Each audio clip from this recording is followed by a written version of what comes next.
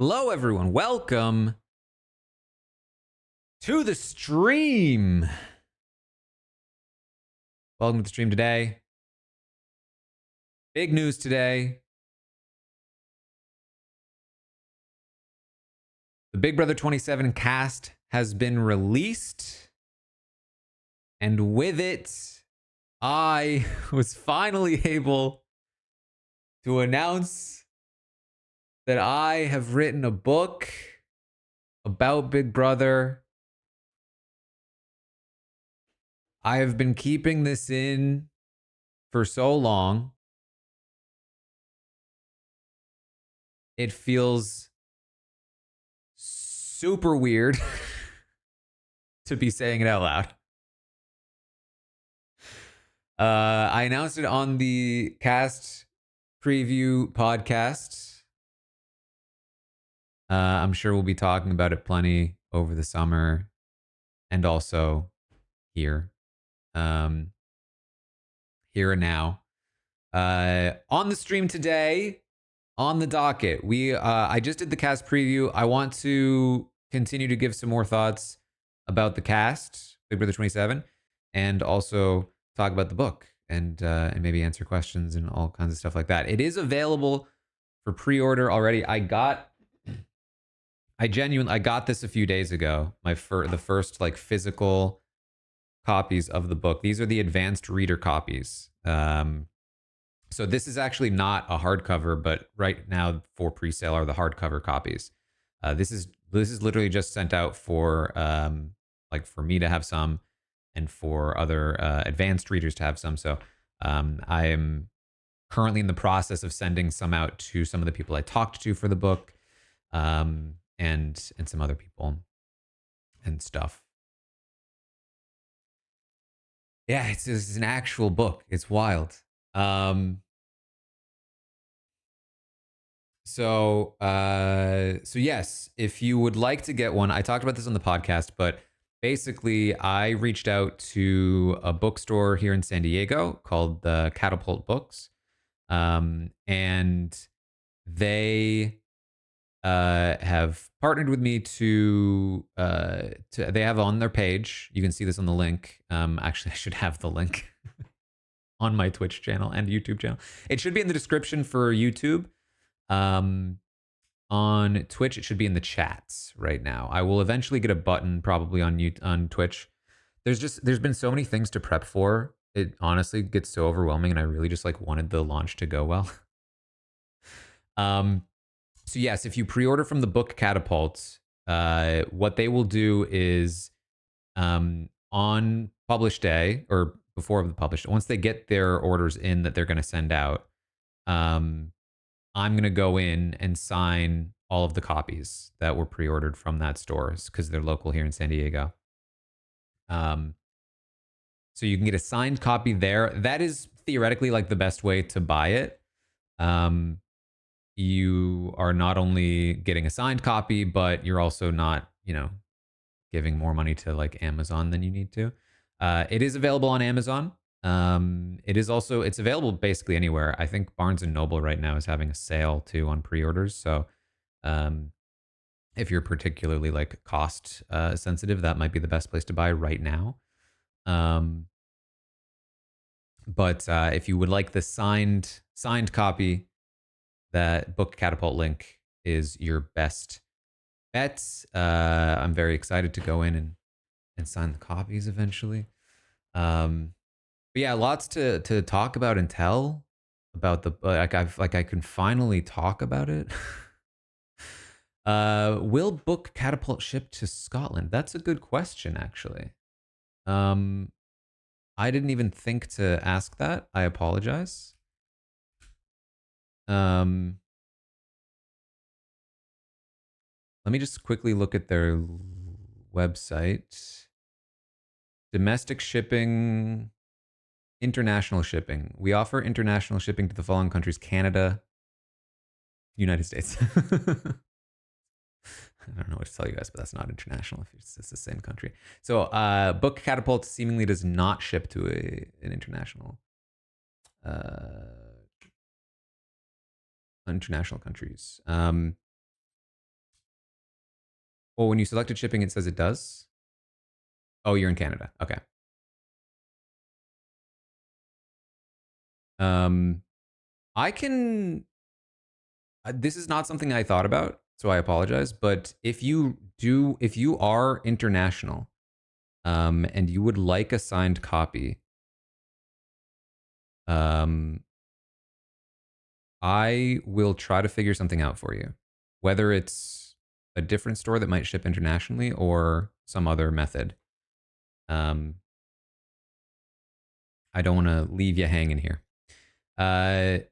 So it's called Behind the Mirror. Fun story about the title. Okay, so let me. I feel like we'll talk about the book stuff first because, quite frankly, that's what I'm more excited about. But we will also talk about the cast later on. So if you don't care about the book, you can skip this if you're watching from the future. Uh, but I don't know. Hopefully, you're interested. I think it's interesting the whole process and everything. But um, so basically, and I'll probably tell the story in more detail later on. The plan is to do like a 24-hour live stream when the feeds start, so there'll be plenty of time, plenty of time to talk about the book and answer more questions and tell the story.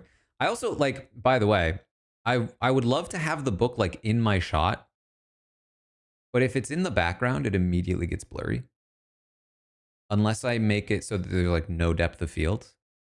And then you see, if I have no depth of field, you see how bad my background actually looks. Like it's just a blank background right now. When there's depth of field, it looks like, oh, there's like colored lights behind me. And there's like a little kind of plant thing. And there's it looks like there's stuff. If you actually see what's back there, it's just like an empty room with some wires on the floor. So I'm trying to figure out what is the best way to like place this in the shot. So I mean, I could certainly put it back there. It's just it would be hard to actually see. Um, I can put one in. I have a few of them at the moment, but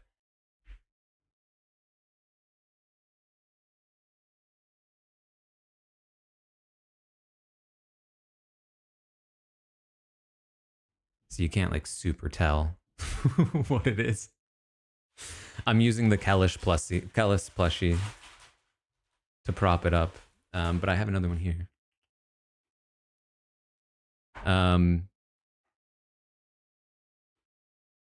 yeah, big hype train. Thank you. Mysterious Galaxy. I actually looked into Mysterious Galaxy. One of the reasons I didn't go with them is because they seem like a really cool bookstore, but they do primarily like sci-fi fantasy. So I was like, I don't know if they're going to be interested in carrying my book. Um, but I will definitely look into it if it's possible to work with them or something else to make something else work. I will certainly do my best. I can do an overlay for sure, something like that. um, and yeah, book plates are an option as well for international. So, uh, I will ask the marketing team, and I will. Unfortunately, my agent is on vacation at the moment. It's bad timing, but I can see if we can get something worked out for that. Um, Thank you for liking the sweater. I haven't. I don't think I've actually worn this on stream before. It's one of my like nice sweaters. I've worn it to like a live show once, basically. But I was like, I'm gonna wear my nice sweater for the book announcement. But I don't know if you could tell, I am because I'm a streamer, and this is what streamers do. I am wearing sweatpants with my nice sweater. I'm not fully dressed. um. So, all right, let me tell you a little bit of a story about the book. Basically, it's been in the works for almost 3 years now. Um, from very sort of like conception of uh, starting to work with my agent to writing the proposal, and then selling the book to a publisher, then writing the book, and then basically waiting a really long time for edits to come, then doing edits, then waiting for copy edit, doing the copy edits. And actually, I am currently, this was not great timing, currently in the process of doing the final proofread, which is horrifying because I'm still finding so many mistakes and I'm, petrified of all the ones I'm not seeing. But I'm currently doing that. I have to get that done by the 16th. So I have 8 more days, and I'm about halfway through. So that is what's currently going on.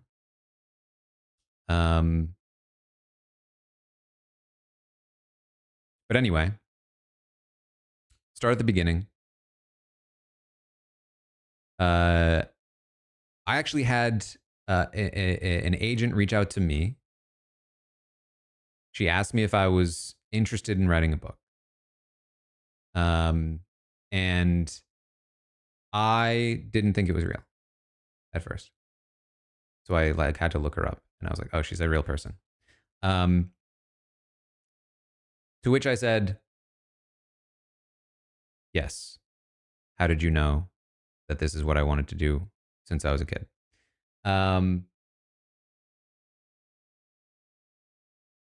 Basically, she was just like, I am a fan of the podcast. Like, I listened to the podcast and I think that you would be a good writer. So if you're interested, I'm willing to help out. So I came up with the idea of I would love to write a book about Big Brother.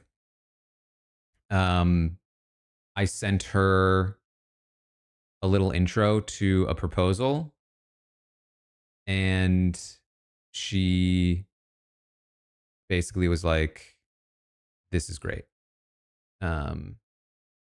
This is like exactly what you need for this to be good. I think it's fantastic. I think this is a great idea and that this will do well. I think I can show this to you because I went back and clipped it. Let me see if I can.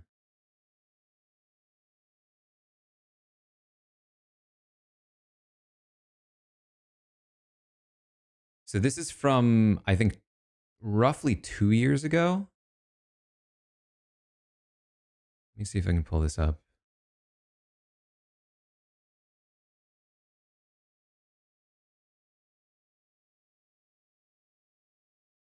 Oh no, you can't see it. Hold on, let me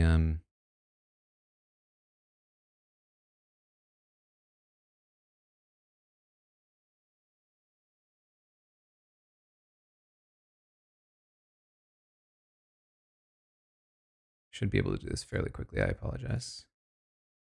But I clipped this little you hear this? There's not much audio.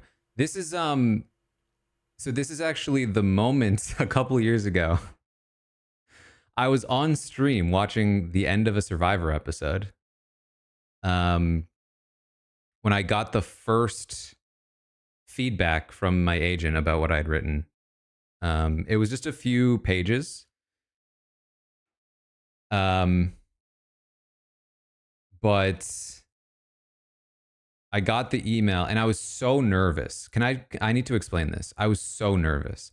I do podcasts every day, right? Like I never get nervous for podcasts.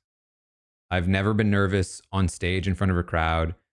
I've never been nervous like really like interviewing people much. Like I wrote a couple pages and sent it to her and I was like, it was like the most vulnerable and scared I've ever been. You just feel like it's so different writing, for me at least. Part of it's that I think I always wanted to be a writer, so I was like really hoping I was good at it.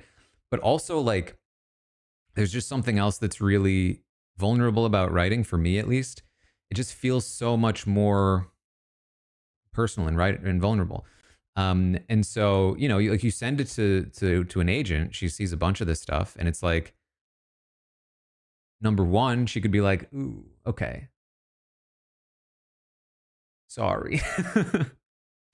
um, Number two, it could be like, what is this? You know, what does this reveal about me? This is my perspective. You know what I mean? And it's just like out there, and there's no amount of like when you're doing a podcast, when you're having a conversation, there's I think a layer of like um separation sometimes from what you're saying. Like we're saying words, it's not every word is carefully thought out all the time, you know? And so there's a level of like grace I think you're willing to give people in a conversation that you wouldn't be as graceful toward in writing, for me at least. Um So it's like when I used this word in the book, it's because I deliberately chose to use that word. I thought about it and I chose that word. And if that word is not a good word to use, if it's like not very eloquent, then that's on me. Whereas if I'm having a conversation, I can say things like, you know, uh, party planningness, and I don't care. um. So anyway, I sent it to her. I was super nervous. Uh, I said like, "Hey, I've been working on this thing." I said it's definitely challenging to not nitpick every sentence, but I tried to focus on just getting it out. Now that I've had a crack at it, I think I have some questions about what areas to really hone in on. I figured I should send you what I have so far to see what you think. That's a lot of me hedging, right? Like, that's a lot of me like, so if it's bad, it's because basically I didn't try as hard as I could, and also it was on purpose. And also, let me know what I should do to fix it because I can definitely fix it if it's bad. um, so I sent it to her, and then I got her response just a few hours later, actually, same day. So I'd sent it right before I was streaming on about Survivor, and I got the email and I opened it up, and this was me on stream opening it up and reading it, and she said, "Oh, this is so good." She said it would probably serve me to better to manage expectations, but this is exactly what I was hoping for, and I can't even attempt to shade it otherwise. Um, Headline here is, "You absolutely understand the assignment. I think you're very much on the right track." So on and so forth. Phenomenal things, and I was losing it. Look at me. That was the first piece of like good news I had, and it was live on stream, and none of you had any idea it happened. um, so that was a couple years ago, and after that, I wrote basically the point was to you write like a little intro to the proposal. You then, for me at least, like you put a bunch of other stuff in the proposal, um, and then I wrote. You're supposed to like write a sample chapter or two. Me being me, I wrote a sample chapter, which was the first chapter. And then I was like, let me make sure I write two chapters. Because it was like, you could write one or two. So I was like, let me write a second chapter just in case. And then I wrote a second chapter. And then I was like, but what if I wrote a third chapter? So I wrote 3 chapters for the proposal. I was just on a roll. And I can basically, I mean, I can give you, so, and this is the beginning of the book. So, this intro, this is what I sent to my agent. This is what she was talking about. This was the intro to the proposal that I turned into the introduction to the book. Then there's the first chapter, which is about how the show was brought to the US, and how it was not doing well in season 1 and how they changed it for season 2. And then the second chapter is about the evil doctor in season 2, and it just details the result of those changes in season 2. And then the third chapter, it's kind of like a wait, but pause. How did we get here? And it flashes back to the influences behind Big Brother, the inception of the idea from John de Mol in the Netherlands, and how the show was created, and a lot of, I think, interesting stuff about like where it came from and how it was created in the Netherlands. And then from there, it goes into more of the history of the show through the development of twists and strategy, and all the while sort of making a case for why I see it as such a reflection of society. So that's kind of the basics. Obviously, I didn't touch on everything in the history of the show. I basically told the story of the things that felt the most relevant to the things I was trying to say, and the things that I felt were the most important to sort of understand if you want to know what the show feels like. How many chapters are dedicated to Dan Giesling? 1. There's 1 chapter, but it is one of the longer ones.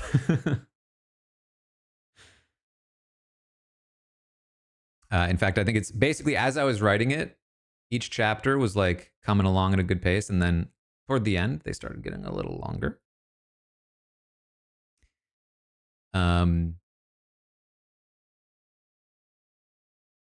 Yes, so I finished the 3 chapters. We had the proposal, and then we started shopping it around, and luckily got bought by Source Books. My editor there was super complimentary of the book. She loved it. Basically, like, we had the meeting with her, and I asked my agent, I was like, is that how it normally is? And she was like, no. But who knows? Who knows? And from then on, I had a deadline to write it, which was basically like roughly a year. So I then wrote much of the rest of it over the next year. I finished the first draft basically just before season 26 started last year. Maybe a little bit before. And then, so I've like had this book like finished for over a year. And I've just had to wait to not only release it, but even talk about it. Because that's how publishing works. But yeah, so then I waited for the editor to get back to me. She finally did, and her notes were basically like, this is great. The notes were, this is great. And in fact, I really love the parts about you. So can you add more of you into it? Like more of those parts, because I love those parts. And I was like, more of that? Are you crazy? Nobody cares about me. And so that is honestly one of the parts I feel the most self-conscious about. I think that you guys will like it. I think that you will like the parts about me. There's not that many parts about me, I don't think. But to me, it feels like there's a lot.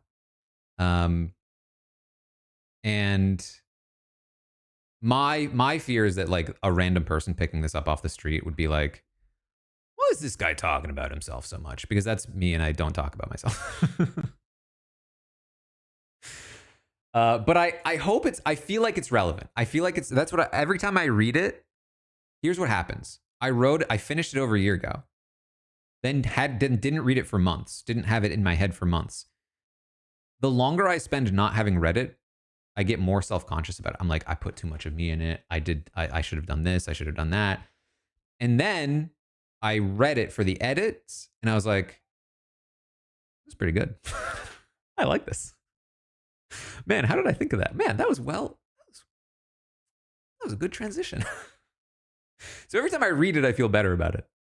But when I don't have it in my head, I'm like, I screwed it up. I definitely screwed it up.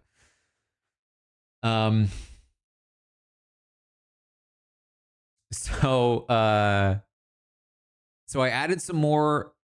It's the thing is, the in terms of like adding more about me, I basically just kind of like I threaded a little bit more of a needle in terms of the story of me growing up watching the show.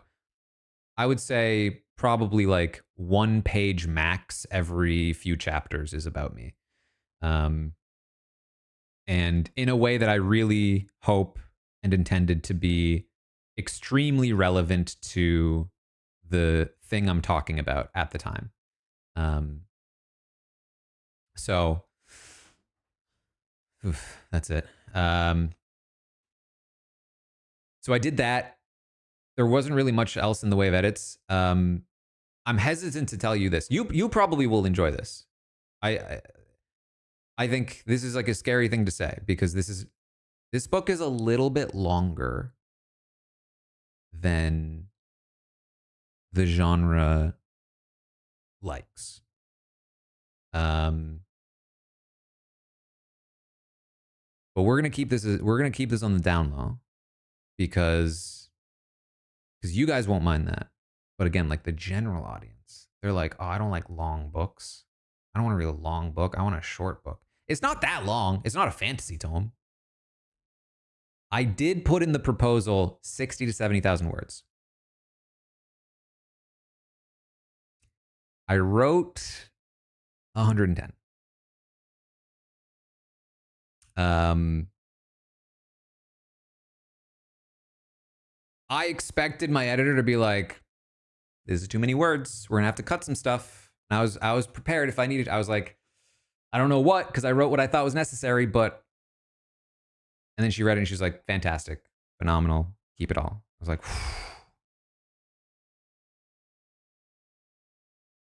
um. So that's why it's um. I think it says on the listing, the hardcover will be, I think, around 400 pages. However, to be fair, I would say likely. Let me look at this. These are my sources, my whatever it's called. All of these are all of the sources. So that's a good amount of pages that are just my notes. In this book, that's like 30 pages. I was very detailed in the sourcing, in the what do you call it? Citations, thank you. I was very, very detailed. That actually was one of my favorite compliments that I got from my editor. Let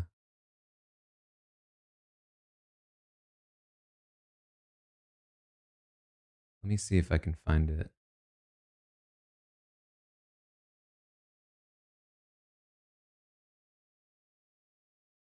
This is what I got from editor after I did the copy edit and I worked on the citations. Favorite compliment. She said, "I got some glowing praise from your production editor about how great a job you did with the citations. She was certainly would be a Herculean task, but she was marveling at how well you did with the new citations and that you managed to clean up and improve the existing ones. It was 400 plus endnotes, so you're officially a legend and potentially a favorite author ever to our production team. Great work."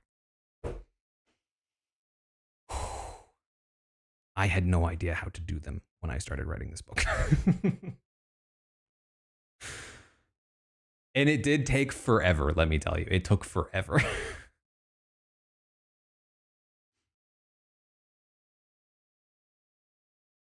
They are Chicago, yeah. They're Chicago endnotes, right? Endnotes? Now I'm forgetting. But yeah, like pretty much every little bit is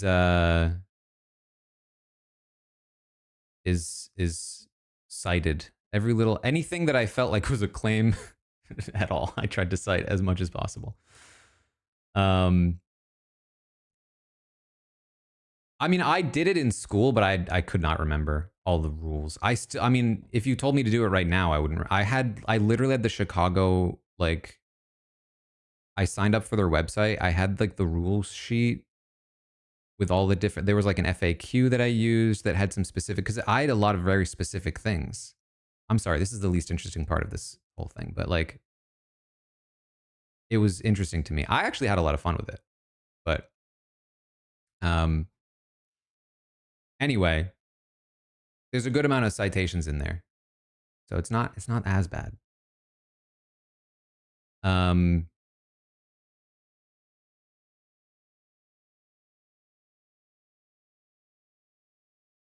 front cover of the book on the website. You're right. Hold on.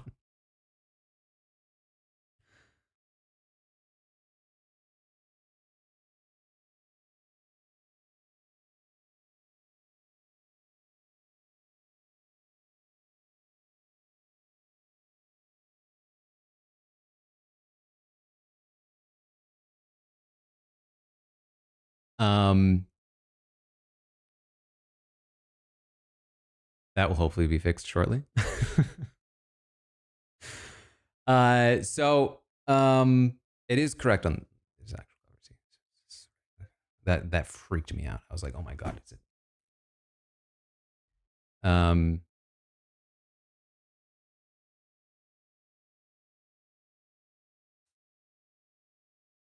Anyway, so finished the book, did the edits, worked on the copy edit, and so there were a couple things. One is that we went back and forth on the cover a lot, actually. The cover took a long time. I am, first of all, a terrible client when it comes to graphic design. I do not understand design. I recognize this about myself and I try to be as good as I can. Steph probably knows this. My direction is basically like, I don't know, a thing that looks good.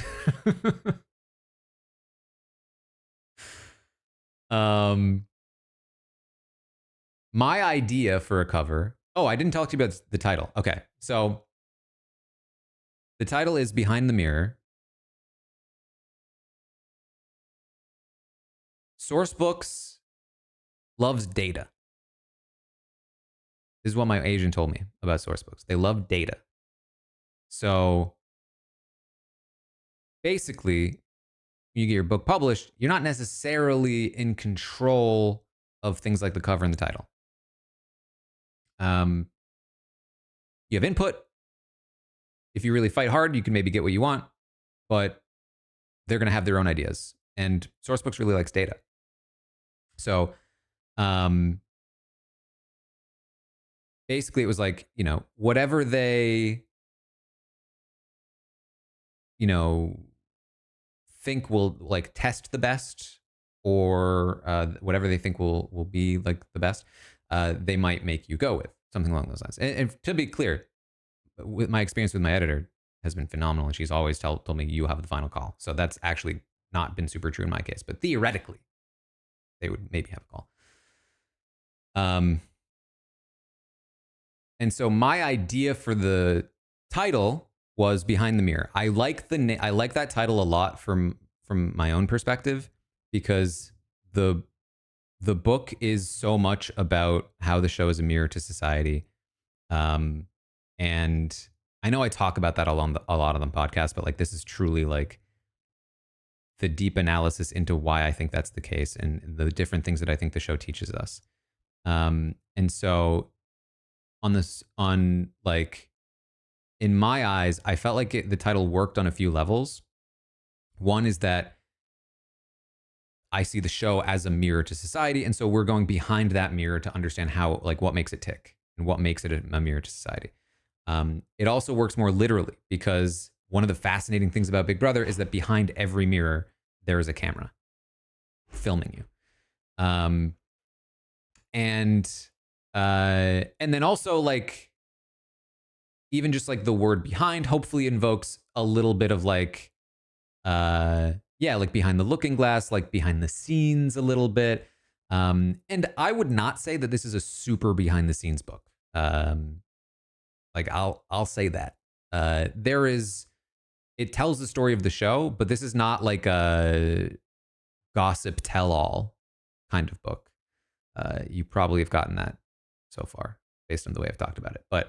Um, but you know, you still want to evoke a little bit of like this is a sort of like behind the facade of what you might see on the show. We're talking about it a bit more. Um, Cameras or mirrors. Yeah, I just felt like the title, I liked the title. It felt artsy to me, and I wasn't sure that it would work like marketing wise. I thought it was maybe a little too abstract. So for the proposal, we actually came up with a different title, uh, sort of preempting the rejection of this title. um, and so we went with a different title for the proposal. Then once they bought the proposal, once they bought the book, they started testing titles. They were like, "Do you have any other titles you want us to test?" And I gave them a big list of the ideas I had, including Behind the Mirror. And they came back to me and they said, "I know you went with this title for the proposal, but this one, Behind the Mirror, actually tested the best. People liked this one the most." And I was like, interesting. That's very interesting. That's very nice to hear, actually, because that's the title I wanted. Um, so that's why it's called Behind the Mirror. Now, in my mind, I thought a cool cover would be a mirror where you can see a camera behind it. This is because I'm stupid and I don't understand how graphics work, and I don't understand how good covers are, how to make a good cover. Um, I just thought it would be kind of cool to have a camera behind it. I thought like I was trying to make it more literal still. They tried something like that, it did not work. They tried something more playful, it did not work. Because in this genre, playful is kind of the thing. People have lots of playful covers. Um, but the book's not that playful. You know what I mean? I mean, it's not like dark, but it's not playful. So it didn't really feel like it had the right tone. And so they came up with this one, which I actually really liked. And they tested a bunch more covers. This one did the best of those, and this was my favorite of those as well. And I've been a little concerned because when I look at the graphic of the cover, I'm like, I like it, but I'm not in love with it. I like it a lot, but I'm not in love with it. When I finally got the physical copies, I actually think it looks way better in person, and I'm way happier with it. I don't know why. I don't know what the difference is, but like, just like having it physically, as opposed to like the very bright, stark colors in the graphic, it just looks way better to me in person. So I'm very happy about that. But I like this cover a lot because I do think it still conveys a lot of the things that, like the themes of the book. Um, it's it's like kind of a facade of a house, but obviously the house is not real. It's got like this sort of ominous feel with the shadow reaching back behind it. It's a little bit evocative of like Buster Keaton and that stunt he did, which I think is fun. Not that that's particularly relevant to the book. It's just, I like Buster Keaton a lot. And obviously like it kind of fits like behind the mirror, behind the facade of this thing, behind all of that. Yeah, difference between digital and printed for sure. So has a pop culture feel. Thank you. That is exactly what they were going for. But the cover did take a while. So they did actually want me to push back the publish date, which was a whole thing. I had to fight them on that because the cover took so long. They basically missed some deadlines for getting it into certain big stores like Walmart and Target. Um, and so they were like, if we want to push to get into those stores, we need to push back the publish date. And I was like, they wanted to go spring 2026. And that would have been like 2 years after I finished writing this book. And it would have meant that I couldn't talk about it during the Big Brother season again. Or if I had, then it would have been like, I'm asking for pre-orders when it's not coming out for like basically another year.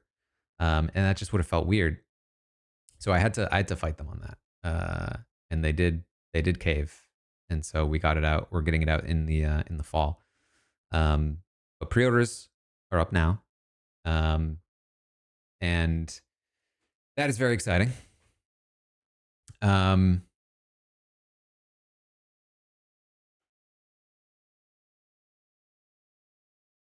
You have a screenshot of that cover from a year ago that might have been a test. But yeah, so the I did do some interviews for the book. Obviously, like the thing about one of the reasons why I wrote the book is that I already have like literally thousands of hours of interviews that I've already done with people. But I did specifically talk to some people for the book, mostly just to like get some quotes that I was, like can we talk specifically about this thing? Um, I wonder if you were part of the test, Jennifer, if you saw this cover before. It had a different person's name on it. It was just a fake name. When they tested it, they wrote a fake name in place of mine for the testing. I don't know how they tested it. Maybe they just showed it to, I don't know. So yeah, I did go through a lot of old interviews. I did talk to some specific people. Um, you know, people like Taylor and Dan. I talked to Rob. I talked to Hamster Watch. Um, so lots of very fun people for the book. And I'm very excited. Somebody was asking earlier, has anyone read it yet? Kieran. Yep, Kieran Ashford was the name on it. I was showing the cover to some friends. I was like, "Oh, this is the cover that I think we're gonna go with," and they were like, "Who's Kieran?" Like, "Oh, that's how they." Uh,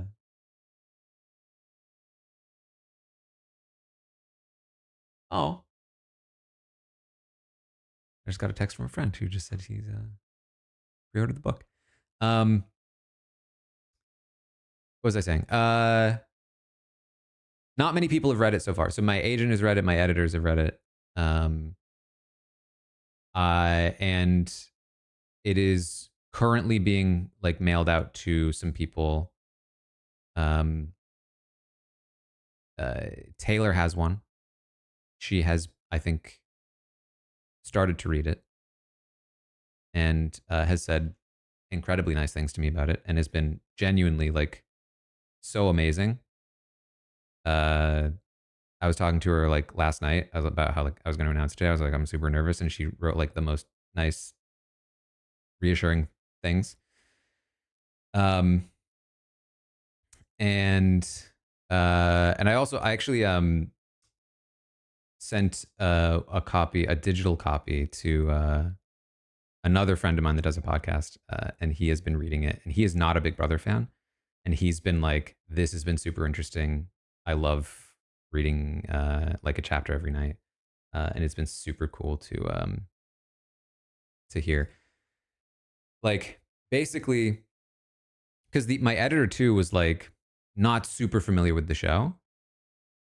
She was like a fan, but like not super fan, and she was like, literally after every chapter, I'd like run to my husband and I'd have to talk to him about it. And I was like, that's what I was hoping for.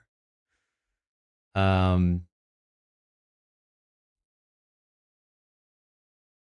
so,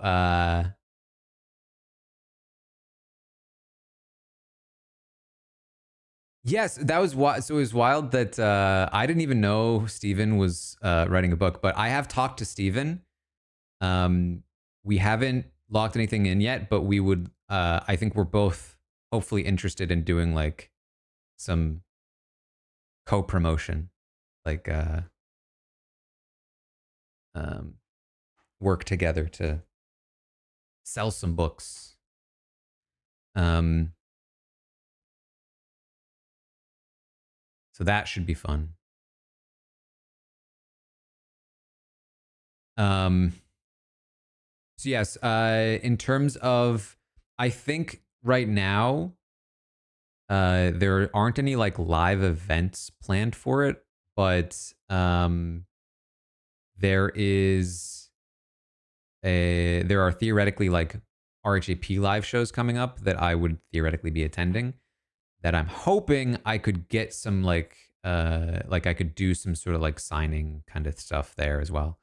Um, to just do like a little mini book event. Because basically, the thing is that like um, my presence is mostly online, so I think doing like in person events uh, might not be the smartest decision. But who knows? Who knows? Um, when I explained why Big Brother is such a masterpiece to the people from Jet Lag, it was the perfect explanation. Thank you. Pre-orders will last right up until the publish date, which is in November. So you do have time, but so this is what I will say. And Steven actually talked about this when he talked about his book. Pre-orders are everything for books.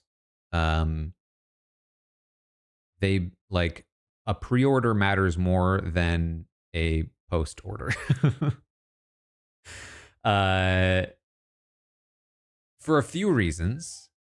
One is that the better the book is doing in pre-orders, the more the publisher is like, oh, this is doing well. We can put more, you know, um, like energy into it, more resources into it, um, and all of that.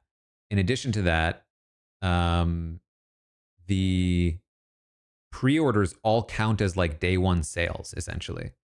So when you look at like bestseller lists, when a book first comes out, it's like all of the previous months of pre-orders go into that first like week of sales essentially. And so like your best chance to get on any kind of list is to sell as many pre-orders as possible and hope that that's enough to like eke onto a list somewhere.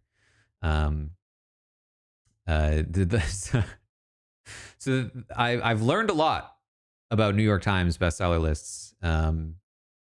And basically they're not actually like an accurate representation of books sold most of the time. Um, there's like a certain threshold you likely need to pass in order to be eligible to be on the list, but it's actually more like my agent described it as is there's a little bit of magic. There's a little bit of like they just kind of choose. Um, but but I think what I've also heard is that like they kind of like just ask bookstores like what's selling, stuff like that. Um, so you know, the point is the more you sell in the pre-orders, the more likely you are to get the book in front of whether it's on a list or just being pushed by a website or whatever. The more likely you are to get the book in front of people who would not have otherwise seen it.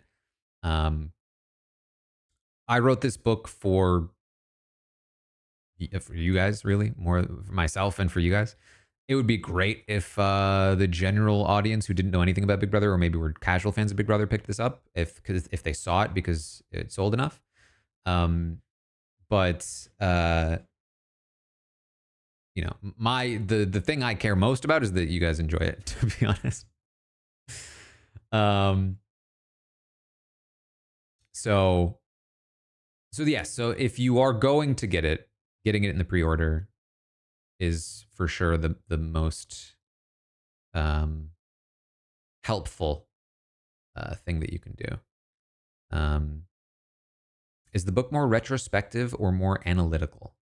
That's a good question.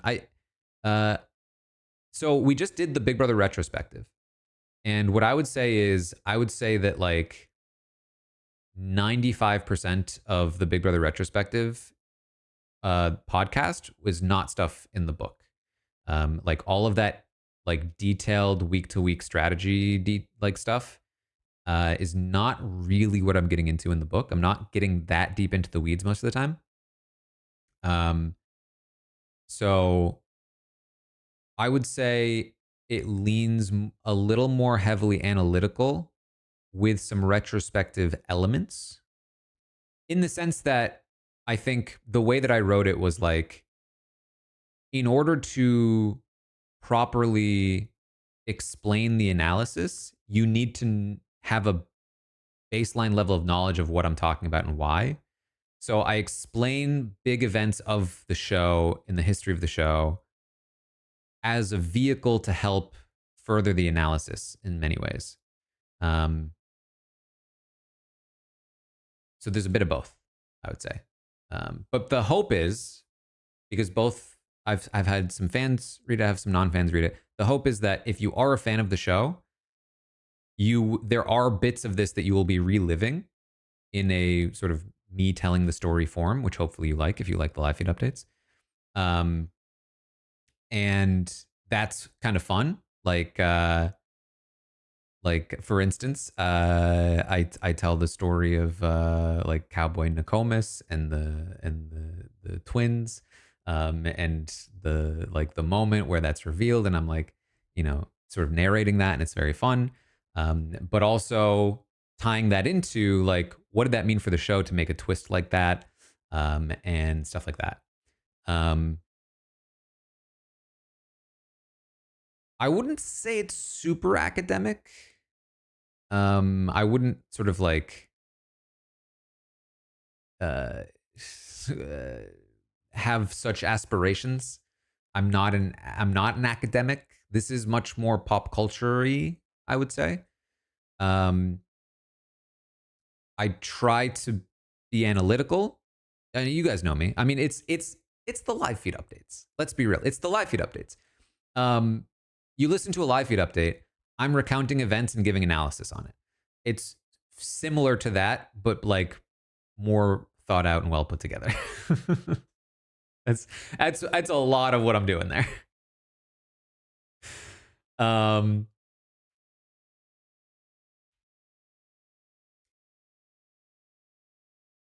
no, I took it as a compliment. Thank you. I wouldn't. I'd feel um, like an imposter if I claimed it to be academic. Um, yeah. So the book narratively ends at season 24. That's when I started writing. Um, and honestly, it was a pretty good end point for the story of the show to that point. Uh, Quinn, Quinn with a raid. Welcome, Quinn, and the Quinians. I'm talking about a book I wrote. I wrote this book. It's real. It's about Big Brother. I'm actually just talking about how Quinn in Big Brother 26 unfortunately did not play in time to be part of the book. I apologize to the Quinians. Especially Big Brother 20. I literally finished writing it before Big Brother 26 started. So the narrative ends with 24, but I do have bits from 25 in it because that season was happening like as I was writing it. That was another reason why I was arguing against pushing back the publish date. I was like, I can't be that far behind. Like it's not about like a recounting of every season by any means. There are seasons I mostly gloss over, but um but it still feels like you want it to feel like it's mostly up to date, you know? And I think it is. I think that like season 25 didn't really have much more to say than I already did. I think 26 is potentially the start of a new era for Big Brother. And so um, I think if I were ever to write like a sequel or something, then that would be a good place to sort of bounce or start from or whatever. Um, Magro, thank you for the for gifting 5 subs. Let me see if I Wow, a 5. a 5. There's a 25 bit. Um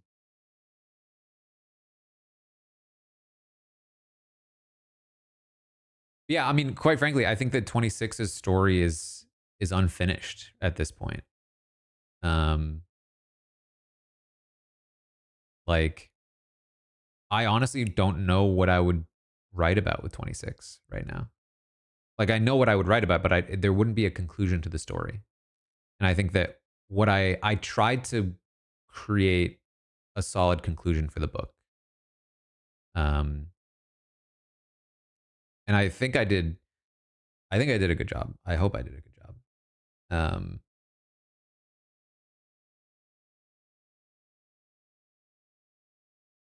it was difficult to to write and do podcasting at the same time. That was a difficult thing to do.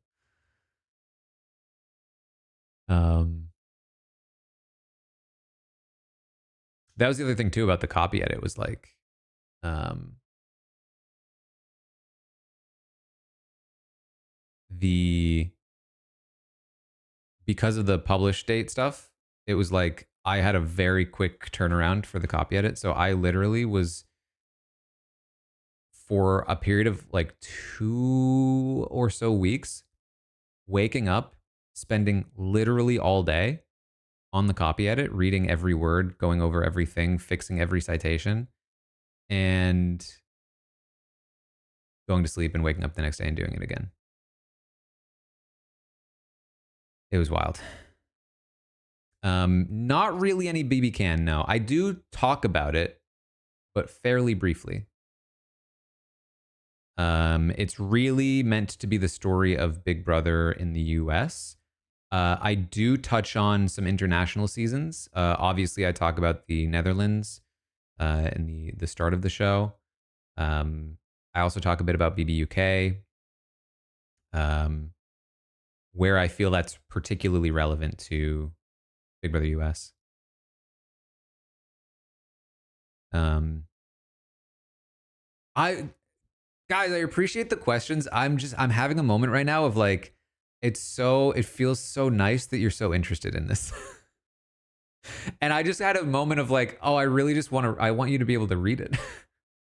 Like I'm actually like I'm excited. I'm really excited for you guys to read it because I think you guys will I think you'll really like it. I I'm worried about other people reading it because, you know, other people are mean. But like I can't wait to share it with you. Um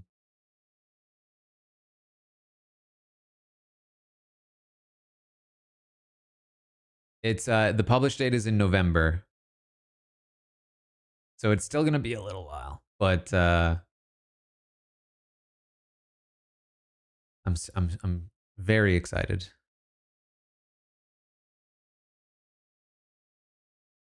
I mean, cuz okay, so like the thing is, we know this, right? I know this. Anybody who, for instance, thinks the cookout is racist, they're probably not going to like the book very much. Because I do talk about the cookout.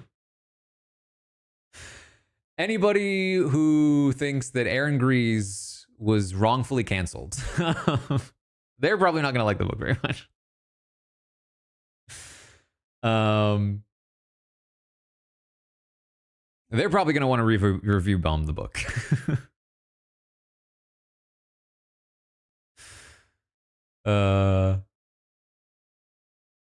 So I've tried to prepare myself for that. Because I've never had to put something out that has had like a rating.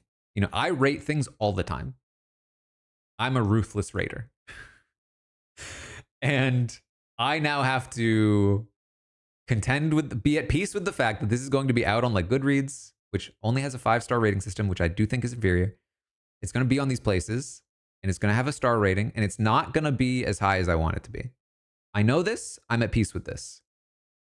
And I've already told it could be the best book in the world. I think there are people who will auto rate it badly without even reading it. And I have to recognize that ahead of time and be at peace with it. Books about reality TV don't tend to do well to begin with in like ratings. Reality TV itself doesn't tend to be rated very highly. So I am. These are some of the many things that have been rattling around my brain.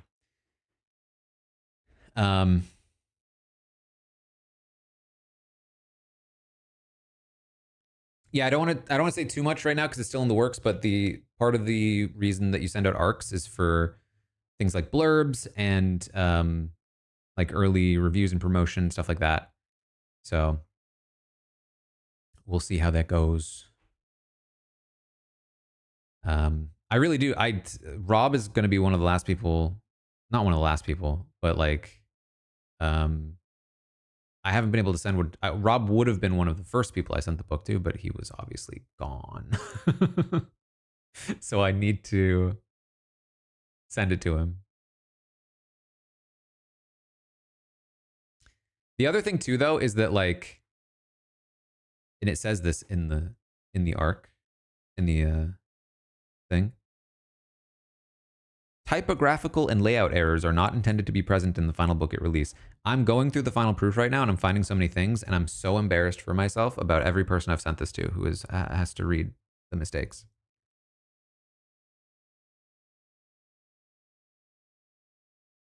This is the thing too. I didn't realize this. Because they tell you this. They were like, try not to change anything too big, because the thing about making changes in your book is that the more changes you make, the more likely additional errors will be introduced. I didn't think about this. As a person who hadn't written a book before, who certainly hadn't published anything before, I was like, if you publish a book, they're gonna, professionals will be fixing everything for you.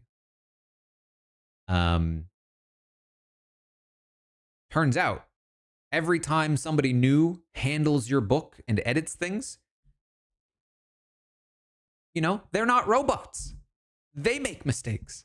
And now all of a sudden, I have other people's typos in my book. And that's terrifying.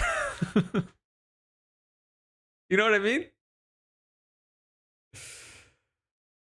It's like, if it's my typo, oh well. If it's somebody else's, that's not even my mistake. It's in my book. Oh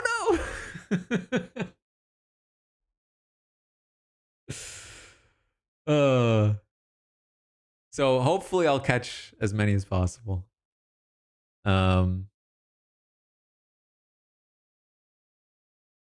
Yeah, just increasing variables is just things I didn't know.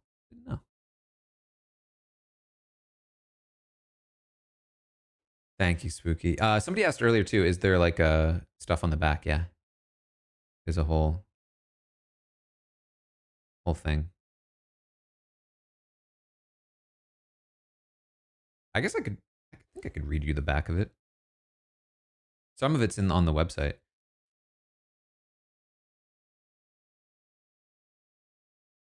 I gotta say, I'm a little self-conscious about the back cover copy.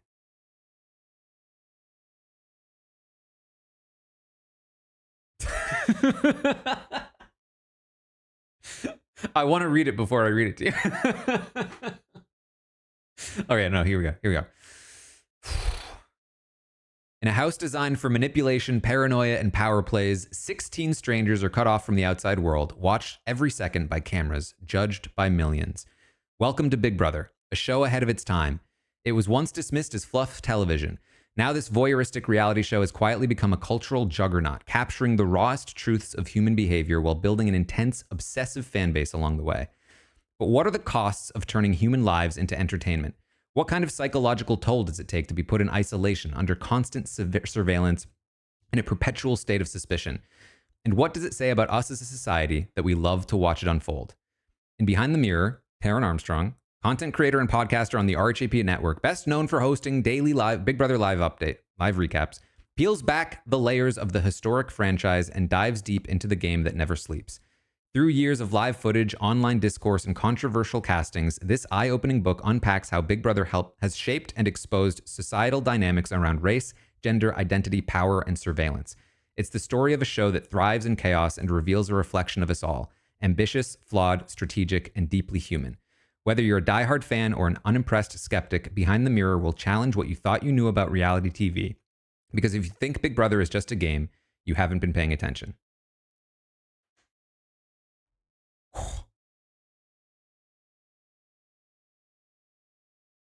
This makes Big Brother sound much less cringy. That's kind of the hope.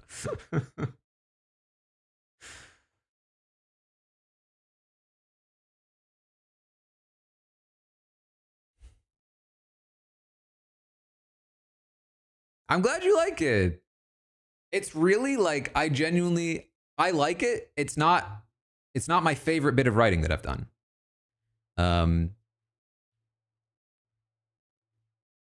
I felt like, because like I said, I was in a bit of a time crunch to get some of this stuff done. So I haven't spent as much time on that as I've spent on like other stuff in the book, I guess, is part of it. So I feel like, did I leave something in there that doesn't work?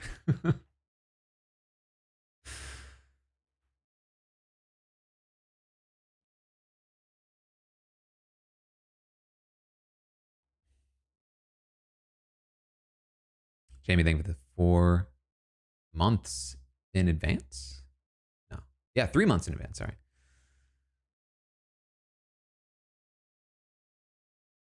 That's what we all describe to the show to our friends. Yes. Okay, so I said this on the podcast. I think I might have said this on the stream already. I apologize. I'm rambling at this point.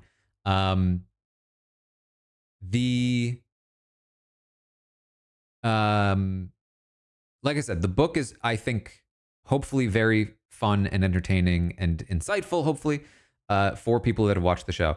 The other part of like the goal of this book, and I tried really hard to thread this needle, and I think I did it well, because I enjoy reading it myself, which hopefully is obvious. But the thing I tried really hard to do is write this book in a way that allows somebody who has no idea what Big Brother is to pick it up and understand the show, while still not over explaining and being boring to people who already know a lot of those things. So there is some setup for how the show works, stuff like that. That like, and there's, there's things where I describe events that happen that you already know about because you've seen the show. But my hope is that those parts for you are still fun, because you're getting to relive some of those moments. And I'm also weaving analysis in through description. And you're also maybe learning some things, little details that you didn't know before. While still being completely accessible to somebody who doesn't know the show at all. And so the idea would be you could read this yourself, hopefully have a great time. And then exactly, you can give this to the person, because everybody has this. Everybody has this. You can give this to the person in your life that does not understand this show, that does not understand your obsession. And hopefully this book would help explain it to them. You know what I mean? Like, hopefully they would read it and be like, you know what? I understand now. Maybe I still don't want to watch it. but I understand now a bit more about why this is so important to you. And obviously there's plenty of like criticism of the show in here, but it is kind of ultimately like a love letter to the show in a lot of ways. I don't have a forward at the moment. I don't think there will be one likely. Um, but so I do a lot of the thing. It's sort of like if you've ever watched an adaptation of a show, because the thing is, I especially felt Big Brother viewers are particularly willing to sort of like do this, but like the idea of even though you know what happened, if I'm like say describing Kaser saying, "I sealed your partner's fate," for instance, for as an example, if I'm describing that moment, the hope is that even though I'm describing that moment to you, it's fun to experience it via my description of it, my storytelling of it, even though you already know what happened. Like seeing an adaptation of a book you read, or vice versa, or even like seeing the show play out when you've seen the feeds, or hearing my live feed update when you've watched the feeds. It's like that I tried really hard to make sure that those parts were still super interesting to people who already know them, while also being descriptive enough that people who don't know them will be able to follow them. That is the line that I tried very hard to walk. Um, and also, again, like part of the reason that those parts exist is to help complement both the storytelling and the analysis. And I would say that somebody asked earlier, and I was talking about it, like, is it more analysis or retrospective? I would say more than anything, I would say that I tried to tell a story first, as the story of this show and why it exists and how it exists and how it's changed culture, how it's changed people, how it's changed me. I tried to tell that story first. With that story comes analysis. Through that analysis comes some level of retrospecting. Does that make sense?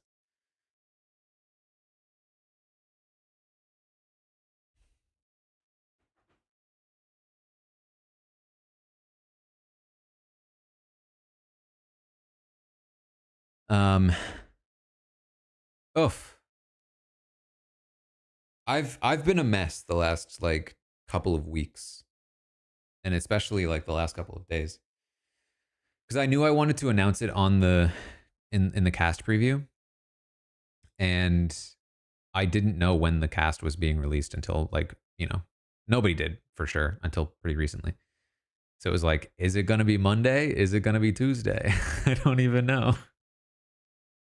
And I also like part of it too. I because I tried to explain to Rob like I was so nervous. I know how important the launch is. Like the first time you hear about a thing, it's like a first impression. It's like, judging a book by its cover. It's the first time you're hearing about it. It's the first impression you're getting of it. And so I really wanted to just like nail the announcement. And I wanted to convey properly like what this meant to me um and what it was. And I think I did okay. I'm not like 100%. I feel like I rushed it a little at the start of the podcast, but like, because I was a little self conscious. But for the most part, I think I did an okay job. Yeah, all the books purchased from the local bookstore will have a signature. Um, it does. That was actually part of it. Um, when I talked to the book catapults, one of the reasons why I went with them is that they had like a very um, delineated section specifically for um, pre-orders and signed pre-orders. Um, so, and this is wild because I go to the website at the book catapult, and you go to the signed pre-orders section, and there are two books there. It's me and RF Kong. I don't know how to pronounce her name. Um, who's like an author I've read. um, So that's pretty cool. She wrote Poppy War and Babel. She has a new book coming out called Catabasis. Wow. But you could also order signed pre-orders from her at this bookstore. um, and then yeah, it's like on Amazon, which has been weird. Um, it's on like I said, it's on Barnes and Noble. They're having a sale for pre-orders right now. If you wanted to go in that direction, it's basically anywhere you can buy books. I think there's a good indie books online. Bookshop.org, I think, is a pretty good one to buy from if for some reason you didn't want the signed copy, but you still wanted to buy it from an independent bookstore. You could buy it from bookshop.org. Um, so how long it took to write it is kind of a hard question to answer. Um, but because basically, like, I wrote the first 3 chapters, then a long break while we tried to sell the book, and um then I wrote more, but not all at once. But yes, all copies from Book Catapult will be signed. If you pre-order. Once the pre-order ends, I cannot promise that they will all be signed at that point. I'm not sure if that's going to be an option moving forward, because like basically for the pre-order it's easy because um I can just sign all of them before they send them all out once it is released. But once after it's released, it's like harder. Like orders will come in at all times, and so it's not one big batch of signing. But I would still love to try to do something with that. But who knows? I would love to write fantasy. Um, I don't know if it's in the cards for me, but it's certainly another like dream of mine. Um, this to me felt like I knew I had this in me. I knew I could write a book about Big Brother. Um, so it made the most sense to me as like, can I write a book? If I can't write a book about Big Brother, I can't write any book, basically. So, um, I that this is where I decided like, let me try this. Um, I can't sign once and copy it. I mean, you could, but I don't think. I think if you buy a book, if you buy a signed book, I think you ideally want like it actually to be signed for you. Um. Anyway, in terms of like length, it I would say like the time from when I started writing it to when I finished writing it, the first draft was like maybe close to 2 years, maybe less.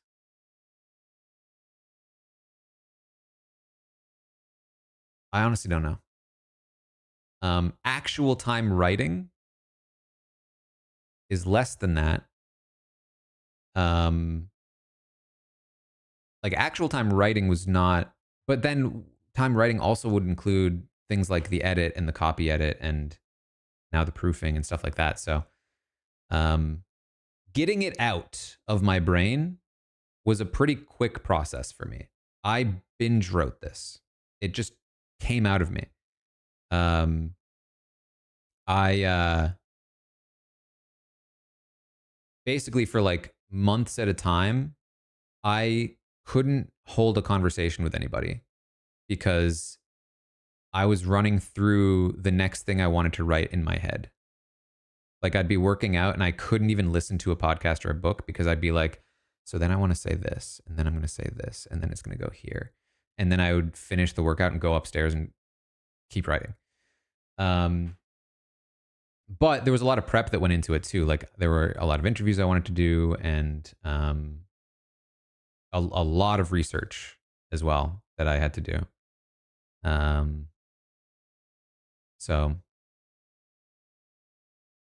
that wasn't like writing time, but it was part of the process.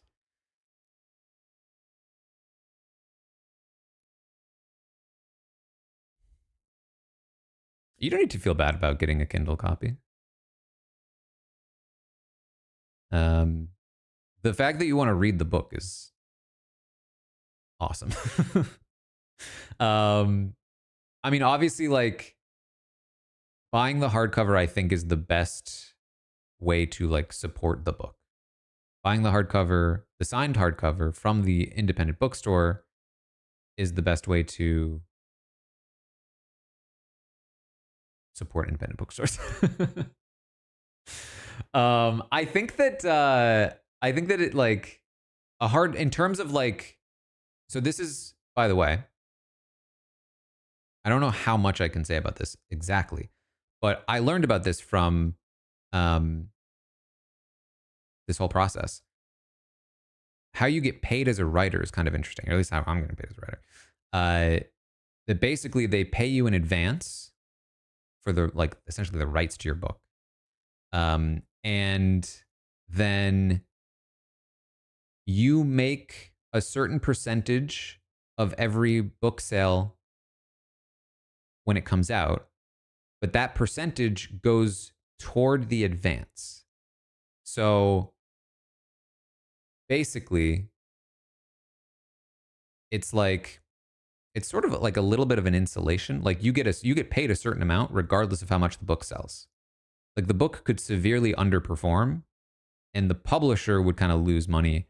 I would still get paid the same. Um, and if the book overperforms, once the percentage of sales reaches the point in the amount that I was paid for the advance, I will then start making that money on every book sale. Does that make sense? It's kind of confusing. Um, but I do believe that the highest percentage is on hardcovers. Um, no hardcovers exist at the moment. This is just the a soft cover, which also doesn't exist for sale at the moment. Um, basically the same as a record deal. I guess so. Yeah, exactly. Once the publisher is paid, I start making that percentage myself rather than it just going to the publisher or toward the advance. Um, I have actually no idea. Quite frankly, the numbers are quite confusing to me. Um, but from my perspective, I still want it to do well for multiple reasons. But like in terms of like I personally don't expect to make more than what I got for the advance. Like I'm not expecting this to be like a massive moneymaker or anything. It would be awesome if it was. I mean, I'm not gonna lie, but I'm not expecting that. Like genuinely, my agent said that like she, when negotiating the sale of the book, will try to get the price of what they think the book will sell. So like if it sells more than that, then it means that basically I was underpaid to begin with, right? Um, but but I still would like the book to do well for multiple reasons.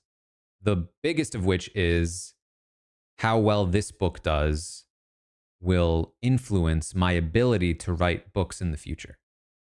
Um, so the more, the better this does, the more likely the next time I'm pitching around a proposal that the publisher is to be like, oh, you know, this book, your previous book did really well. Um, we're more willing to take a gamble on you, essentially. Um, you know, will it super translate if I try to write fiction? Like, who knows? But it still would matter, I would imagine. Because you know, for as much as I think I appreciate how excited you are for this book, um, I think less people would be interested in reading fiction from me. not in like a bad way, just like we're all here for Big Brother. So obviously the most amount of people are going to be interested in a Big Brother book. But hopefully enough of you would be interested in reading fiction from me that like I could use that as a selling point to some degree. Um, but yeah, definitely don't hold it against you in any way if you buy it on Kindle or anything like that. How will your life change for the better?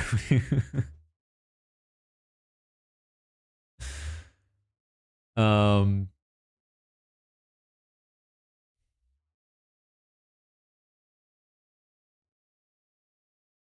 what would my fiction writing be about? I have some ideas.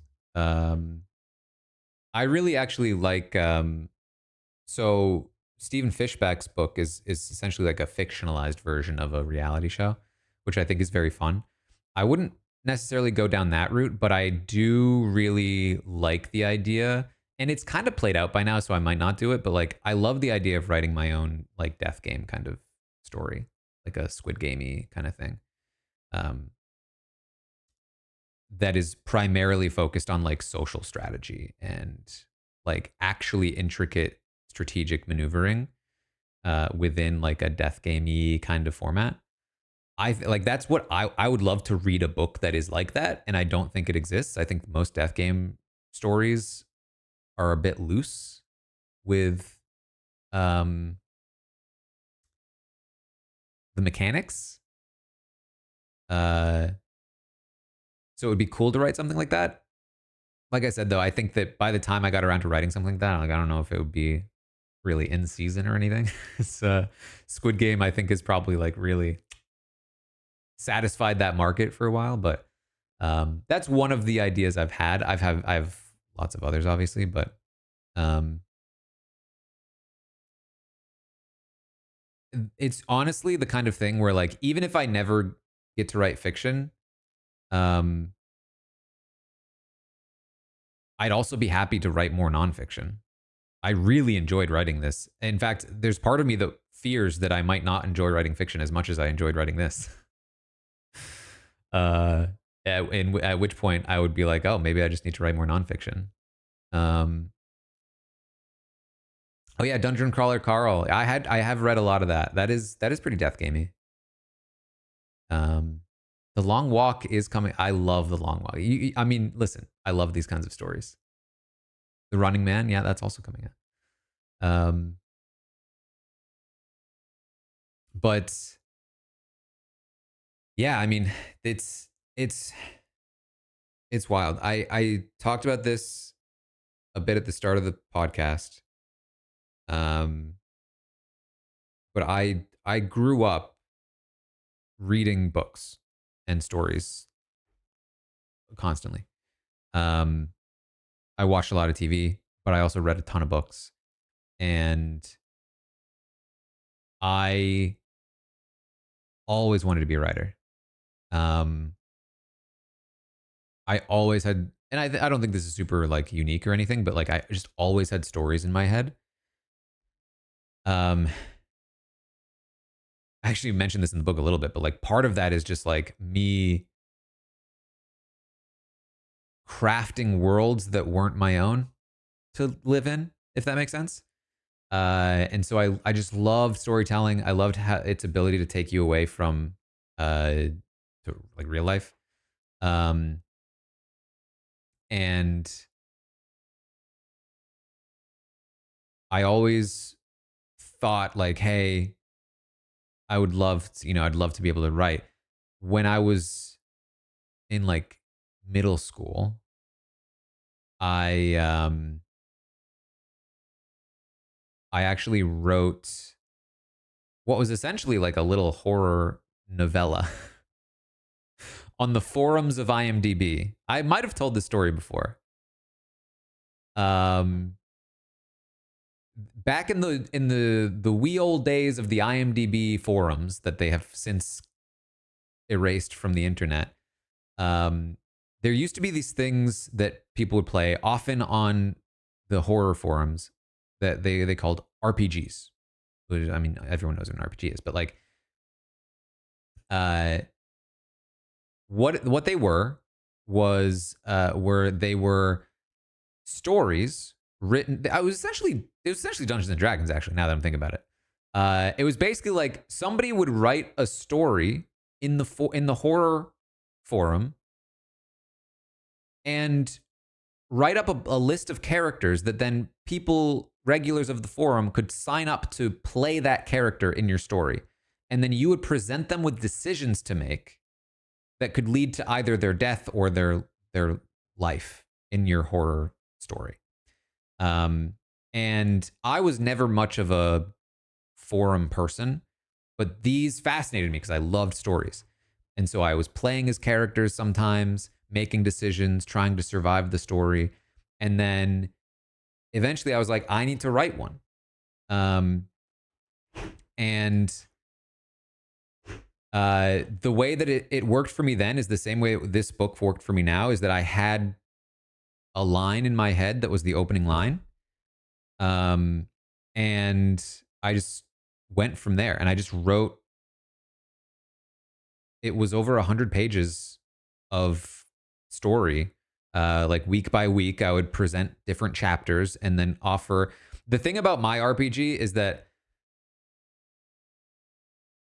the choices, I did kind of have a set story in mind.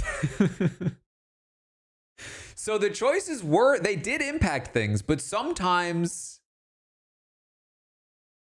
I would not have made a good video game writer, is what I'm saying. I do remember how a lot of them died. Yeah. This. So I'm getting ahead of myself, but like one of the ways that somebody was chased, they chose to climb up a tree, which was a bad idea. They then got injured as they fell from the tree. They were carried all the way back to the cabin because they were in a cabin in the woods, and it was this harrowing journey of heroism. The person thought that they were going to be able to save that person's life because they stayed back and helped instead of like running away. But I was very cruel, and that person had already, that their fate had already been decided. I'm sorry. Even though they were alive as you carried them, right as they got to the door, the person dies. They did not make it. And that person was upset. But overall, very well received. In fact, it was nominated and won an award on the forums. There's a whole thing. There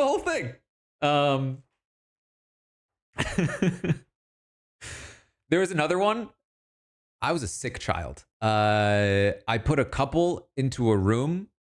This was very Saw inspired. Saw was huge at this time. It was a couple in a room and there was a gun in the room. And it was like, only one of you can live. And I thought it was really interesting because I was like, they're both characters in this game. They're going to make this decision. I actually don't remember how I resolved that. I think one of them killed the other one and survived. And then there was a big twist at the end that I was very proud of.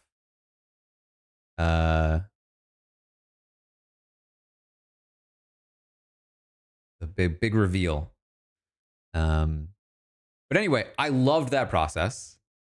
Unfortunately, I've looked for this and I can't find it. It doesn't exist online anymore. It's not in any of the archives that I can find. And I have no idea where, like, the computer I wrote it on is long since been trashed, I'm sure. So I think it's completely gone to history, which is such a shame because I would love to read it now. I was very proud of it at the time.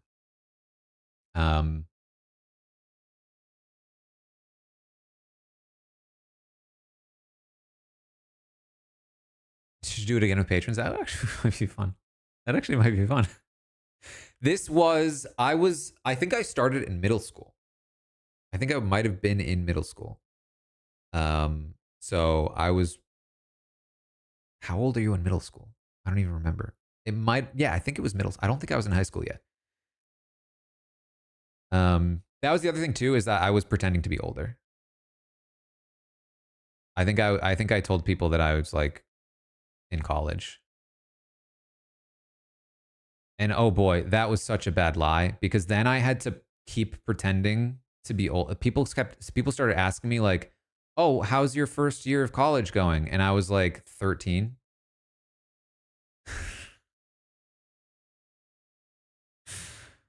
um, and I was like, oh, it's good.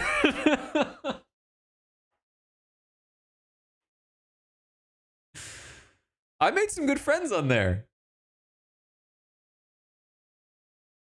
There was someone from, wait, was that person Xbox Live or were they IMDb forums? There was definitely someone from Russia. No, that was Xbox Live, wasn't it? No, it was the forums.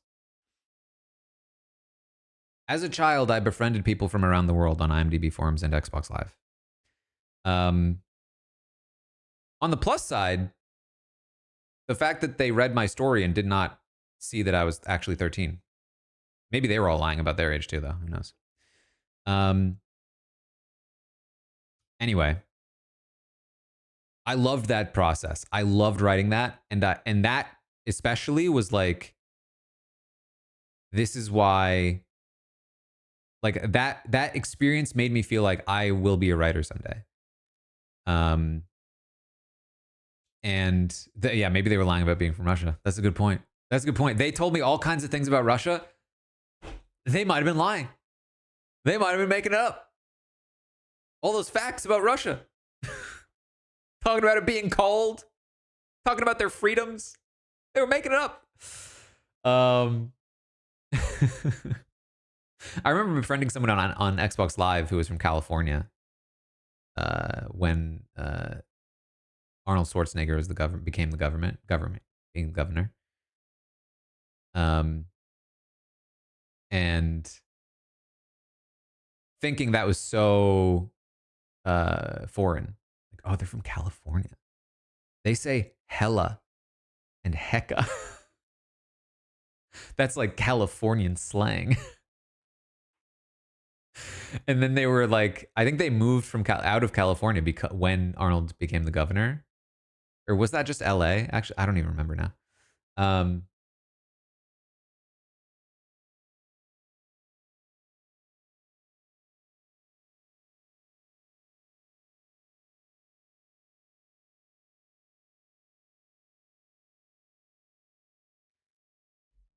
um,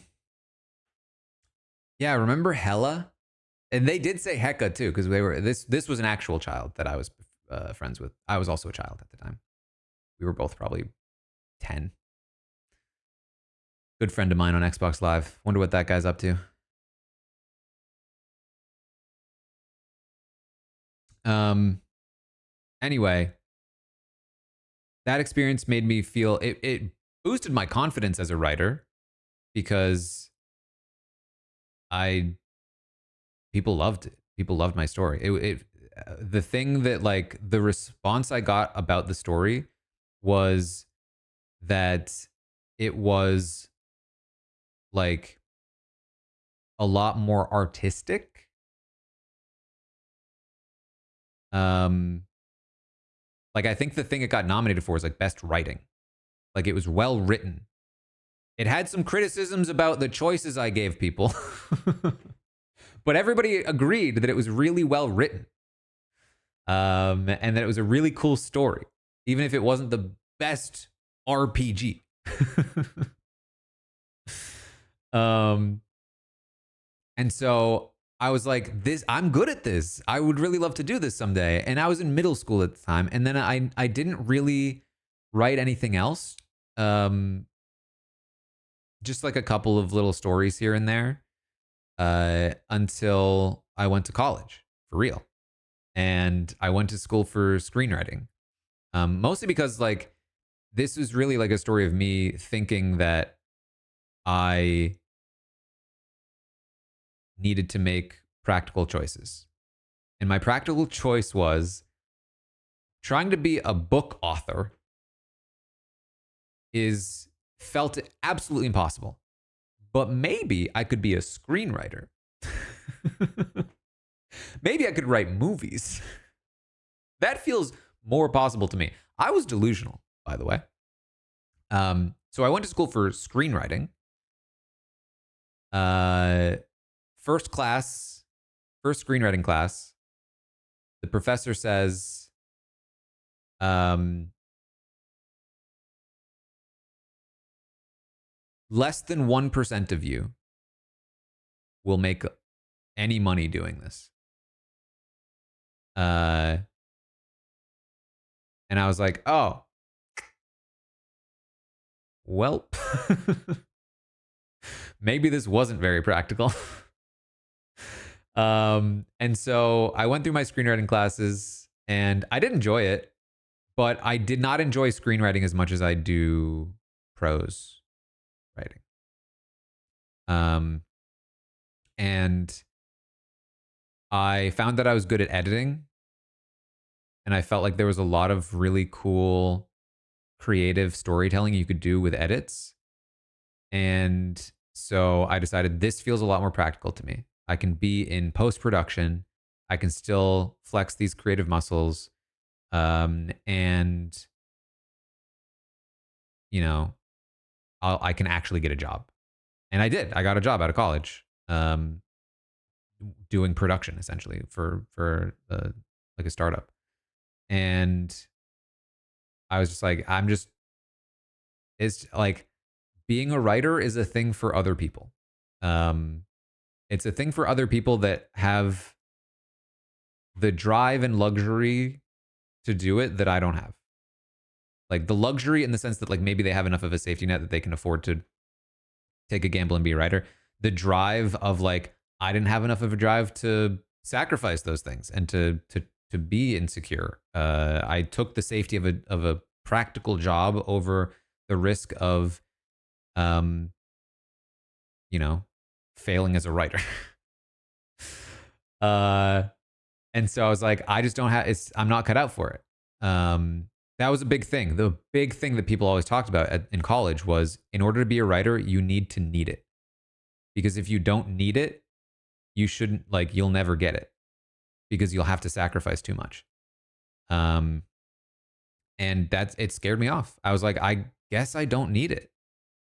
Um, like I what I feel I need is like a home, like a place, a roof to put over my head. And that felt like the entire goal to me growing up.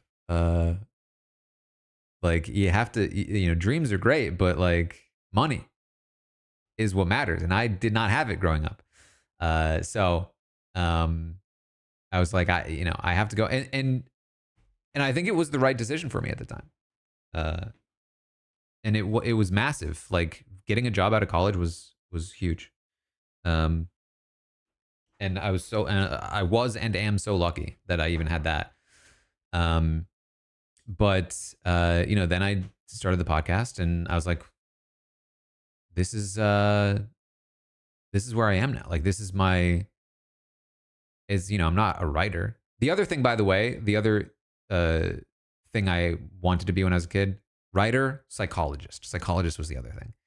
Um, and psychologist was I actually this is a part of the story I shouldn't leave out because the reason I went to Emerson, the reason I chose Emerson College was that they had a great psychology program. And so I wasn't so delusional. My idea was I'm going to try to be a writer, and if the writing feels like it's not working out, I'm going to transition into psychology. Um, and then the editing stuff felt like it was working out. I had a few jobs and internships during college, and I never even ended up doing my psychology minor. Actually, I was planning on doing that, and then I stopped it because I was like, this is actually working. Um, and the other thing about psychology is that it would have required a lot more schooling, which I did not have the money for. So that was another big part of it. Um, but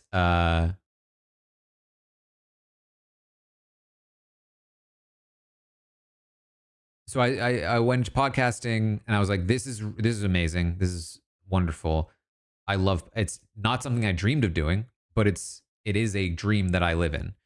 And then when I got this opportunity to write, it was really like such a full circle for me. Um, so uh, just really cool, and I feel self-conscious about it.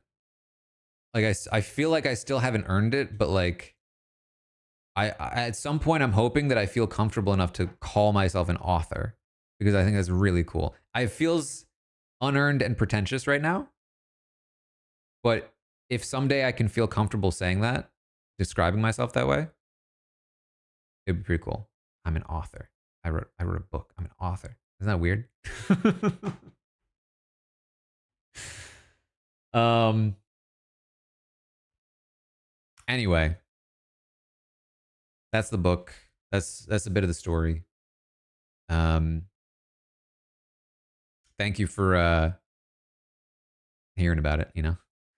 Actually, Celestial, I have heavily considered uh getting a master's in creative writing. It feels like a huge waste of money, but I thought it might be fun. Um,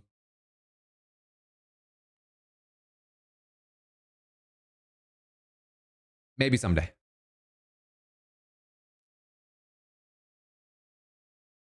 You're doing it at 44. See, I feel like it's always an option. I feel like I'm not going to count it out, you know? It's just the main thing is that like it's very expensive. Um and I feel like there's probably better ways to spend my money, but like at the same time,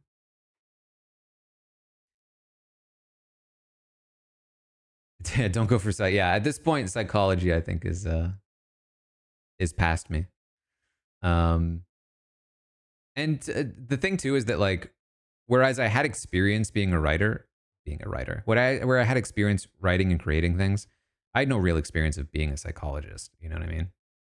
Um, the actual practical application of that, I think, is not what I imagined it to be in my head as a kid. In my kid, I sort of idealized this idea of like being a psychologist and helping people. The big thing is that like I really wanted to be a child psychologist as a child. Uh because this is stupid. I really wanted to help.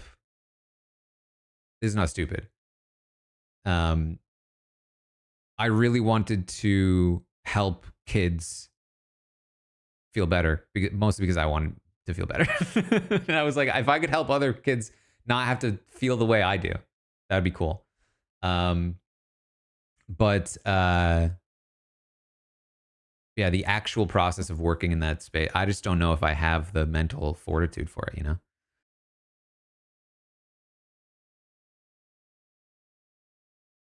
Um, I mean, it's sweet until you realize I gave up on that. Like, it would be nice to help those kids, but I really enjoy podcasting about Big Brother. um. Anyway, let me You wanted to go in psych for the same reason, tried psychology, sociology. It was brutal. Let me just make sure I'm up on the social media because I did make a post. And I'm getting lots of nice responses. Oh my god, so many! Congratulations. There's Hamster Watch. Hamster Watch was great, by the way. She was super great to talk to.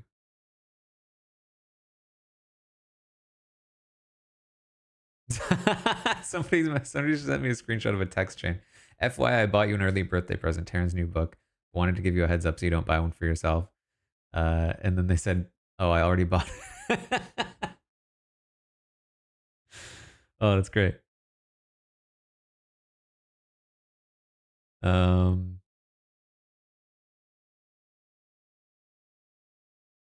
Sharon, I did talk to Sharon. Congrats to Taran on his book. No one is more qualified to talk Big Brother than him after providing us years of consistent feed updates, crucial strategy breakdowns, and more. That's so sweet.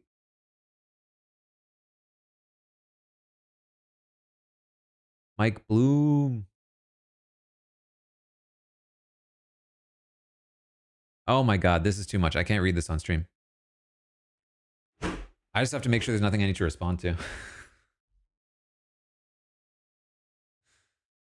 Anything on Blue Sky? Oh my God.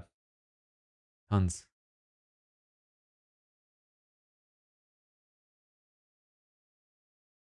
All right, I'm going to read more of that later.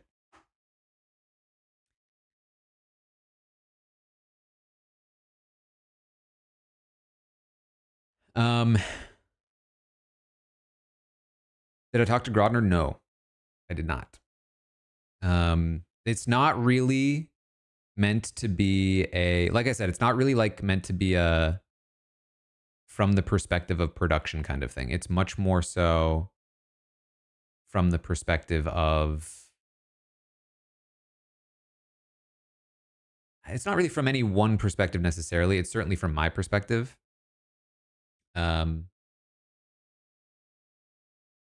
But it's not like you know, here's the story of Alison Grodner or anything like that. She's certainly in it. But I pretty much just use, because the other thing too is that, quite frankly, I'm saying quite frankly too much lately.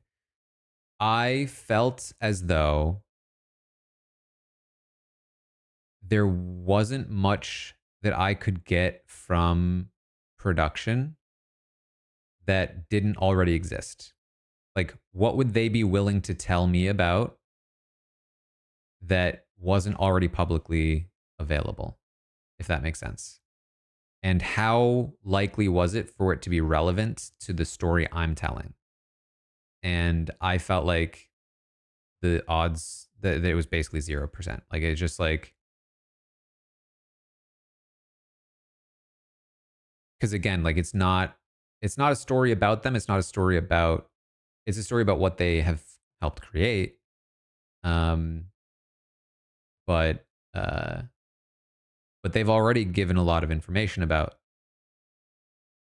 their views on things at the time. I have lots of quotes from them from that were publicly available. And then the other part of it too, and I had some suggestions for this and some options, and I did think about it, but like obviously there are like former employees that I could talk to. Like I could really have tried to go down the route of like, can I dig up the dirt? Can I find like who's willing to talk to me, who's willing to give me good, juicy insights and stuff like that? And it just didn't feel like it fit for what I was doing, if that makes sense. And if that's disappointing, I do apologize. I know there are going to be people, probably not you guys, but there are going to be people that are like, I wanted more juicy gossip, right? Like I wanted more like behind the scenes insights, whatever. Um, and again, I'm just gonna have to tank that. Like, it's just not the book I decided to write, and it might have been more popular for those people, but it wouldn't have been what I was interested in doing. Um, so that is one of my insecurities for sure. I think that that's something that some people might be looking for, but um, ultimately, I don't think production will have a massive issue with it. It certainly doesn't shy away from criticizing them, but like to be quite honest, it's probably less critical than the majority of my podcasts. Like it's like I'm really like I was more careful with my words than I am on a podcast. And ultimately I think I give them a lot of grace, really. Um and it genuinely is much more a love letter to the show than anything else.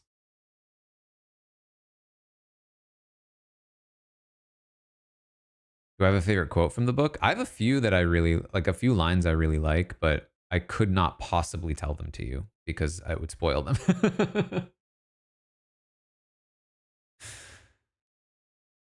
Um,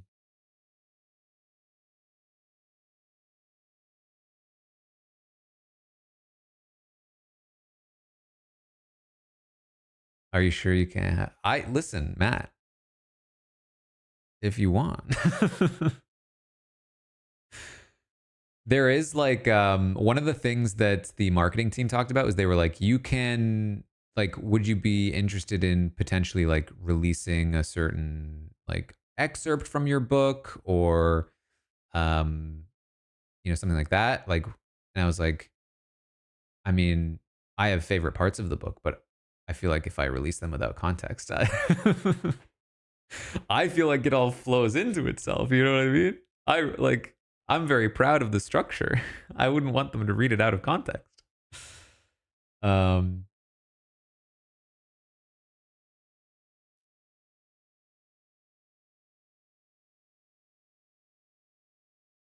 yeah, I'm excited for people to read it. I'm excited. Oh man, the thing too, by the way, because I'm currently going through this, I'm like, I am sending the book to people. And I did not realize how terrible that is. Like I have realized recently, I kind of always knew this to some degree. I have realized I am really, really bad at asking people for things, for help or things. I really don't like it. I really like just doing it myself and not having to ask people for help and not feeling needy or feeling like I'm bothering somebody. And so the process of, hey, can I send you my 400-page book so that you can potentially read it and then tell people you like it? Because like hopefully you like it because if you don't, that's going to be super awkward. Um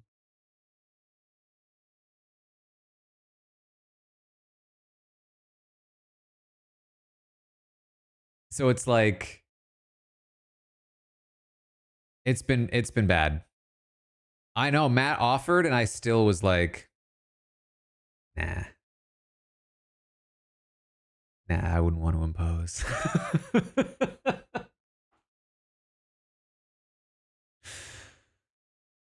um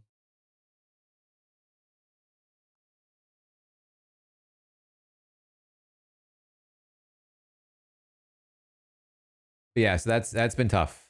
That's been tough. I've been putting it off for some people too. I'm like, oh man.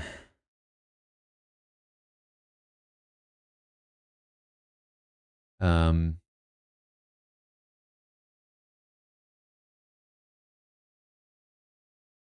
this tells you a lot about me.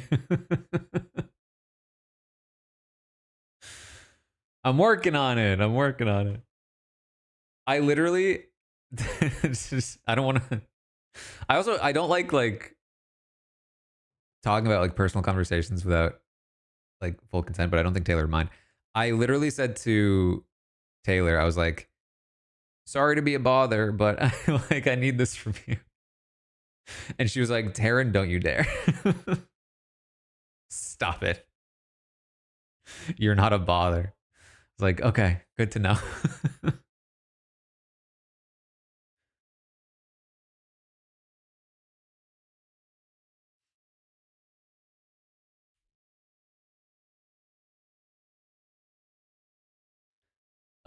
All right. Anyway, that's what's going on. Oh, I did ask the publisher if there was a way to track the pre-sales because I think that's very fun. They eventually basically got back to me saying it's going to be pretty tough. So I am currently still working on a way to track um, the pre-sales because I would love to like give you an update on much it's selling if possible. Um, I think that uh, Amazon will update me on some level of sales through the author portal, but it's like a weekly report. Um, and then like other places, like I might be able to ask Book Catapult how many orders they're getting. Um, but it's all kind of like individual based on source.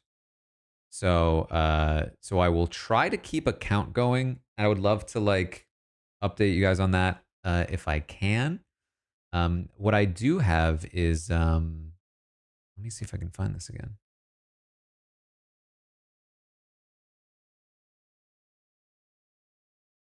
Oh wow. So I have analytics for the website, and so far I have no idea how much this translates. So far we have uh a bit over 2,000 clicks on the buttons to go to either Amazon or Book Catapult. So again, I don't know how many conversions that actually is. I'm sure plenty of people click it without actually buying, but if even if like 50% of that converted, like that would be insane so far. Um, but hopefully I'll get more concrete numbers in the future. Uh,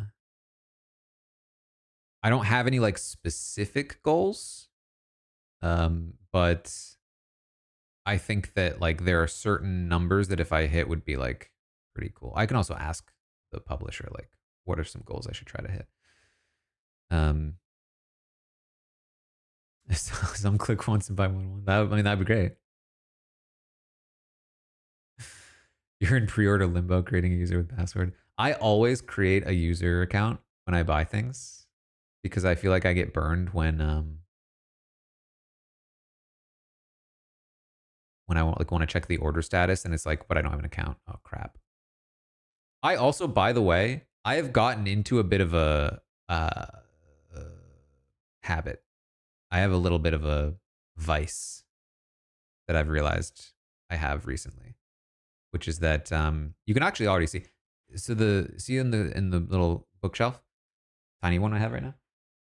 There's some plushies, and they are sitting on 3 books. Those books have been in the background of my stream for a while. They are special editions of the Farseer trilogy, signed by Robin Hobb, Megan Lindholm, through a similar process where she has partnered with a bookstore somewhere nearby her, and she's willing to sign copies, go in and sign copies if you order through that bookstore.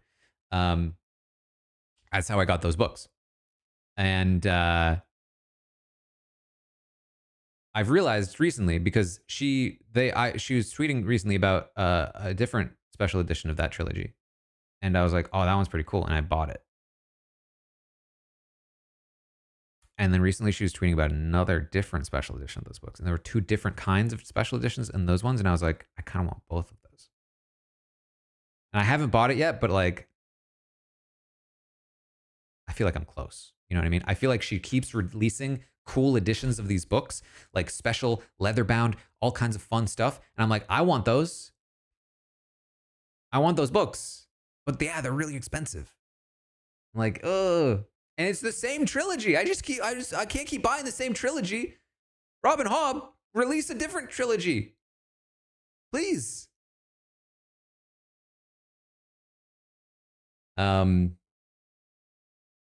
But my goal is to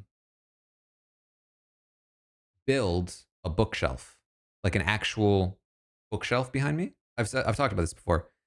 I want to build it and fill it with books. So I will need books to fill it with because I mostly listen to audiobooks. I don't have a lot of physical ones. So I plan to buy more physical ones so that I can fill up my shelf. Probably of books I've already listened to that I love. It's all my favorite books and cool special editions, but that's going to be expensive. But if I build it myself, the bookshelf itself won't be as expensive. But my hope is because you don't see this, But this room actually has quite a tall ceiling. So I can build a tall library-esque bookshelf. And then this is key. This is the thing that brings the whole thing together. A little library ladder. You know what I'm talking about? Little ladder for the library shelf? Come on. Come on. That's a dream. That's what I want.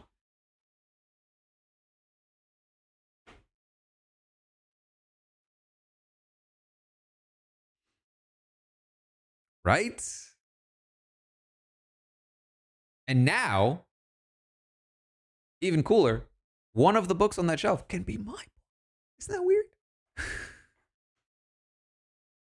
I want to be Belle. Yeah, exactly.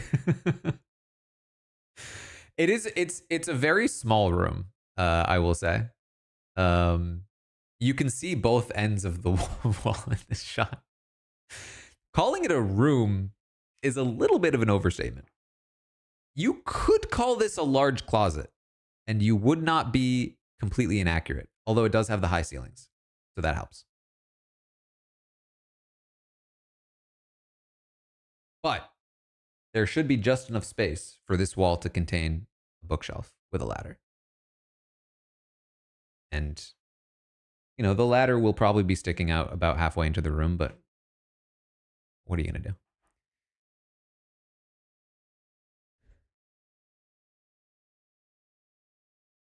10 books in a ladder. Yeah, if I keep buying special editions, it's gonna be real long time before I fill up that shelf.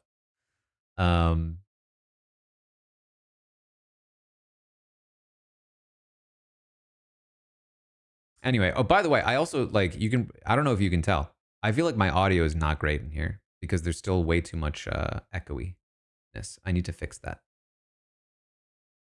soon because we're about to head into the season. I do still plan to multi-stream YouTube and Twitch throughout the season. That is the current plan.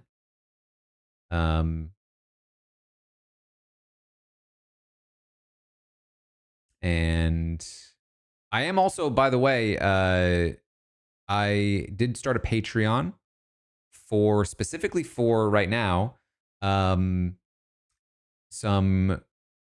cool, I think cool reaction videos to shows that I can't show footage of on YouTube, basically.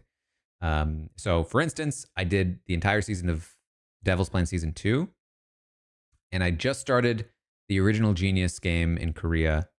I did actually try to upload it on YouTube to see, and it was in fact either blocked or demonetized. I don't remember which one. So I have recorded episode 2 of The Genius. I need to edit it. I talk about it in this video. I'm hoping to, at the very least, keep a weekly release schedule for those on Patreon. So even throughout the season, even though, I mean, it's gonna be a little tricky when Big Brother starts, because especially when it starts, because it's gonna be really weird. But I'm hoping I can keep a weekly release schedule for at least a weekly release schedule for that.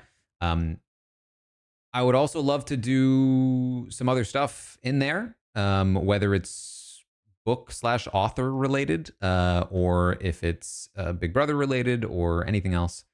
I think that it's a fun little place. So I think that's about it. Any other questions about the book? And then I do want to talk a little bit more about this cast. Getting quite long. I didn't expect to spend 2 hours on that. If you were here for the cast, I apologize. I will put I'll put some. I've recently figured out how to do chapters in videos, because the last Big Brother video I did, like the first like 2 comments were like, "This video sucks. This video is boring." He doesn't even talk about anything until 10 minutes in. And I was like, "Ooh, yeah, I mean, for a YouTube video, that's true. It's I mean, it's a stream. That's kind of what happens, but I get it. So I put little chapters so that you could skip to the part that is actually important. So I'll do that for this in the YouTube version if you were hoping to skip to. I guess you're not listening to this if you used it. But Jessica, thank you for the $10 over on YouTube. Thank you for the congratulations and the $10. Whoa, Hams. Wait. Is that true? Hold on.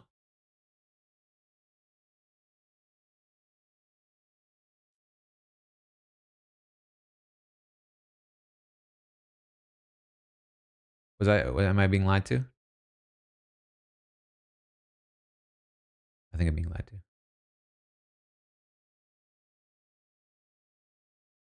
I just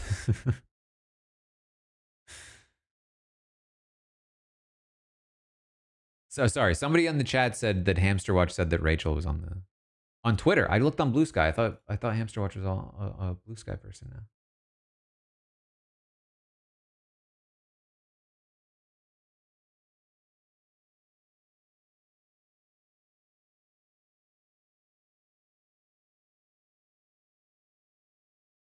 Oh, okay. Hamster Watch says I think it's Rachel. Hmm. Hmm.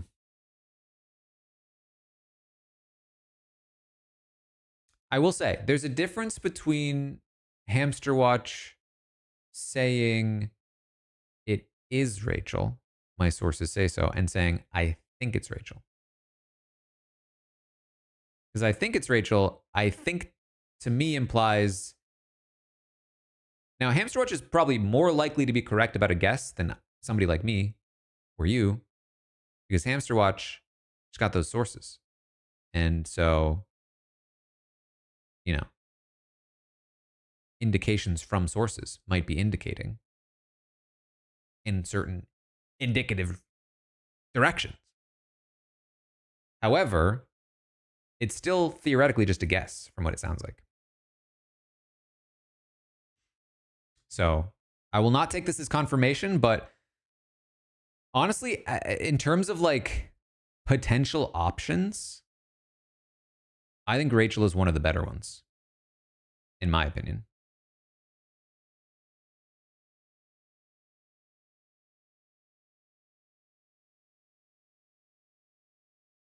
I have always wanted to see Rachel back on Big Brother.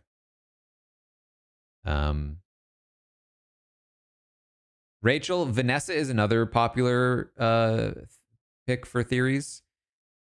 I would also be super happy to see Vanessa. I kind of doubt it. I feel like Vanessa would not want to come back and play Big Brother, but I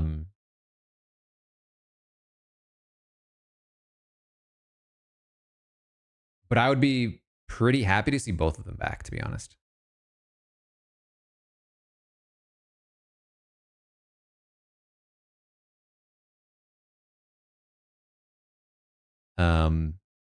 A lot of other people whose names have been thrown around, I'm like much less interested in, for the most part.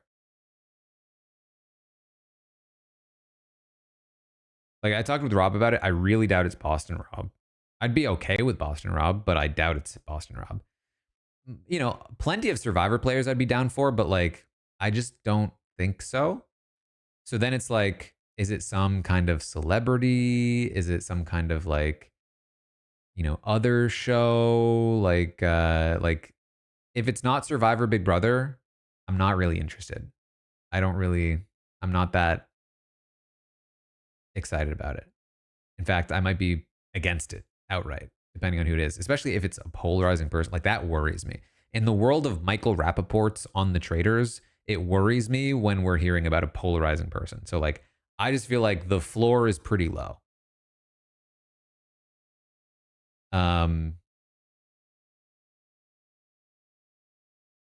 If it were Rachel or Vanessa, I'd be like pleased, like actually happy to see them back. If it's a lot of other people, I'm mostly just looking for like, that's not egregious, you know? But yeah, my thing is like, why would Julie say that she was surprised they landed this person and it's epic casting if it were Rachel? Not that Rachel isn't epic casting, but like, Rachel, I think, is a slam dunk. Of course, Rachel would come back. She'd try. She wanted to come back for All Stars. They, timing didn't work out. So I don't think that anybody would be surprised if Rachel was cast. Vanessa, I would be surprised that if they cast Vanessa. But did Vanessa make enough of an impact on casual viewers for them to feel like this is epic casting? Do they feel like Vanessa is polarizing enough that it would be like a huge thing? Like, I know I'm reading way too much into what Julie said, but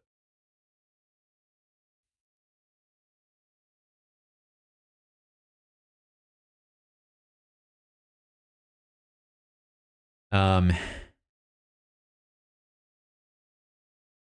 at this point, I'm kind of hoping that Rob is right, and it is just like a 1 week thing. Like, maybe we don't even end up seeing this person on the feeds because by the time the feeds come on, they've been murdered.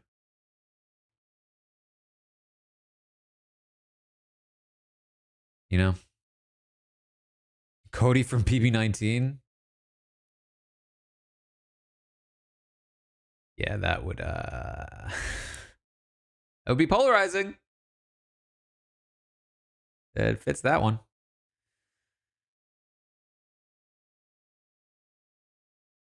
Um,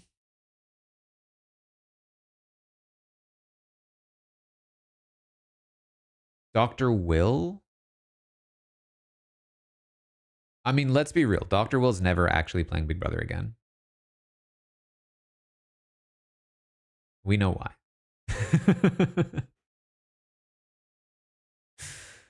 um, but I guess that would mean that he would be surprising.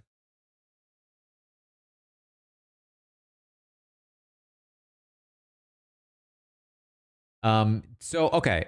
Can I also say, so I actually did not receive the cast ahead of time before the podcast. I literally just worked off of Mike Bloom's article. I crammed that stuff. Like literally the cast was released. I had an hour to cram while being terrified and nervous about announcing my book. So that's all I've seen. Is there anything else? Because when Rob was like, "Does this guy have a Southern accent?" I was like, I haven't heard these people. I don't know if there's videos. I haven't even seen if there's videos. And then people in the chat were like, "Yeah, he does have a Southern accent." I was like, "Where does that come from? Like, is there something I'm missing here?" So, do you guys know? Are there videos I should watch?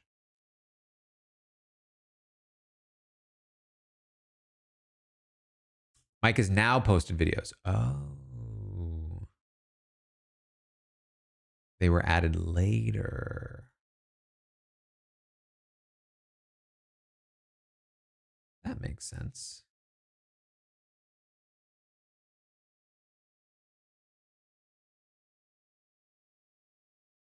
I'm looking at Mike's. Oh, yeah. Here's the video. How long is this? 2 hours? Hey, What the hell?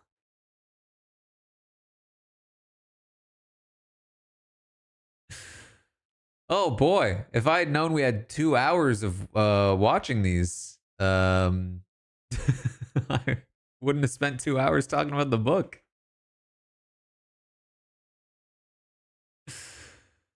Um, I mean, yeah, we'll watch them. I think we gotta watch them.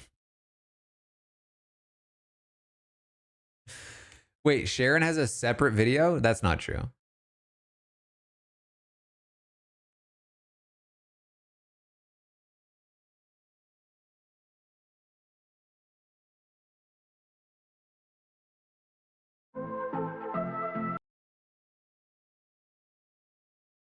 Wait, is this her watching Mike's?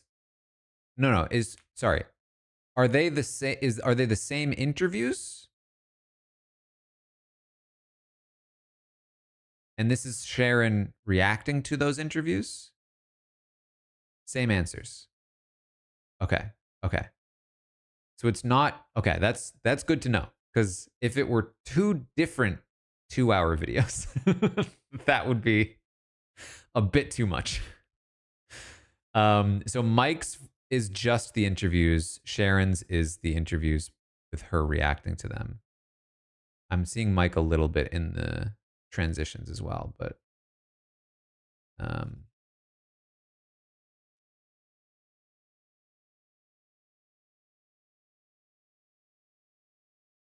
I mean, Mike's video is shorter, so I'm more inclined to. He edited himself asking the questions. Sharon's are just answers, but hers is longer, maybe because of her reacting afterward as well. Mike pretends to ask the question. That's so funny.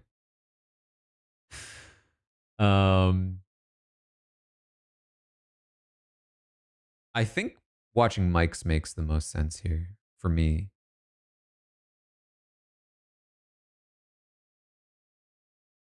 We don't want to get into like a react get in where I'm reacting to Sharon reacting to the cast reacting. You know what I mean?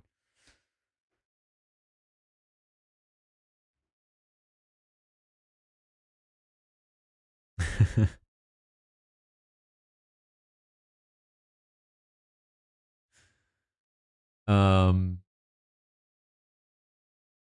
but the thing is, so I will encourage all of you to watch the video yourself as well. Um,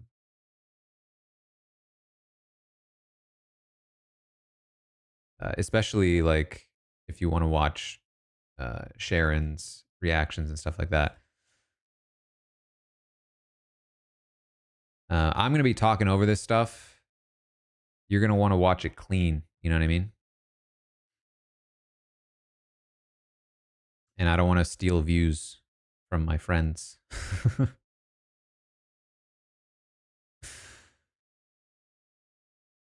I will need to take a quick break. Just give me like a couple minutes, and then we'll come back and start watching this. I do. You know what? I need to eat something.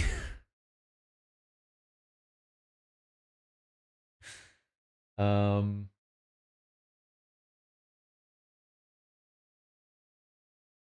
I might need a couple more minutes if I'm gonna cook something real quick, but we'll see. Somebody wanted to see my keyboard. I got one of these. It's a split keyboard.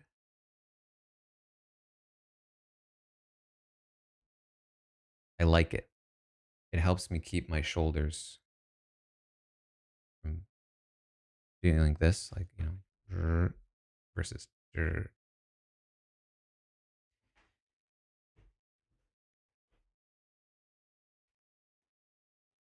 Um.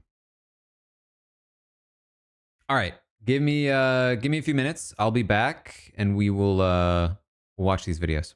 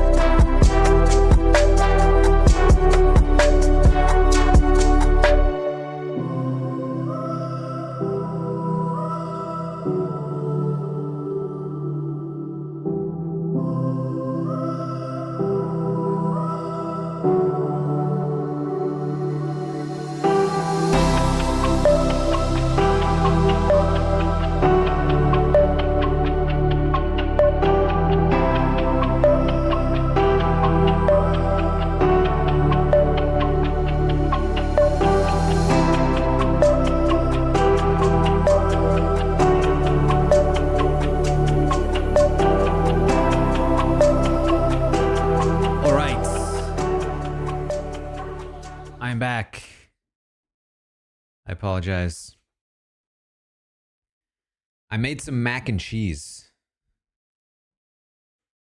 I love Goodles. I don't know if you guys have had Goodles, the box Goodles mac and cheese, but I recently discovered they have some new flavors, so I'm trying one. Um, I also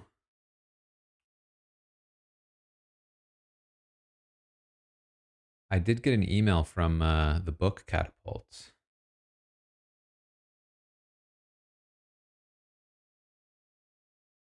that said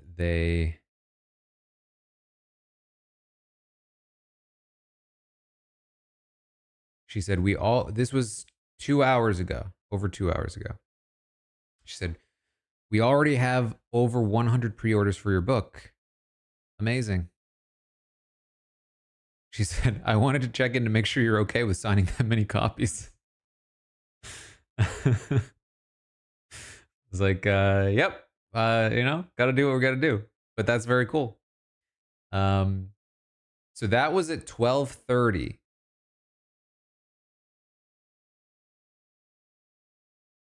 So I'm not sure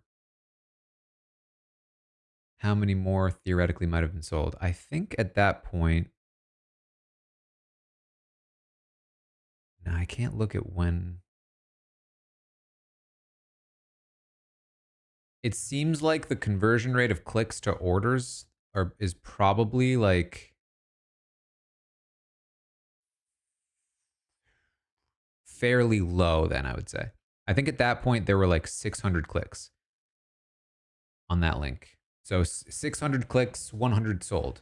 So right now there are 1.9 thousand clicks. And I can definitely do that math in my head. This is not me getting a calculator. I am not doing 1.9 divided by 6. It's possible that we've now sold 300 if the ratio stays. But we'll see. Hopefully she'll keep me updated. All right.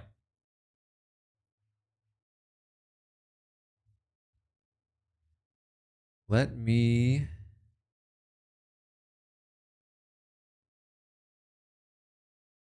get Mike Bloom up on the screen.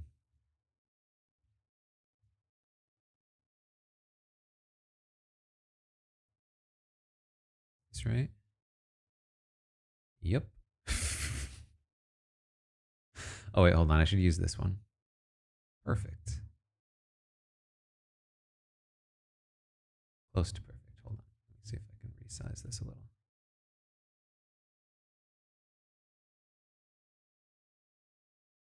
That's pretty good. That is just through the pre-order link, but that is the link that's getting a lot more clicks, so I expect it to be the majority.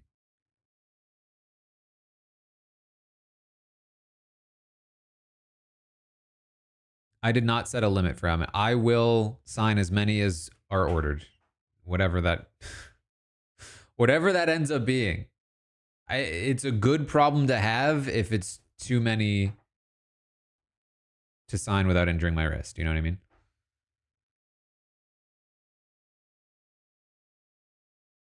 All right, so I'm gonna put a chapter marker here if you're watching the YouTube video.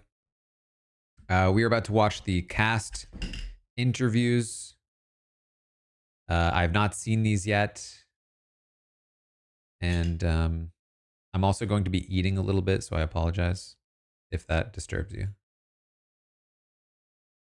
Can you hear this? Everybody, Mike Bloom here. Just want Yes, I think you can.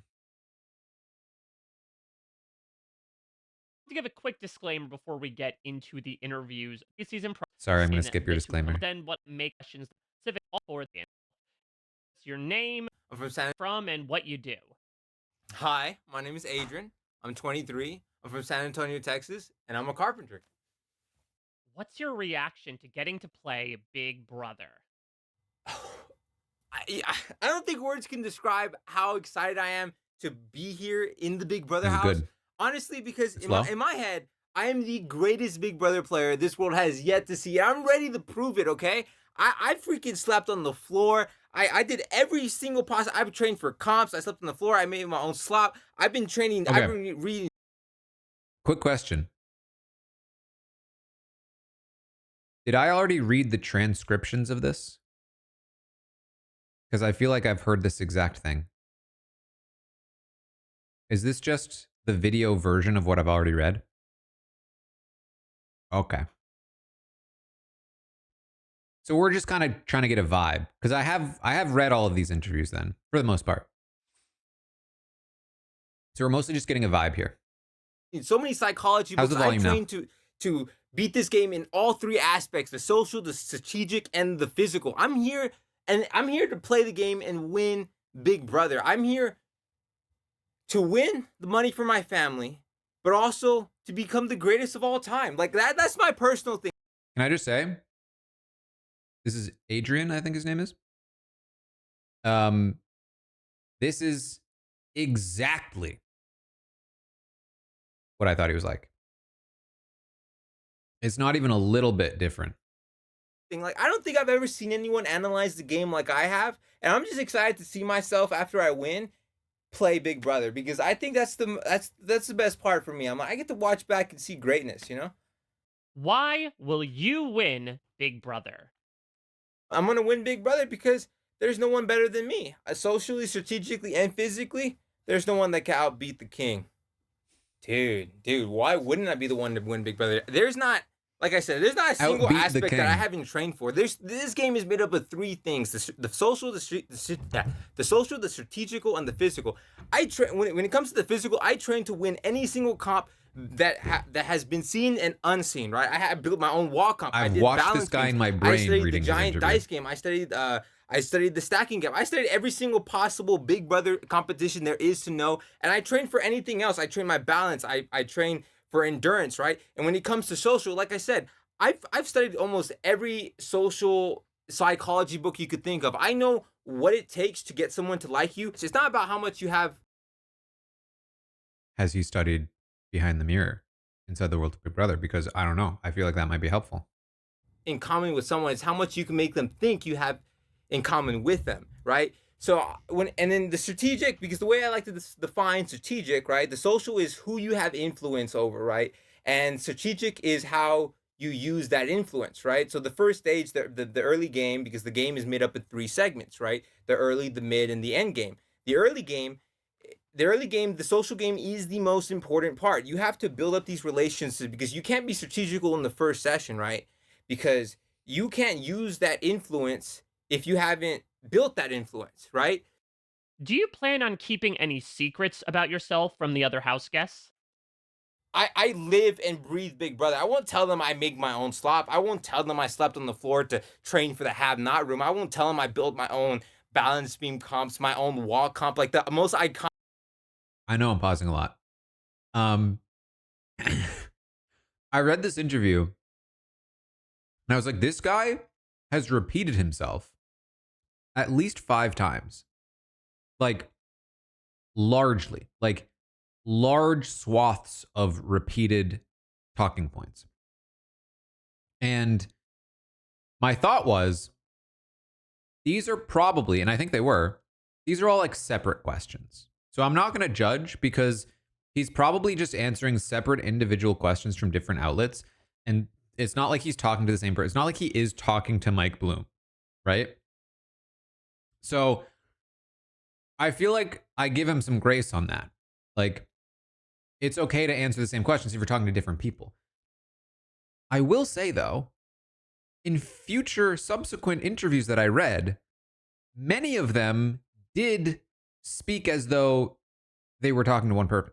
Like, many of them said, like, well, as I said in this other question, so and so and so. And I was like, Iconic comp in Big Brother, the wall comp. Yeah, I built that. I have that in my backyard. I call it, I do it every Wednesday. It's called wall comp Wednesdays, you know? What's your fan level with Big Brother? Dude, what? Wall Comp Wednesday.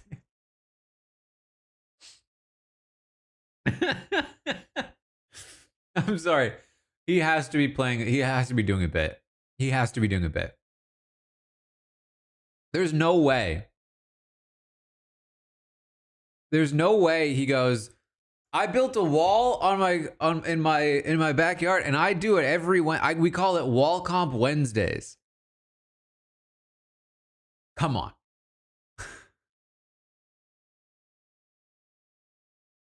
dude, oh my lord. There is nobody more. I don't even like saying super fan. I'm like the biggest, I am the best fan. I am the like super genius.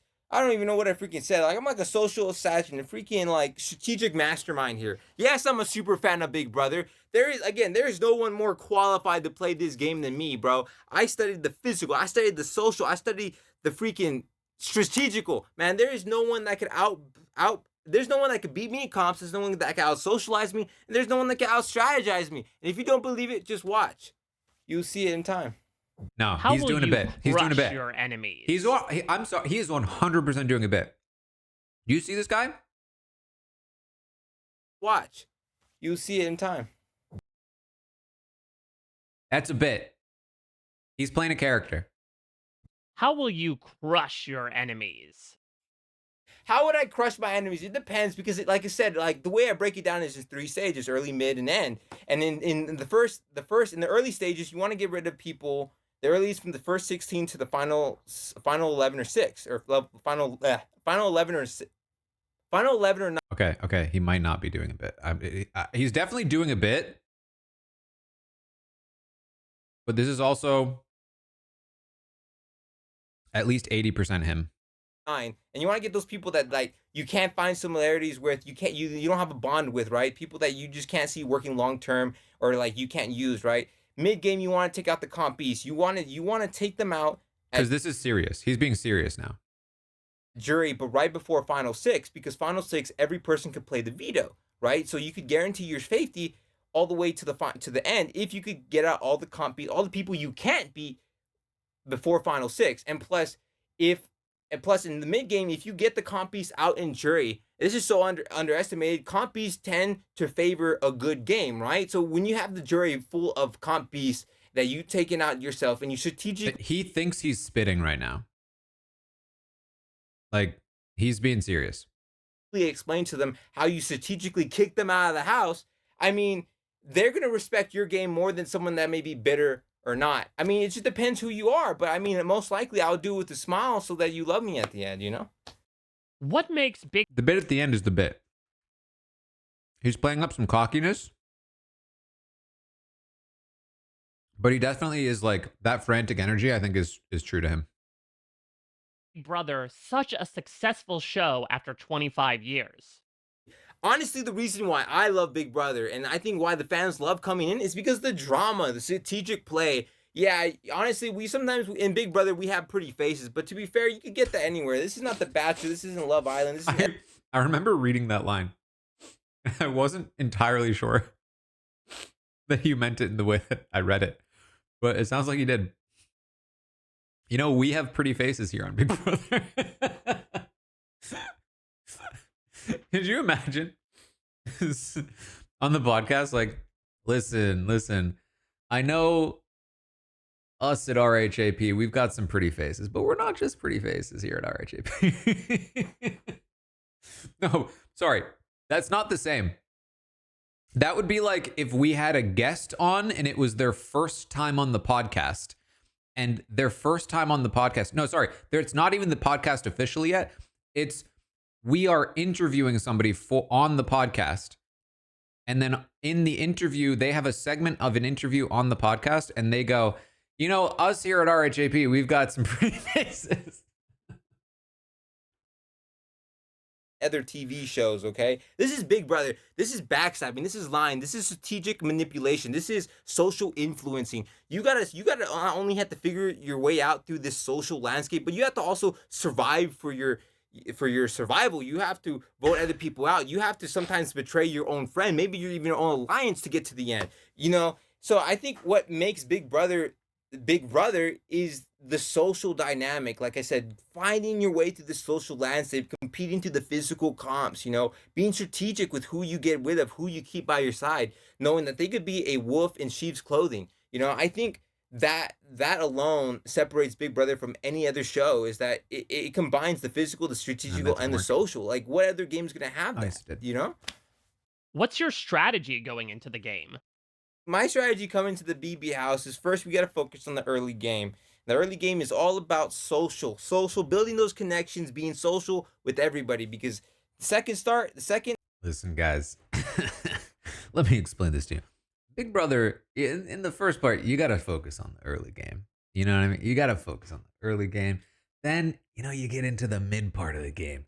And that's when you start doing mid part of the game things. You know what I mean? And then toward the end of the season, that's when you got to take out those compies. You know what I'm saying, bro? Like, you take out those compies, like Final 7, Final 6, That's what you do.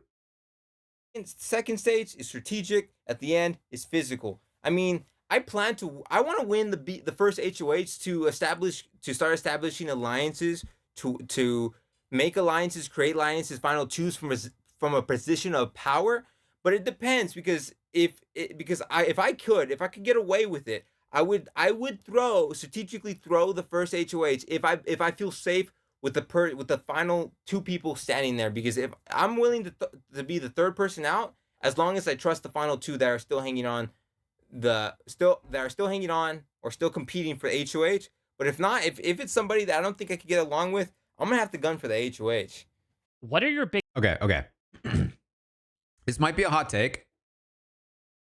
Depending on the level to which he is hamming it up for this interview, I actually think he could work in the house. If he goes in there like this, he's toast. There's no shot. But if he goes in there and he's kind of quiet and reserved, and he is kind of like a likable, awkward person, there's a world where I think that can work. But it requires this to not be him. biggest strengths? I grew up like pretty weird as a kid, so I didn't really know how to socialize. But as I got like older, I learned how to get along with everybody, the nerds, the jocks, young or old. Like today as a carpenter, like I work with a lot of like older ladies and single moms. Oh my but God. I mean, like I learned how to get along with sometimes it's older gentlemen as well, people that just need help. But other than just I remember reading that line and being a little weirded out. But again, feeling like, benefit of the doubt. No. with personalities, I think one of the things is like I really do care a lot about people and like who they are. And it's I think I'm a great listener and observer, and I think I really make people feel seen and heard. What are your biggest weaknesses? I learned in life that like honesty is always like the best thing. So I think when it comes to like my weaknesses, would probably be two things: being honest, even if it's brutal, like farting, or just like caring about people too much. Because I think I might have a difficult time. Like I know one of my rules is to play logically, not emotionally, but I really do care about the people I meet. And even though it's a competition and I'm gonna have to evict everybody, you know, it's still gonna hurt. Like I don't want like It only moderately makes more sense not reading it. Like farting. I just does he mean calling out somebody else's farting? Because he's talking about being like brutally honest? Or does he mean that there is an inherent honesty in farting out loud?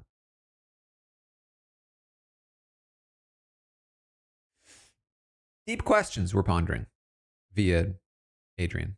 my ride or die, if I'm with my ride or die and I know I have to win, right? If I know that his competition is like his game is just too good of a chance to take to the end, I'm gonna have a hard time like cutting him loose or her loose. But I feel like I have to do it because it's part of my rules. You gotta think logically, not emotionally. But I mean, I think I'll be able to handle it when the situation arises. But I don't know. I feel like my weaknesses are my strengths in a way.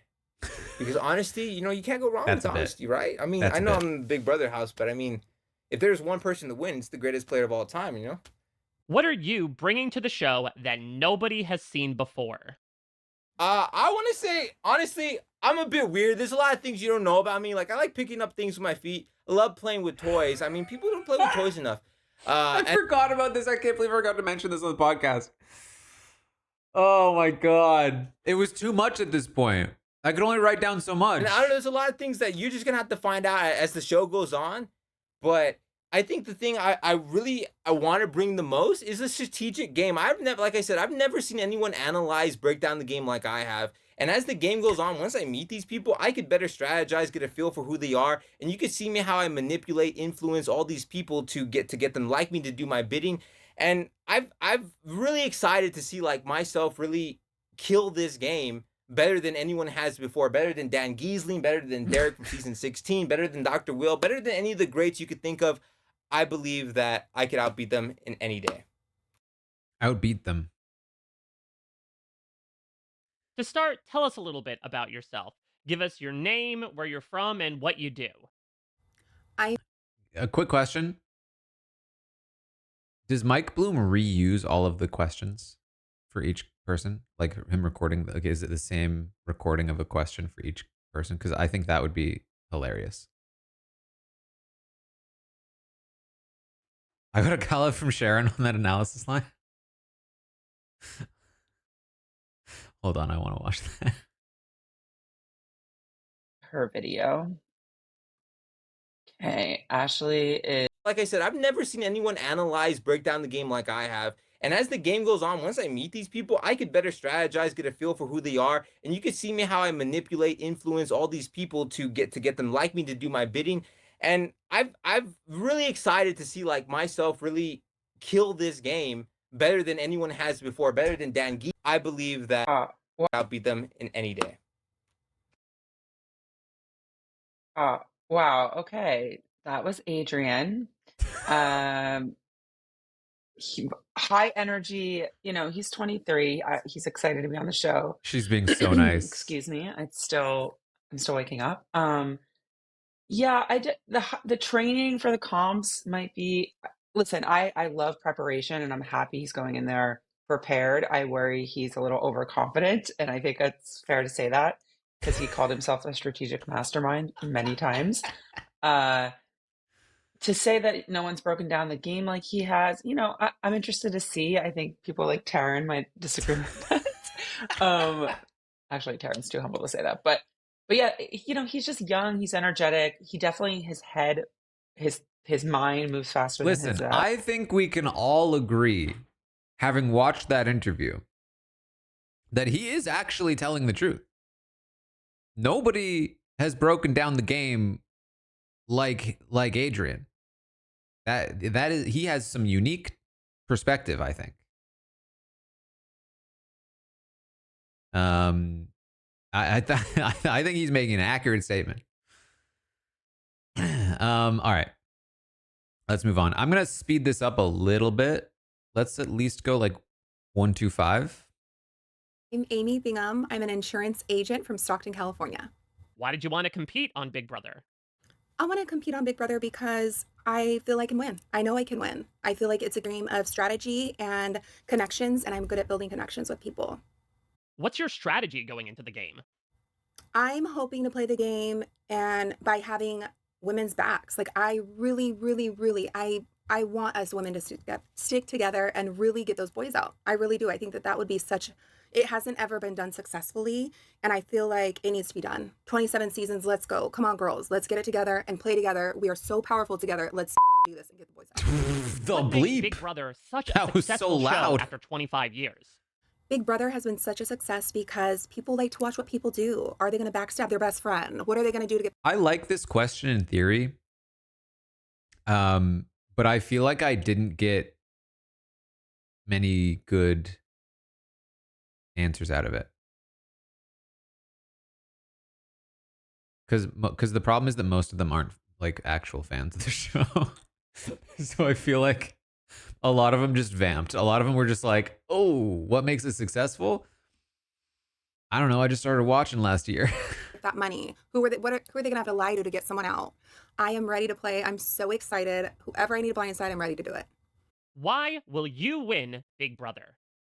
I'm going to win Big Brother because I'm going to make smart moves. I'm going to have a girls' alliance. Hopefully we get the good girls in the house that are able to do a girls' alliance. Good girls. And people are going to love me. What are your biggest strengths? Hopefully, My strength. This is how you know that they're not long-term fans, which I actually don't know if Amy is. She doesn't seem like one, but she certainly could be. But I'm saying this facetiously. This is how you know they're not long-term fans, is if they say things like, I hope there's good girls in there because I'm a girl's girl. It's like, ooh, that has some specific history. Thanks. I can read people. I can read what they say. I can read especially what they don't say. So my social game is going to be my biggest strength in the house. What are your biggest weaknesses? My son said my biggest weakness is telling the wrong person the wrong thing. So I might trust the wrong person. I have to be careful of that. If I let my guard When she down says and she's I a girl's girl, spill the she's saying beans to and tell me a someone wrong something I thing. probably shouldn't. So I have to be very careful of that and mindful of who I say what to. Would you be open for a showmance? I'd be so down for a Mike, showmance what if is the that? right showmance partner was in the house. Mike! But my son said and mindful, and I like who showmance if I tell someone something. Then I had my big games. Where'd it be go? careful of that. If I let Is it my less guard than 5 down and seconds? I like spill the beans and tell someone I am a lover. I will. Maybe I won't. Will you be more of a hero or a villain? Oh my God, I lost it. I am a lover. I'm a girl's girl. And I feel like I might be the mama bear in the house if people are upset or crying. Like I don't like people hurting. So I will try to be there for them if they need someone to talk to or some advice. So I feel like I'll probably be more of a hero. What will be your approach to the competitions? Comps, oh gosh, I'm a little afraid of comps, but I'm going to try to do my best. Hopefully they don't crush me in these comps. I'm going to try. I've been working out, but we'll see. I don't know. I just have to see. Some of these comps I'm a little worried about. What will be your secret weapon in the house? My secret weapon is Can we just talk about this? Why is the Big Brother DR audio worse than Mike Bloom's? Can we figure this out? Is it the same with Sharon's version? Or is... let's get it together and play together. We are so powerful together. No, you hear it there too. You'd think have that, like, you know, sound controlled a bit more in there. My personality. I think most people are going to love me. Most people will like me, at least. If they don't love me, they'll like me. I think that's going to be my secret weapon for sure. Tell us a little bit about your life in the outside world and how that has prepared you for Big Brother. On the outside of the house, I'm such a woman's woman, like girls, all about the girls, women empowerment. Like I'm there for my girls. Woman's woman. I'm a ride or die for my girls, girl. and I'm going to be the same on the house. I can't wait to have like a all women's alliance in the house. What's your reaction to getting to play Big Brother? It feels so exciting. Oh my God. It feels like a dream come true being a house guest. I won't be afraid to make Do you big guys hear? Do you guys hear the noise, or is my noise gate suppressing it? I don't think my noise gate is on the pass through audio though. moves if I need to. I have made big moves in my personal life. I will make big moves in the Big Brother house. I will blindside anyone if needed. I won't be afraid to do big moves. I won't be afraid of it. What are some standout moments for you from the past 25 years of Big Brother? The standout moments are when Mackenzie gave Chelsea the win last season. It's kind of All crazy. right, That she's for the one me, I that said was that. like, That's another giveaway is when you ask somebody about like a specific thing and they name something from the most recent season. oh my gosh, she totally could have won the game if she brought Cam because she would have won, and she didn't. So for me, I'm like, oh my gosh, that is such a bad move. Like that was terrible to make that move at that point in time. What will be the easiest and hardest parts of being a house guest? Oh, we got tissues here for when I'm crying in here and I miss my babies. Oh my God, the hardest part. I'm gonna miss my babies so much. I told them I'm gonna talk to them all the time on the live feed. So just watch the live feeds all the time because I will literally be talking to them all the time. I'm also, by the way, realizing that the thumbnail for this stream, because it's being recommended here, and yes, that is a Northern Line recommendation, is the previous Big Brother thing I did. I haven't changed the thumbnail, so that's not great. 3 keys. I'll have to do that My later. angels. What's your reaction to getting to play Big Brother? Oh my gosh, it feels amazing. I am so excited. When I got the call, I was like, no way, no way. I am so excited to be here. Like I said, I've been watching this game for many, many years. And so it feels surreal to be in the diary room, spilling tea with you. I'm so over the moon to be here. It's an amazing opportunity and I feel truly blessed and I'm ready to get my hands dirty.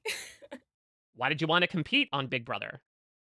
I want to compete on Big Brother because I have been watching this game since I was a little girl. I am ready to get the blood on my hands and take these people out one by one, baby. Why will you win Big Brother? I will be the one to win Big Brother because I think people won't see me coming. I think they see that I'm this like fashionable, cutesy kind of girl, but it's like, no, I'm a competitor. I was born to be a competitor. I, grew up doing pageants and competing in modeling and track. And so I've always been a competitor and I want to be the best at everything I do, not only for myself, but also I'm trying to knock the competition over. And so I think people won't know that I'm this really strategic person, that I have This is night and day. I mean, she seems great. a law degree from one of the top 14 law schools in the country, and they won't see me coming. They won't see the strategy coming, and I love that. Tell us a little bit about your life in the outside world and how that has prepared you for Big Brother.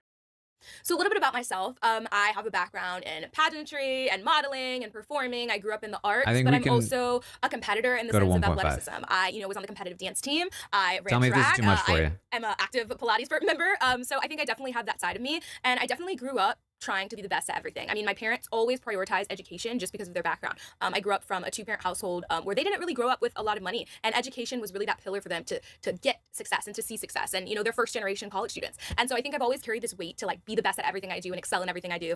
And so I did. I took the hard classes in high school. I took honors. I graduated with honors, and then I went on to Loyola Marymount University where I graduated magna cum laude out of the business school. And then, of course, now I'm an attorney, and I graduated from Georgetown Law, which is the top. Can I just feel a little bit of redemption for myself? Because when Rob asked me, like, where did she go to school? And I floundered, I feel like I was justified. I feel like that was a lot to retain. 14 law school in the nation. So I think I've had all of these pillars of education, and I am a secret nerd.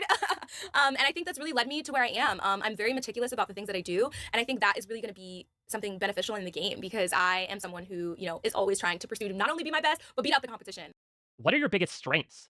I think my strengths are that I am really strategic because I'm an attorney. So I call myself a strategy assassin because I know how to see a set of facts, take it, spin it in my favor, and spit it back out so that that person believes that what I'm saying is the only way and the only truth. And so I think that's going to be a huge strength in the game because I'm really going to be able to flip what people say to get my benefit out of what I want them to say and what I want them to think out of whatever it is. And I think another one of my strengths will just be my social game. I'm very outgoing. I'm very bubbly. I'm very warm. People, get close to me really fast. And I think I'm going to use that, unfortunately, against them in the game. I'm going to get close, keep your friends close, but your enemies closer. And I will be, ready to stab someone in the back when it's time. And I'll be able to do that so seamlessly just because of my social game and making these emotional connections with other house guests. What's your strategy going into the game? So my strategy going into the Big Brother house is definitely to rely on my social game. I'm not going to be the one to win competitions in the beginning. I'm only going to win when I have to win. And I think that is also part of my strategy because I want to come off like I'm just this little lackadaisical little girly girl, not a competitor, not a threat. But really, It's all up in here. I am a mental threat, baby. And I think they're not going to see that coming. And so I think, yeah, I'm going to come in and build my social capital from day one. I'm going to be clocking who's talking to who. As maybe my biggest knock on her so far is the idea of only winning when you need to win is nice in theory, but the reality of the modern Big Brother meta is that you kind of might need to win more often than that. Who's flirting with who? Even if it's me flirting, I'm clocking that too. Because there can only be one showmance if there is one, and it would be mine. Because otherwise, the showmance has got to go. You know, two people voting together, that's not good for my game. So I'm going to be someone clocking who is talking to who. I'm going to be someone who is very paying attention and connecting with everyone, even if I don't like them, because I am going to keep my friends close, but my enemies closer. And I'm going to rely on that, building social capital in the house. And then towards the end, I'm going to ramp it up and win competitions. What are your biggest weaknesses? I think my weaknesses are empathy. I really empathize with people, and I feel very close to people really fast. Sometimes I don't reveal too much. A lot of people but I said do this. feel, you know, emotional connections. A lot of people talked about and so I think being that'll really be my weakness in the empathetic. game, because you really have to be strategic about when to let people go. You can't be a wagon carrying everyone along, and so I think I'm gonna have to like cut that emotional side off of me and be able to just be like, okay, it's time for you to go, and I gotta send you packing because I'm trying to get this $750,000. Okay. Do you plan on keeping any secrets about yourself from the other house guests? Oh, for sure. I'm never going to reveal that I'm an attorney. I'm going to come in saying that I work in social media marketing in New York. So I am going to be truthful about where I live, but I'm definitely not revealing that I'm an attorney, because people will be like, she's smart, we got to get her out. And I'm here to stay, baby. How will you crush your enemies? I think I'll crush my enemies by being very close to them. Can I ask a stupid question? Is there a difference between an attorney and a lawyer? Or are they just the same thing? Because I use them interchangeably.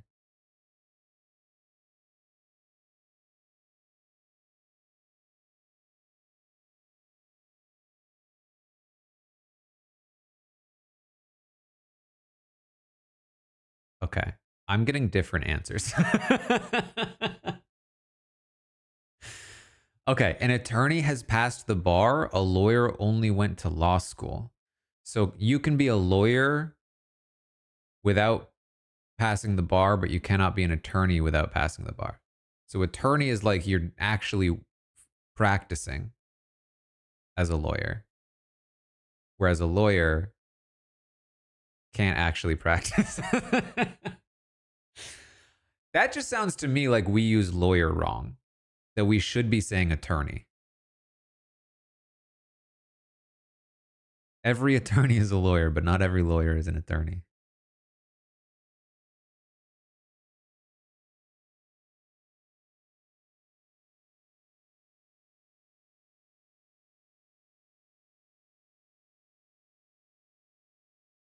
Oh, hold on. This that's a fake definition people think is true, but in the US they are the same thing. Says Timothy, saying, I am a lawyer attorney.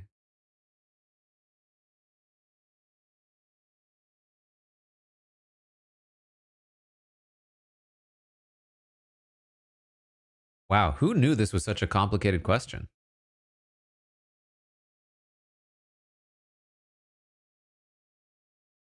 They are not the same thing. Also an attorney. Guys, I think we need to go to court. They're having court cases on this.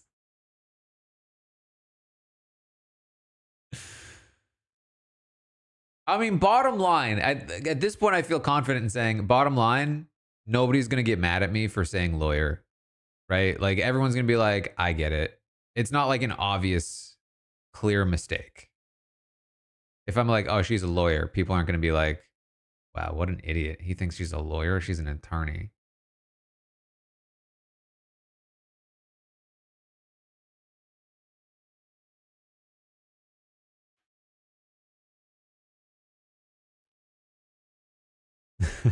All right, let's continue. I think they're going to think that I'm an ally, but really I'm their enemy. And so they're not going to see me coming, like I said before. And I'll send someone out the back door if I have to. What are you bringing to the show that nobody has seen before?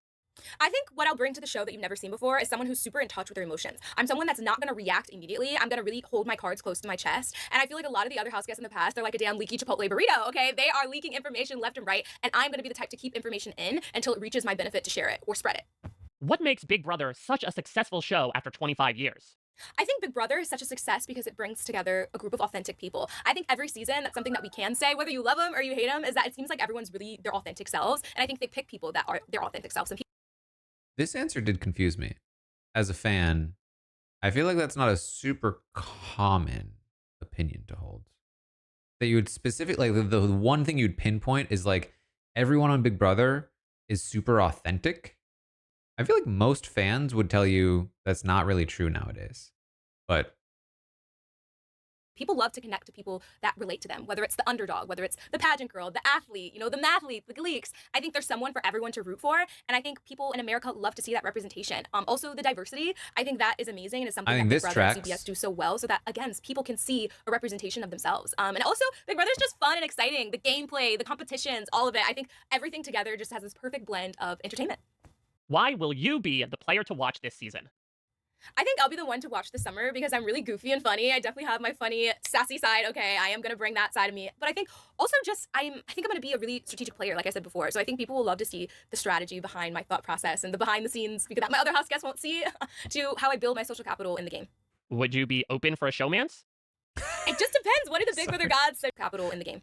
Would you be open for a showmance? It just depends. What do the Big Brother gods send me? Look at his face. Would you be open for a showmance? It just depends. What do the Big I'm Brother sorry. One more time. Look at his at the very end of it. build my social Look at the capital in the game? Would you be open for a showmance? He's giving. Oh, I love it. I love it. I love it. It just depends. What do the Big Brother gods send me on the premiere day? If they send me someone who's tall, handsome, nice smile, and charismatic, I think I might be in trouble because I definitely am a flirt and a lover girl. Will you be more Would you be open to a showmance? of a hero or a villain in the house? I think I could be both a hero and a villain. I think I'm really sweet and I'm really bubbly and I'm just a nice, warm person in general. So in that instance, I'll be a hero. And I'm also gonna be someone like what happened during Taylor season would not go down with me. I'm someone to stick up against That's the bullies. big I'm someone talk. to speak my piece. You know, my ancestors fought for me to have a voice, so I'm going to have a voice when it matters. But I think that could also translate to being a villain because I'm outspoken and I'm gonna say what I need to say when I want to say it. What will be your secret weapon in the house? I think my secret weapon is my brain. This brain is very expensive. Georgetown was $250,000. So I think I'm definitely, like I said, I see the game. I can see at the forefront, you know, what's happening not only just now, but also thinking 10 steps ahead always. And so I think I won't just Georgetown was $250,000. Am I? I feel like that's. I think I would have expected it to be more expensive. Especially, she's what, 25?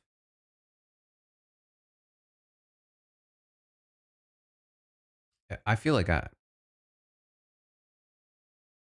paid almost that much for freaking Emerson College like 15 years ago. I was paying $50K a year. It was expensive. Stupid school. just be looking at what's in front of me, but also, you know, how each vote is going to impact my future in the game. And so, yeah, I think my mental strength is my biggest strength. What's your fan level with Big Brother? I would say I'm definitely a big fan of the show. I have been watching since I was a little girl. I remember Big Brother when it was giving Big Brother After Dark. If you know, you know. And Only so, 3 yeah, I'm a big fan of the years. show, and I admire the game, social strategy. That makes sense. My favorite players are Kaser and Janelle and Tyler and even Andy, which, I mean, maybe to some people that's controversial, but I thought Andy's social game was excellent. He played both sides of the house so much to the point where neither side even knew that he was playing them. And I think I'm going to take little drops of each of my favorite players and bring that to the game this season. What's on your Big Brother bucket list? What's on my baby bucket list is definitely to just make friendships that will last a lifetime. I'm a girl's girl, but I also, you know, some bromances here and there, and I think I'll also add to that a showmance on my BB bucket list. What will be the easiest and hardest parts of being a house guest?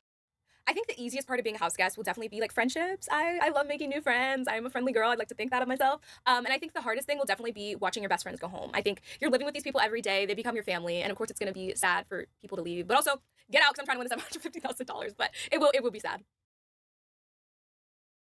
Oh, here's Ava. To start, tell us a little bit about yourself. Give us your name, where you're from, and what you do. Hi, my name is Ava Pearl. I'm 24 years old. I live in New York City, and I'm an artist.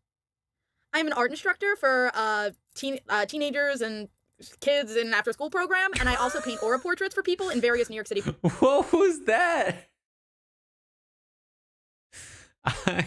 For, you know, like teenagers and, you know, kids, stuff like that. Like, Parks. When I'm making an aura portrait of somebody, I sit them down, I draw them, and then I paint what I see around them. So the colors that I think best reflect them as a person. You know, And like those like the tiny humans, they're like not elder days. those colors indicate to me who they are as a person, what they may think, how they may view the world, etc. What's your reaction to getting to play Big Brother? I am so excited that I'm on Big Brother. It honestly feels surreal. Why will you win Big Brother? I will be the one to win Big Brother because I need the money the most. I am broke as hell, and I will do whatever it takes to win that $750,000. To be clear, also I just want to be clear. I'm not like making fun of her for not knowing the word. It happens to me constantly. I'm also not making fun of Mike Bloom for his funny showman's question. I just think all of these things are funny. They're funny when I do it, and they're funny when other people do it. What are your biggest strengths?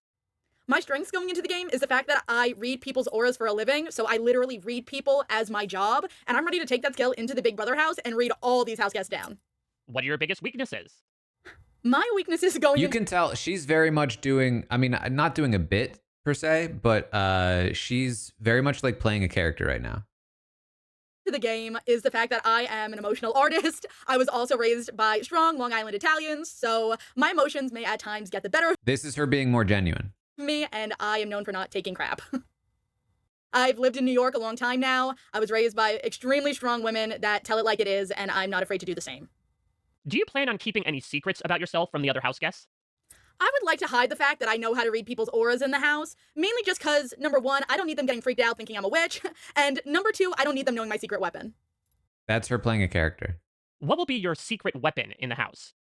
My secret weapon is knowing exactly who they are just by my first glance at them, seeing all their amazing or horrible colors. Would you be open That's also her playing. That's her DR persona. for a showmance?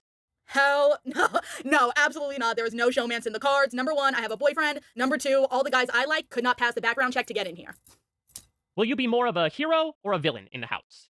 I am not afraid to be the villain if I have to this season. I'm trying to go in there and win my money. If I have to be the supervillain, I gotta be the supervillain. How will you crush I've your heard people say she's giving Nicole Anthony. I'm not sure I see that personally. enemies?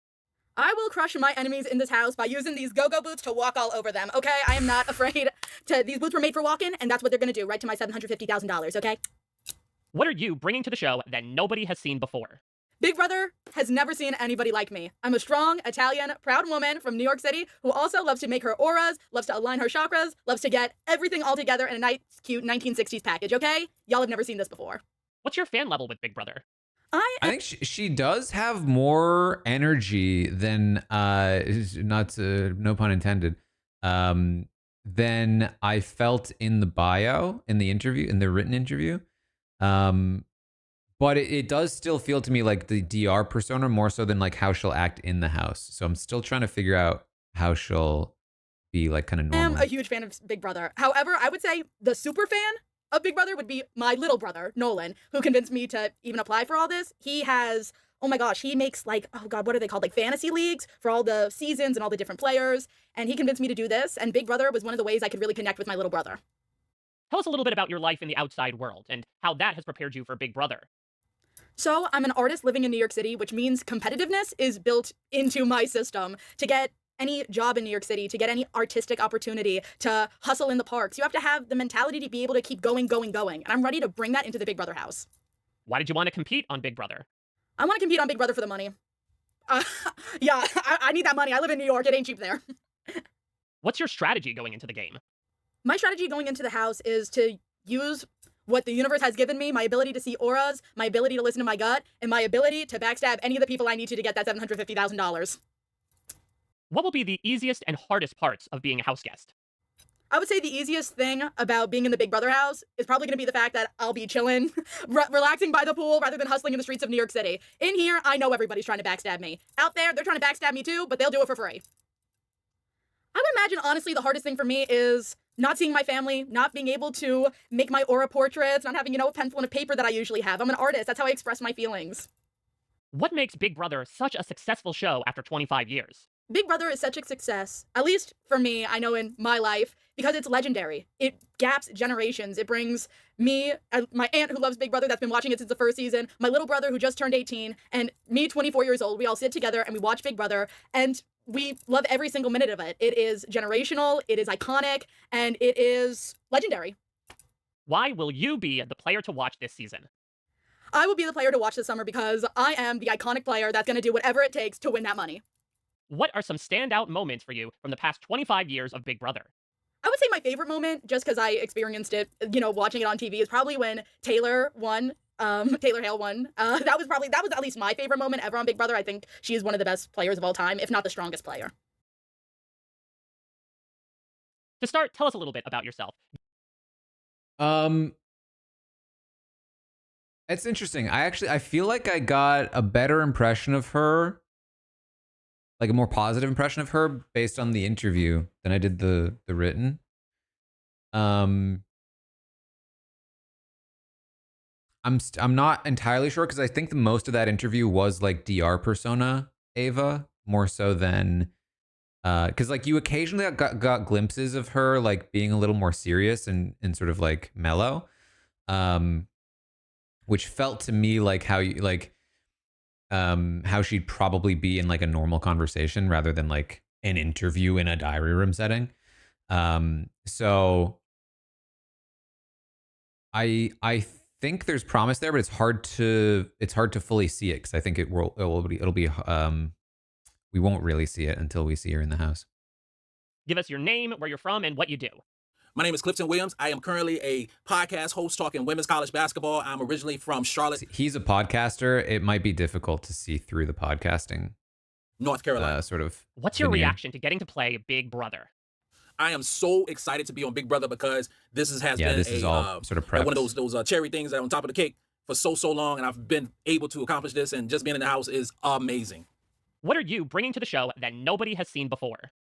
I don't think you've ever had a contestant like Captain Will. I don't think there's been a ton of contestants that's been on Big Brother over the years and years and years, but I don't think you've ever had someone who is quite like me, who brings the energy, who brings the joy, who brings the love, who's a veteran of 22 years in the service, who got 5 kids, 9 grandkids, who loves this show. Like I say this as a podcaster myself.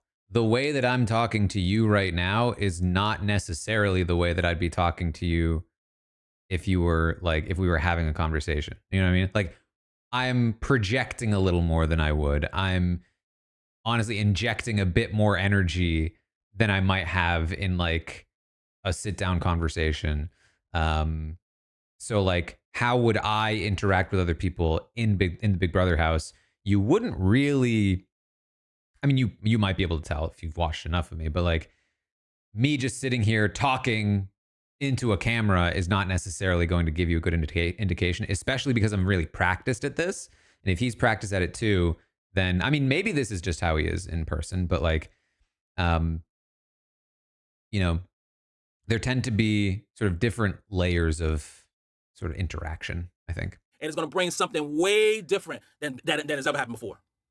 Tell us a little bit about your life in the outside world and how that has prepared you for Big Brother. I dare to think that there would be anybody in the house who's going to be sleeping beside me, or we chopping it up outside, has had many life experiences that I've had. And I think those life experiences are going to help me. It might hurt me because I might be like a know-it-all person, and I'm going to have to temper that down. But I really think that I'm prepared to be in a house with 15 other folks, trying to win this money. I don't have it's just like a gut feeling, so to speak, that I'm prepared. And although I've never been, sequestered away in a house with 15 individuals like this per se, I think being in Iraq or being in a military school for 6 months, I think it will help a little bit. Sit around and moan and complain about, various different situations where I've heard and seen, some of the contestants moan and complain about, I want to go home. I miss my mom. I miss my family. I miss my wife, my kids. But you know all that stuff when you signed up. Do you plan on keeping any Okay, secrets? I feel like I can see there's a charisma there. Like maybe he doesn't have as much energy in person, but like I think that he seems like a charismatic guy. I think that he can like hold his own. The question is, as I think the oldest person on this cast, how well will he fit in is the big question for typically for the older cast members. About yourself from the other house guests? I'm not going to tell the house guests that I did 22 years in the Army. That is not going to happen, no way, shape, or form. I am not walking in on day one with a target on my back because people are going to insinuate, people are going to make up whatever the case, whatever agendas that they have and fill in the gaps. I'm going to walk in the house as a regular guy who got a podcast talking women's basketball. Why will you win Big Brother? I love that. A regular guy that's got a podcast I love that because like it's so true. Uh, but like as the title of our podcast implies, like Rob is a podcast. Like the idea that just a regular guy has a podcast is just kind of like funny to me now. You know, like because it's true, but it didn't used to be true. Like it used to be. I mean, it was always more of a democratized thing than like radio or anything like that. But like having a podcast has become so mundane that this guy who has a podcast is like, yeah, I'm not going to say I'm in the army. I'm just going to say I'm like a regular dude, you know, with a podcast. I just think that's so funny. I think that my time in the military, the 22 years in the service, and my ability to be able to manipulate and adapt and pivot from various different situations will help me win Big Brother, honestly. And then I'll be the oldest one who has ever won Big Brother. I know the stats. I just turned 50, and I'll be the oldest one to win the show. How will you crush your enemies? I'm going to crush my enemies because, number one, I know when I walk into the house, I'll probably be the oldest one there. So everything they've done, I've done it 2 or 3 times. So I'm going to utilize the knowledge, the expertise, the wisdom, because the gray hair is not just a prop. It's like real. So the gray hair shows that I've been there a little while. I'm going to use everything that they think they know. I'm going to use it against them. I'm going to work these young kids like a puppet master. I'm telling you, I can't wait for it. I can't wait. There's been a lot of old people who came to the show, but you got a lot of old people who act old. So I just turned 50. I turned 50 about a month ago. And I'm not old, you know what I'm saying? So, but I know I'm going to go in the show. We're going to have 21, 22, 25-year-olds who are in the show. I'm going to be that cool old dude that everybody wants to hang out with. I'm going to be that cool old dude that wants to... He's expressing what I try to express every preseason, which is like, when I say he's the older house guest, I'm not calling him old. He's just older relative to the rest of the cast. Chop it up. I'm gonna be that cool old dude that you want to sit around on the couch or sit outside, you know, playing some pool and learn from the table of Captain Will. That's what I'm gonna bring that's different. You have a lot of cats who are older who want to stay off to themselves, or want to be the mom, or be the dad, or be the whatever. I'm not trying to be that dude. I'm trying to be the coolest cat in the room, and I want them to follow me. What are your biggest strengths? Ability to build relationships. That's number one. I'm a relationship builder. I'm a team builder. I love to talk, as you can probably see. I'm just able to fit into... I do think it would not surprise me. In fact, I would be surprised if this didn't happen. I would be surprised if there wasn't at least one person who voiced a theory that Will is a cop secretly. Because how often is the older dude on the cast actually a cop? Pretty often. And he has a military background that he plans to hide. So like any of that slipping through, I think is just going to read cop to most people.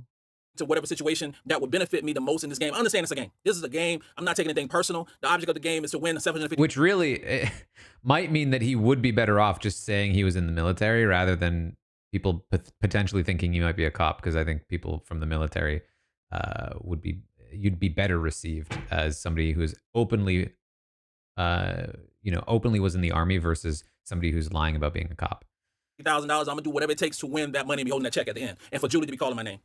Additionally, really like proving he can hold his own in competitions, or indicating that he might be able to hold his own in competitions by saying I was in the army for 22 years.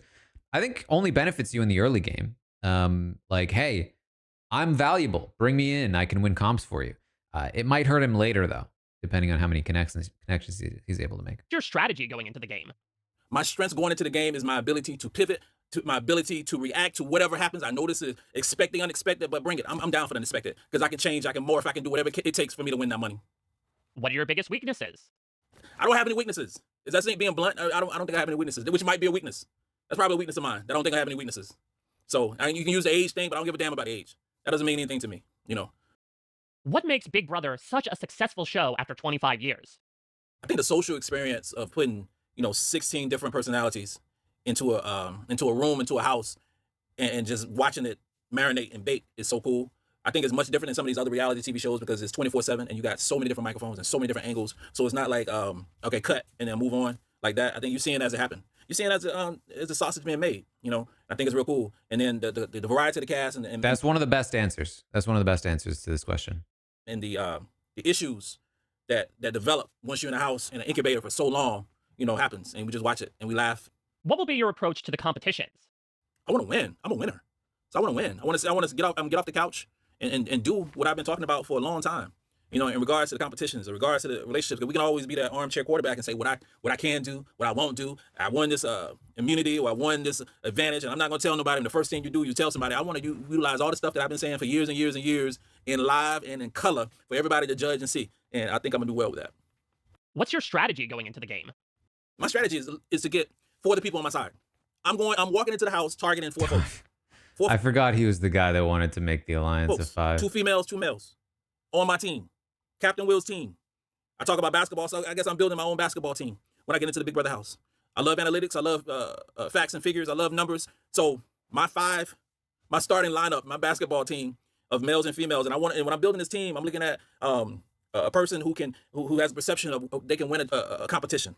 So you need some dogs on that team. You also want somebody who's that ultimate Big Brother know-it-all, who's seen every episode backwards and forwards, who knows some of the strategy that I might not know in that realm of Big Brother because they watch every season over and over and over again. I want that type of person on my team. I want a person who is old as me. If not as old as me, pretty close to old as me, so we have something in common. So we can talk about, jacked up knees. So we can talk about blood pressure medication. So we can talk about things like that. So we vibe on some level like that. I want a team that not necessarily look like me because I want to catch people off guard. So like he's talking about the next closest person to him in age is Amy, I think, at 43.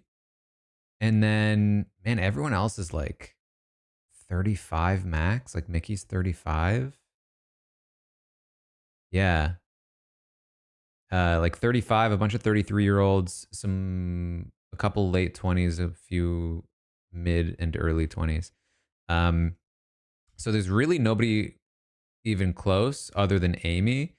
And she's so pro-women, which I think will not be great for him. I don't think she'd be like super opposed to working with him, but like he's a sports guy, Like I think that's kind of a tough reach if she's like really concentrating on playing with the other women. He does talk about women's basketball. That might be something, but he does not like strike me as somebody would like really wants to work with women would like gravitate immediately toward. All right. You see a 6 foot, somewhat athletic black man who served in the military. You want to look at him a certain way. But my team is going to be made up of all different flavors and colors and nationalities, and we're going to run this game. And then when it's time to cut my team, when that time does come, then it'll happen. I think it's possible though. Again, it's hard to see exactly how he'll interact with other players, but I do think he's charismatic. I think he's going to be pretty likable. It's hard to say, but I think that the possibility is certainly there. And so it's definitely not impossible. What's on your Big Brother bucket list? I want to, Zingbot, that's a given. I want that. I want all the smoke with that. I want my kids to clown me when I get home. I want the costumes. I want a crazy costume. I want the worst. I really do. Because my wife and I, we typically dress up for Halloween. So that's we always poke fun at ourselves. Last time we dressed up, I think I was a pimp. So I have fun making fun of myself. So that would be cool. I think that's great. I think that's a really good sign, especially for him. Being able to poke fun at himself, not having a big ego. Especially for like the older player, I think is huge because it's a great, I think, universal and I say this because he seems like a really confident guy. And so confidence combined with humility is a great mixture. If it's just self-deprecation with no confidence, it's a little bit like it's too much, right? If it's all confidence with no self-deprecation, that's also too much. But if you mix the two well in the right way, it's a great combo and a great way to sort of universally draw people to you or be open to people being drawn to you, I think. The OTEP, that's always nice. Oh, the one where you writing on the comic book thing. Oh my God, because I'm a Marvel nerd. So to see me as a comic book Oh my god, that'd be insane. You can vote me out then. That's cool. He's funny. Why will you win Big Brother? My name's Zay. I'm 23. I live in Utah. And I think I have what it takes. I know I have what it takes to win Big Brother because I'm gonna be the most fierce competitor out there, physically, socially, and mentally. I'm gonna sweep away the competition like a janitor. I will be the one to win Big Brother Like a because janitor. I'm the most well-rounded that's gonna be in the house. I have the physical aspects. I'm gonna kill in the competitions. I have the mental game on lock, and I have the social game. I know I'm gonna get along with everyone in the house. I'm gonna be able to vibe with everybody. I'm gonna be able to kind of chameleon myself and make sure that everyone likes me. And I'm vibing with all the people in the Oh, house, this is all the other house guests. I'm gonna kill the competitions. What's That'll his be one of name, my strengths friend? physically. I'm I'm smart up here, but I'm also strong like in athletic. What's your reaction to getting to play Big Brother? It feels insane to be a house guest on Big Brother in season 27. Sammy. It's been a long process and it's kind of felt like it's never gonna come, and now all of a sudden it's just here out of nowhere, and it feels unreal. I mean, I think that there's like an initial impression of him that feels a little like you're a little wary, perhaps, if you are not always fond of this archetype. But I think Sammy was pretty fun on Survivor. He does sound a lot like Sammy. I actually feel like if he's got a lot of Sammy in him, then he might be like kind of a funny guy in a way that I don't know that this interview is giving so far. What will be your secret weapon in the house?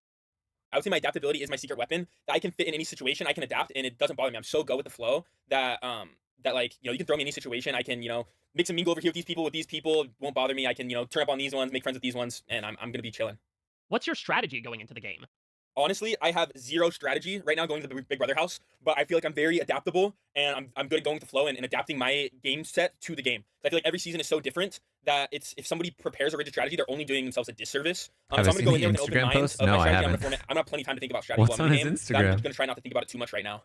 What makes Big Brother such a successful show after 25 years? And I think Big Brother's been such a big success because every season is so different and exciting. Every house guest is so unique, and there's so many different dynamics all playing into each other. So much excitement, new challenges every season, new twists. And so I think it makes it always really exciting to watch where people will watch it 25 years later. I think being in a house with 16 or 15 other people, 15 other house guests from all different walks of life is super interesting, and I'm excited to learn from them, compete with them, beat them, but also like learn a lot about myself in the process. Oh boy. Why will you be the player to watch this season? Why will I be the one to watch this summer? Because I'm gonna be so fun. People are not gonna be able to keep their eyes off of me. They're gonna be logging into the live cams and watching me. I don't know, eat, plot, strategize, all the good stuff. Would you The be hoping live for cams. a showmance? Man, I just had a moment of like, I've had lots of these moments over the last few years of like, oh, this is relevant to my experience of writing the book, but I can't talk about it. And then I was like, no, I can talk about it now. Live cams is genuinely what they used to say about the live feeds. They called them live cams like way back. Like not everyone called them live cams, but that was like a term in like the early 2000s. Which, My intention is to people not enter talking about the showmans. frosted I know tips the too. viewers probably will not want to hear that. My intention is to win $750,000, and I know showmans could put that in jeopardy. And so my eyes are on the prize. I would be very surprising if they put a girl in here that was worth sacrificing all that money for. Will you be more of a hero or a villain in the house? Honestly, I want to kind of play the hero role a little bit this season. Just because those juror votes really come in clutch at the end, and my intention is to go to the end, and I don't want to make too many enemies. Like I want to play smart enough where people respect my game, but I don't want to make so many enemies and be a villain that I don't get votes at the end, and I'm play a good game, but I walk away in second place. That would kind of blow. What will be your approach to It the competition? sucks. I feel like I could easily make myself too much. It sucks that a guy like Zay feels that way. I think the show has been giving the wrong message. If a guy like Zay, who doesn't know the show, comes onto the show and is like, I can't play too hard. I don't want to burn too many bridges. It's like that we are giving the wrong message. You know what I mean? Like a player like him should be coming on like, I'm going to slit some throats. I'm going to play hard. And not be worried that they're going to lose the game because of that. Much of a target like early on. If I come out and I'm like doing a little too much or like win a little bit too much off the bat and make myself a little bit of a target and have people gunning for me right off the rip. Do you plan on keeping any secrets about yourself from the other house guests? I haven't decided yet if I want to talk about the fact that I do sales. I feel like it can go either way because I've seen people get targeted for being in sales, but I don't really think I can hold up a lie very well. Like a long term, I feel like it's gonna slip, and so part of me feels like I might just get out of the way early and just hope that they don't target me because of it. I actually haven't decided yet my strategy at all going into the house. I feel like I'm just gonna kind of go with the flow. Like when I'm in here, I'm either gonna I'm say it or so I'm glad not. Rob reminded me of How will that you crush thing in your Survivor, enemies? because that I'm gonna makes crush so much people more multiple sense ways. to me Like now. I'm gonna crush them in the competitions, and have power that way. But I'm also gonna crush them mentally. I'm not afraid to backstab, blindside somebody when the timing's right, pull a big move in the game in order to put myself on top, kick somebody else out of the house. That's what he should be saying the whole time. To start, tell us a little bit about yourself. Give us your name, where you're from, and what you do. Hi, I'm Jimmy from Washington, D.C., and I'm a strategy consultant. What's your reaction to getting to play Big Strategy Brother? consultant. It feels incredible, all right? I've been on edge on my... I noticed that he seemed to avoid using AI in his bio/interview. Does he not even say AI at all? Well, let's keep track of it, because he's labeled as an AI consultant. But AI is not exactly a very popular thing. And so perhaps there's something going on here where he's like, let's call it strategy. In the same way that I might not say I'm a podcaster now, I might say I'm a content creator. Lest somebody get the wrong idea of me as straight white man in his 30s who has a podcast. This guy might be like, let's say I'm a strategy consultant, not an AI consultant. my seat for like the last few months at this point. Well, I guess a month and a half. But it's incredible. I mean, like, if you had told me a year ago today when I was celebrating the 4th of July in Idaho that I'd be now sitting in the Big Brother diary room talking to you, I would tell you, there's no way that was the case. And right, and especially like younger me, Jimmy, who was watching BB16 10 years ago, shortly after coming out, and shortly after having my parents lose our house. Like, if you had told me, flash forward 10 years, the 25th anniversary of the show, I'd be sitting right here, I wouldn't have believed you. And I am so excited to be here. It's insane. And I'm ready for this summer of twists and turns. I can't wait to see what's ahead in store for us. Why will you win Big Genuine, I still feel like I can't. Well, I already talked about this a little bit, but even so, I feel like I can't introduce myself as an author, because then people will be like, "Oh, what books have you written?" And I'd be like, "The one." Brother? I'm going to win Big Brother because I have a strategy background, professionally and personally. I come from a world where manipulation and understanding who you want to get something from and when you want to get it is key. And I come into the house with a strong... What does that mean? What does he do? Amount of self-awareness. I know what I need to say, I know who I need to say it to, and I know exactly what I need to do to win. I'm ready to put my chips on the board, I'm ready to show my cards, and I'm just ready to play, and ready to play to win. I'm not here for the experience, okay? Some people come into the Big Brother house for the experience, but I am here to win because that $750,000 check is gonna have my name on it. I know I'm going to win Big Brother. First, I've been manifesting it for weeks now, all right? I've been seeing myself walk out of onto that stage, seeing Julie Chen. For some reason, the confetti's purple to me, so I've been seeing that. I'm excited for everybody else to see it too. But I have the smarts. I have the social game. And I know what it takes to win competitions and when you need to win competitions. I know how to play people. He's obviously like, he's in DR mode right now. There's like barely a hint of like lounging around the house, Jimmy. And I know how to manipulate them. But at the end of the day, I also know how to build relationships with and create friends. I know how to work a house and a group of people in a way that strategically matches the goal that I'm trying to achieve, which in this case is winning Big Brother. So I'm going to lean into that social game. I'm going to play with my competition and strategy smarts. And I'm also going to make friends along the way and walk out of that house collecting a check of $750,000, all right? Tell us a little bit about your life in the outside world and how that has prepared you for Big Brother. Outside of the game, I'm Jimmy. I work, I play tennis, I hang out with my animals and my long-term boyfriend, Sean. And I have a lot of really close and tight-knit friends. I've moved around a little bit. I went from Florida to a college where I knew nobody and built a whole network from there. And then after college, I did it all again in a whole new city, built a whole new network and a whole new group of friends. And through that process, you find a lot of confidence in yourself. You really understand who you are, what you want to put out into the world, and then what you want to get from the world too. And I think that breeds a level of insight and maturity that somebody at 25 actually has that I think is really cool. And so into the house, I bring my smarts, I bring my life experiences, and I bring this unabashed confidence and understanding of who I am and what I want to put out into the world and what I want to receive from it. Why will you be the player to watch this season?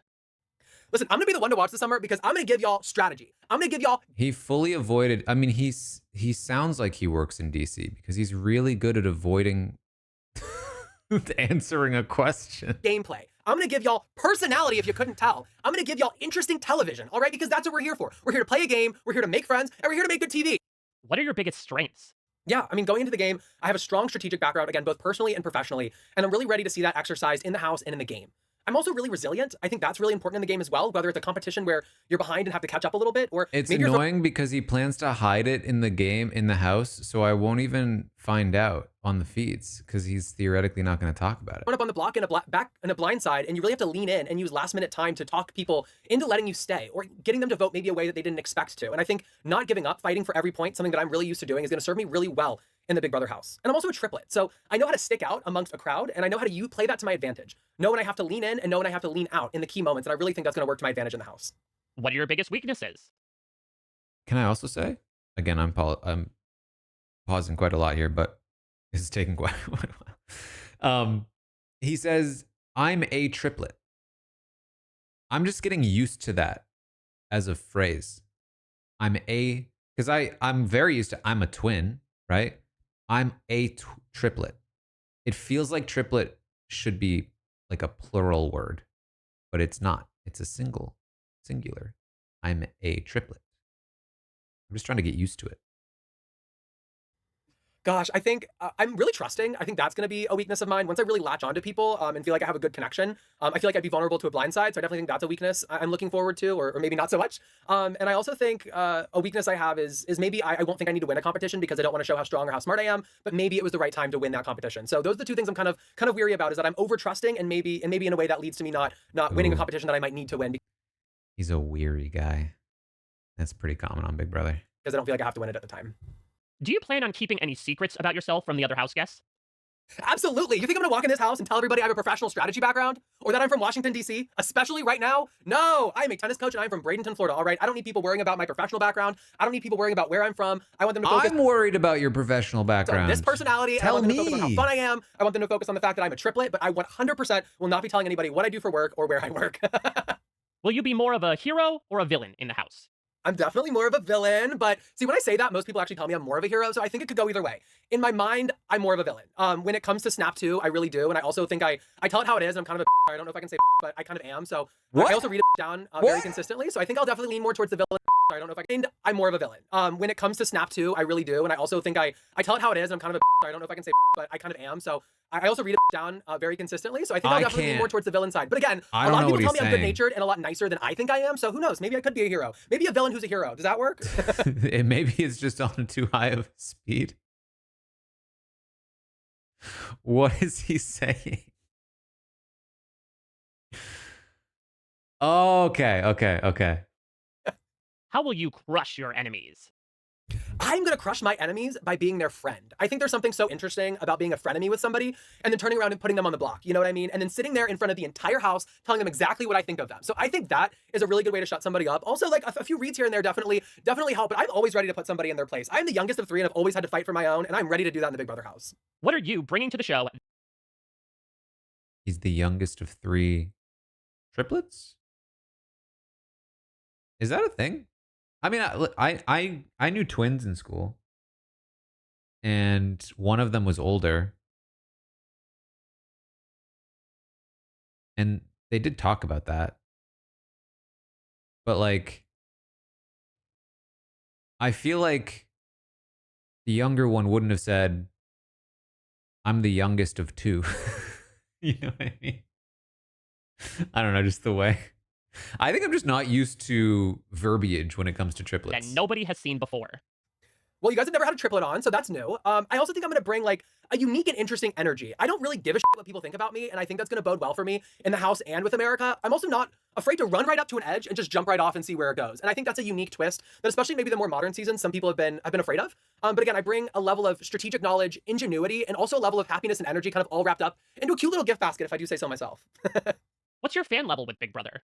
Yeah, I would say I'm a solid fan. I've seen most Big Brother seasons, not all of them. I started watching with my mom, primarily around like earlier Big Brother seasons around BB10. And then I've just watched since then. So I've seen a lot of the show. I wouldn't consider myself a super fan, but I'm definitely a big fan of the show and definitely understand how the ins and outs of the shows work, the unique characters that exist, and really how to play a solid game that you really want to do to win, right? Not showing all your cards at once, but moving strategically through the game.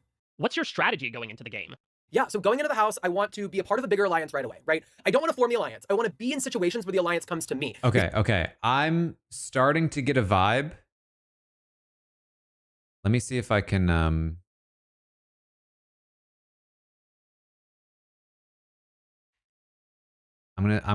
gonna put this up on the screen. You tell me if this is wildly off base.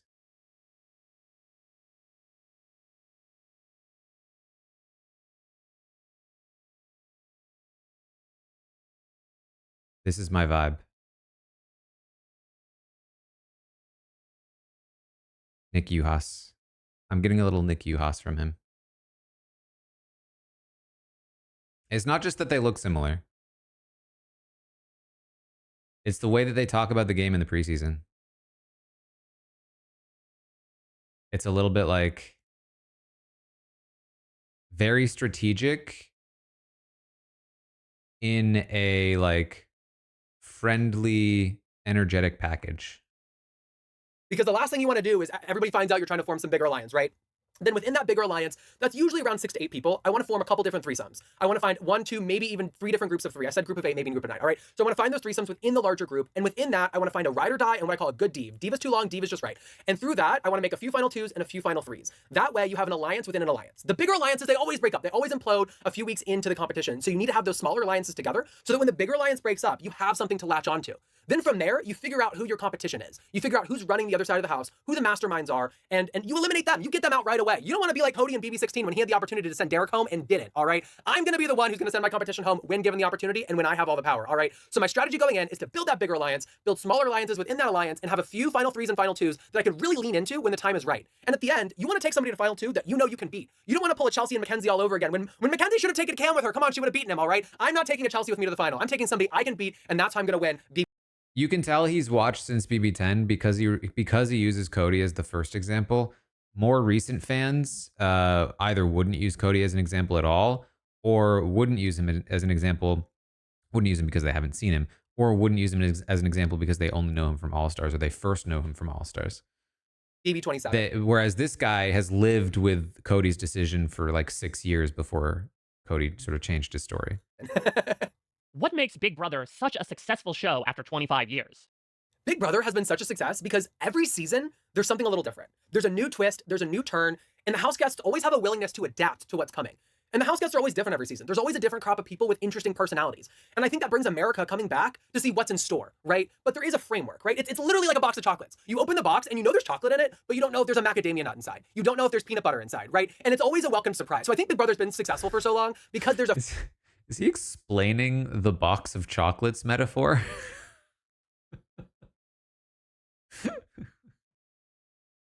It's like, in case you've never heard this one, here's why I'm using this. Here's why this works as a metaphor for what I'm saying. A formula and a lot of variables within that formula that keeps the show interesting and keeps people coming back. And hell, this season they get to see me on the screen, all right? So that's even better for them to come back 25 more years after this. Catherine. To start, tell us a little bit about yourself. Give us your name, where you're from, and what you do. Hi, I'm Catherine Woodman. I'm from Columbia, South Carolina, and I am a fine dining server. What's your reaction to getting to play She does Big say Brother? fine dining server. I mean, it feels really good. I'm super excited to be in the Big Brother house and to be a house guest this summer. I think no matter what happens, I'll have a lot of fun and I'll learn a lot about myself. But the goal is obviously to win that money at the end of the day. Tell us a little bit about your life in the outside world and how that has prepared you for Big Brother. I'm going to say this. Is fine dining server like me saying I'm a content creator? Side of this game, I am a waitress. I accommodate to people's needs all the time, and I can keep a straight face when I genuinely don't like people very much, and they have no idea and still end up giving me money at the end of their service. So I think that's a skill that's going to really help me in this house because there's a lot more money on the line in this house than there is a tip at a table. I'm also I have a degree in public relations. I know how to twist things, which is something that the PR professors never want you to say, but I can twist a story to make it sound right and to work in my favor, and I have that skill from 4 years at a university. So I am ready to go with the skills that I've developed. Why did you want to compete on Big Brother? I want to compete on Big Brother to really prove to myself that I can do something like this. I can be taken seriously. I have gained all of these skills from experiences in my life, strength from going through a lot when I was younger, just some form of intelligence from going into school and learning how to read people at my job and in school as well and read situations. I think it's probably the best example to myself of what I can truly handle and also how much I can get out of a situation. What's your strategy going into the game? My strategy going into the house is to kind of try to be everyone's friend. I don't want to be too overly that way, and people think that I'm just trying to make connections in order to stay in the house because I'm likable. But I think definitely after the first couple of days, I'm slowly going to be trying to like infiltrate different little groups that I might see forming, just to make People are saying she looks like Christmas. I don't really see it other than like they're blonde. sure that I'm still in the background of their heads as somebody that they enjoy being around and like being there. So I'm not a target up front when people are just trying to get rid of people and not get too much blood on their hands. Why will you win Big Brother? I'm going to win Big Brother because I think people are going to underestimate me and they're not going to anticipate my strong social game. What are your biggest strengths?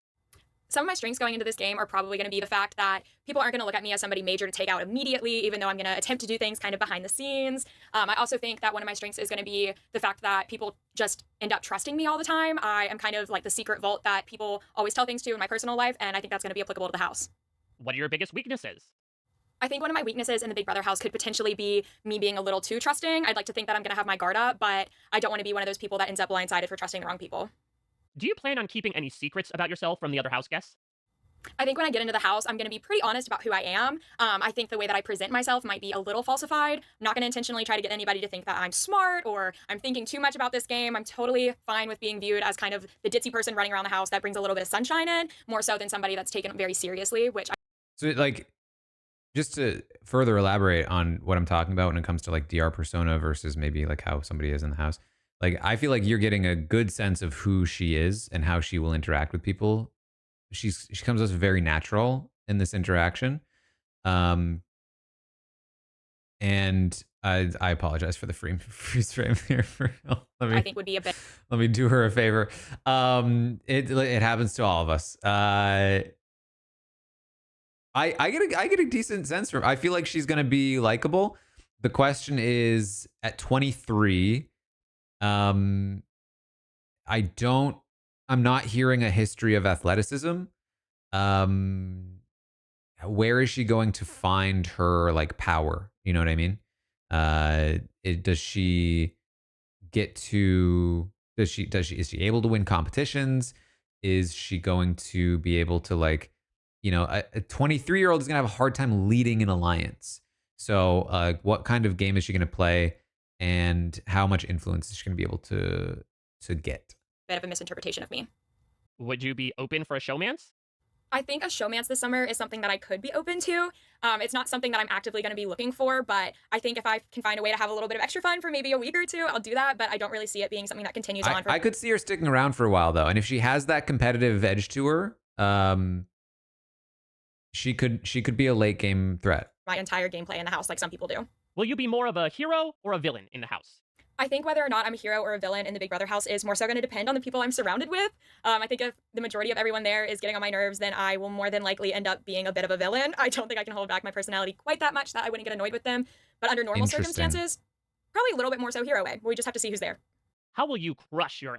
I say this all the time. If somebody tells you something that might be perceived as negative, you can bank on it pretty much being true, right? Like, if somebody's like, oh man, I do sometimes have an issue of like blowing up on people that I don't like. It's like, okay, so you definitely blow up on people you don't like.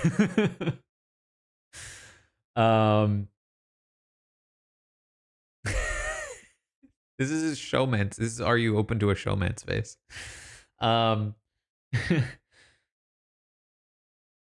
The fact that she was like, I might have a hard time with people, because her initial thing too was like, she's good at pretending to like people, but she might be a little more of like a hothead, given that previous answer. Enemies. I think I can crush my enemies potentially by, once again, just them underestimating me. I think it's something that they're not going to expect if I go behind someone's back or if I make a slight bit of moves. I think I'm a bit manipulative, and I think I can convince people that my ideas are their ideas if I need to get some strong people out. What will be your secret weapon I think I could see it. I think my secret weapon is going to be the fact that I'm going to come off extremely trusting. I think she's got a little bit of iron in her. I think I can see that. People aren't going to be expecting much from me probably going in, and I genuinely want to portray myself that way, so that's going to be a big part of my gameplay. What are you bringing to the show that nobody has seen before? I think I'm going to bring to the show somebody that is a bit younger, and there have been young people before, but someone with a lot more depth, I think, than anybody that's probably been on the show below 25 before. I've experienced a lot of things. Dude, why would you say that? I feel like it was even worse hearing it out loud. First 23 years of life already, and I think it's going to show a lot more facets of myself than I think a lot of people my age would be showing. What's your fan level with Big Brother? Honestly, my fan level is like, I'm a big fan. I love the show. I'm very entertained by it. Super fan, not so much. I wish I was. I think it would really help my preparedness, but I have seen a few seasons and I love it. It was something that I got kind of hooked on immediately in the past like year and a half, honestly. There's only so much you can watch in that short amount of time. So we'll see how that works for me. Why will you be the Read a player whole to book. watch this season? I'll be the one to watch this summer because I am probably going to be one of the most entertaining people in the house. I genuinely think that I'm just going to be a fun person to see navigate the game. I think most people these days are super fans and they are so incredibly cautious with their gameplay, which yes is good, but also have fun, make moves, do something important while you're there. You know, you don't want your time wasted just being super cautious of everybody else in the house. What makes Big Brother that's a such great perspective. I don't remember reading that bit. That's a great perspective. I'm telling you, I think she's got some backbone. I think she's maybe one to watch out for here. successful show after 25 years? I think Big Brother is genuinely the staple entertainment for Americans. It has funny moments. Like it's possible she just flames out early, but like if she gets any power, I think she'll wield it. You know what I mean? Big outlandish competitions that are just fun to watch and seem like, wait, I wouldn't mind competing in that just for fun, let alone for money. There's a lot of things at stake, whether or not it's relationships within the house, friendships, also the money at the end of the day. I mean, there's so many different things going on and it never gets boring. So I think that's why Big Brother is just such a staple American show for people to watch. Keanu. To start, tell us a little bit about yourself. Give us your name, where He you're was from. one of my favorites based on the written version. So let's see. And what you do. My name is Keanu Soto. I'm a personal trainer and nutritionist from McKinney, Texas. What's your reaction to getting to play Big Brother? It feels great to be a house guest on Big Brother. It's been a long journey to get here, and I'm just happy that it's finally here. Tell us a little bit about your life in the outside world and how that has prepared you for Big Brother. A little bit about myself. Been doing personal training for 15 years now. In that line of work, you do meet a variety of different folks. I believe that, and coupled up with my ability to do like improv and things of that nature, I feel like gives me the tools and the ability to, like I said, connect with a variety of folks. But the improv aspect of it gives me the ability to think quickly, on my feet. And when things might not necessarily go the way that you envision them to, that's a tremendous skill to have. And just my ability to dungeon master as well, if you will. And being a dungeon master, you got to step into different roles, become different people. And I feel like being able to do that will provide me with a unique skill set. Okay. The downside here is maybe like an Austin BB17. Like big guy with a big nerdy side. But I think there's a lot of upside there too. That a lot of people don't have or are not familiar with, and that will ultimately give me an edge. Why did you want to compete on Big Brother? Why did I want to compete on Big Brother? Honestly, I really just want to challenge myself. Followers I feel like a lot of people may fitness. look at it on TV and be like, I could do that. And I don't think people really realize what it takes. I realize what it takes, and I feel like I would do exceptionally well. So I really want to just challenge myself. Why will That's you interesting. win He comes off very naturally to me. He doesn't come off as somebody who's like prepped with like social media experience. I'm going to be the one to win because I can tell you right now, I want it more than everybody else. I know everybody's going to say that. But I mean, I guess fitness content, maybe he's not like, does he like talk a lot in his fitness content, or is it a lot of like doing fitness? Man, I feel like I have a complete game. I have the social, the physical aspect of it, the mental aspect of it. I feel like I just have what it takes to win. What are your biggest strengths? My strengths are my ability to connect with people. So my social game. And like I said, I'm no slouch on the physical side of things either. And I believe that people he is a wrestler. Underestimating He certainly by looks looking like at me and seeing that he's probably a physical beast, they will underestimate my mental game as well. So I feel like that is a strength I will have going in. What are your biggest weaknesses? Poof. Yeah, I trust people way too easily. I like to think that I have a good read on people, but if I don't, that's definitely something that they could take advantage of. I definitely trust too easily. Do you plan on keeping any secrets about yourself from the other house guests? No, I mean, as far as like profession and things like that, personal trainer, that's a pretty common profession. The fact that I'm like a super nerd or something like that, I don't He's think 33. He's the necessarily same that'll age as be a me. detriment to know. If anything, it'll make me more relatable to people. Even though hold on. I can. I'm much smaller than him. Also, no, I don't think I'll withhold any information. I'll gain my enemy's trust. And, this is Big Brother, so it may not be normally in my character to betray that trust, but you got to do what you got to do to win $750,000, right? What are you bringing to the show that nobody has seen before? I've seen quite a few seasons of the show now, and I don't believe there's ever quite been like someone who looks like me that is quite as charismatic. I know Brent from like season 20, I think it was. He was a pretty charismatic built guy, Brett? but he's definitely not like nerdy like me. And I like to think of myself as a chameleon, a very well rounded like person. So he doesn't. I mean, if I were him and I were thinking of like, he's talking about people who look like him, and the closest he could come up with was Brett, which tells me he's mostly looking for size. And that tells me that he likely hasn't seen 17, right? Because you would have said Austin. So he probably started somewhere between 18 and 20. Oh, no. He's been watching forever. He's the one that said he liked Kaser.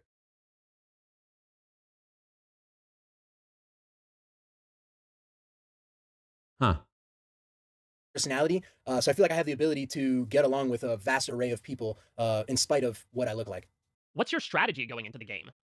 Man, I really just he said he liked when, I mean, we'll see it. He said he liked when Kaser told Maggie, I sealed your partner's fate. want to focus on my strengths initially, which is just connecting with people. And yeah, like Jesse, obviously, even further back. Someone or a player that was very good at that in the 2 seasons that he was on was Enzo. I know he's originally from season 12. I can't remember what the All-Star season was, but he was in that one as well with Cody. And I feel like his social game and his ability to connect with people always takes him far in the game.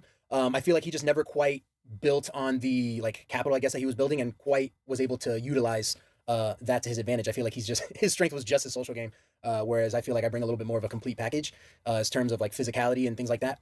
So I feel like I would have a similar game plan, just being social, connecting with people, letting them know that I, will fight for them, and I could, in that vein, they'll probably end up fighting for me as well, and take each other to the end. And when it comes time to be one-on-one, that's when I'm gonna pounce, and I'm gonna show, my true ability, my true form, if you will. Because like that too, like he gave an analysis on Enzo's game, talking about Enzo from 12 and All Stars, and he gave like I think a relatively good analysis of Enzo's game in the sense that like he's a really good social player but can't capitalize on it. So I mean, he strikes me as somebody who has watched these seasons. What makes Big Brother such a successful show after 25 years?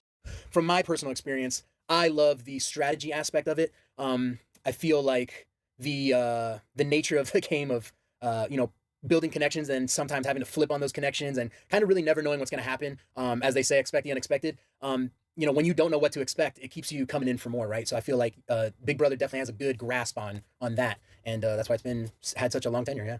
Why will you be the player to watch this season?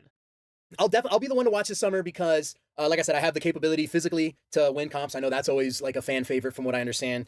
My social game's going to be there. So I'm always going to be having, game conversations, not too early because I know that people that play too hard at the beginning end up getting the boot. But yeah, I'm just going to be very involved in a lot of different aspects of the game. And I feel like I feel like the message that players learn, oh man, I don't want to play too hard too early. So many people on this cast talked about lying low in the beginning.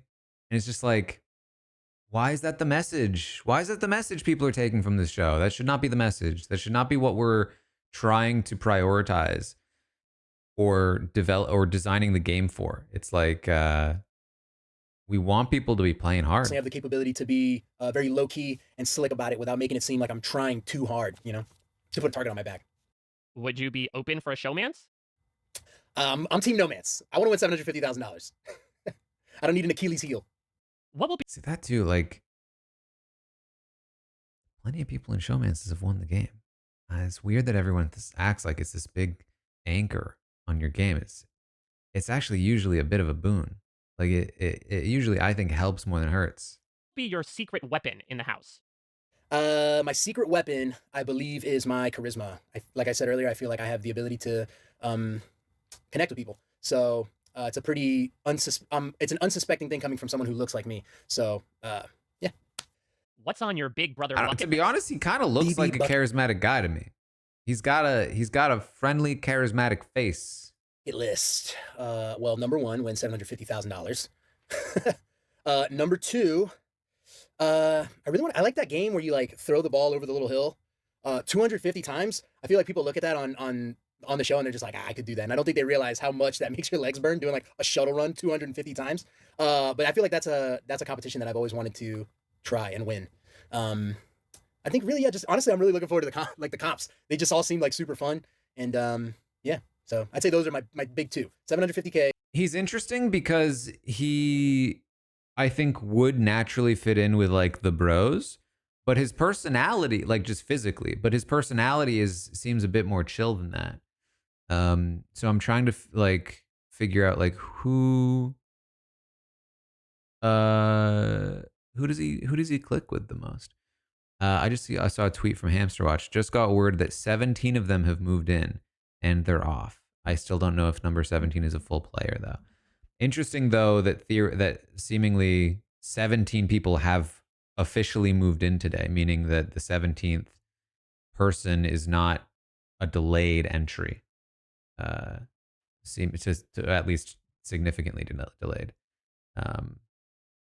Yeah, we still don't know if they're staying. Playing the comps. What will be the easiest and hardest parts of being a house guest? The hardest part about being a house guest, for me personally, because I've always lived by myself, is going to be living with 15 other people. And also possibly having to wait to use the restroom. That sounds horrible. Probably another hard thing. I'm a little worried that he will get into the house and be a little withdrawn, actually. That he's maybe a little bit of an introvert. It might not be a right read. It's always hard to tell just from interviews. But like, if he's not used to being around people all the time, it might be a little overwhelming.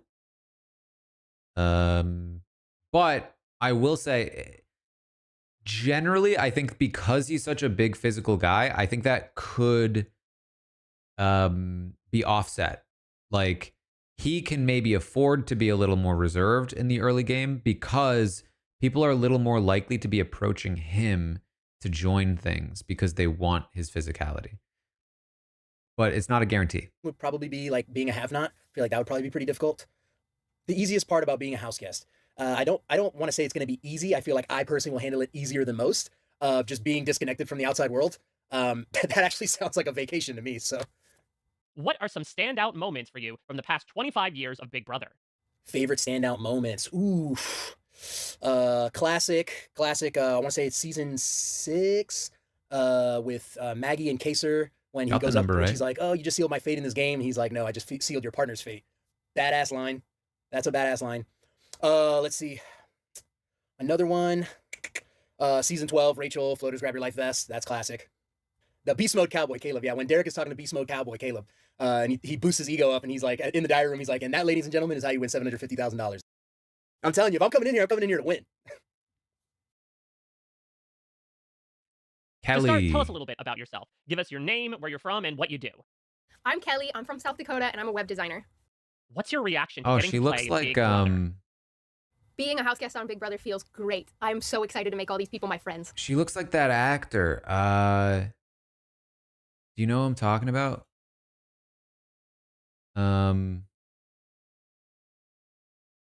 Yeah, Kate Mara.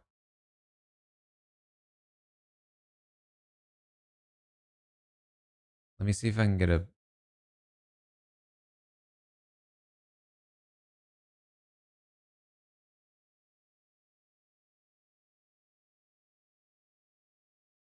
Right?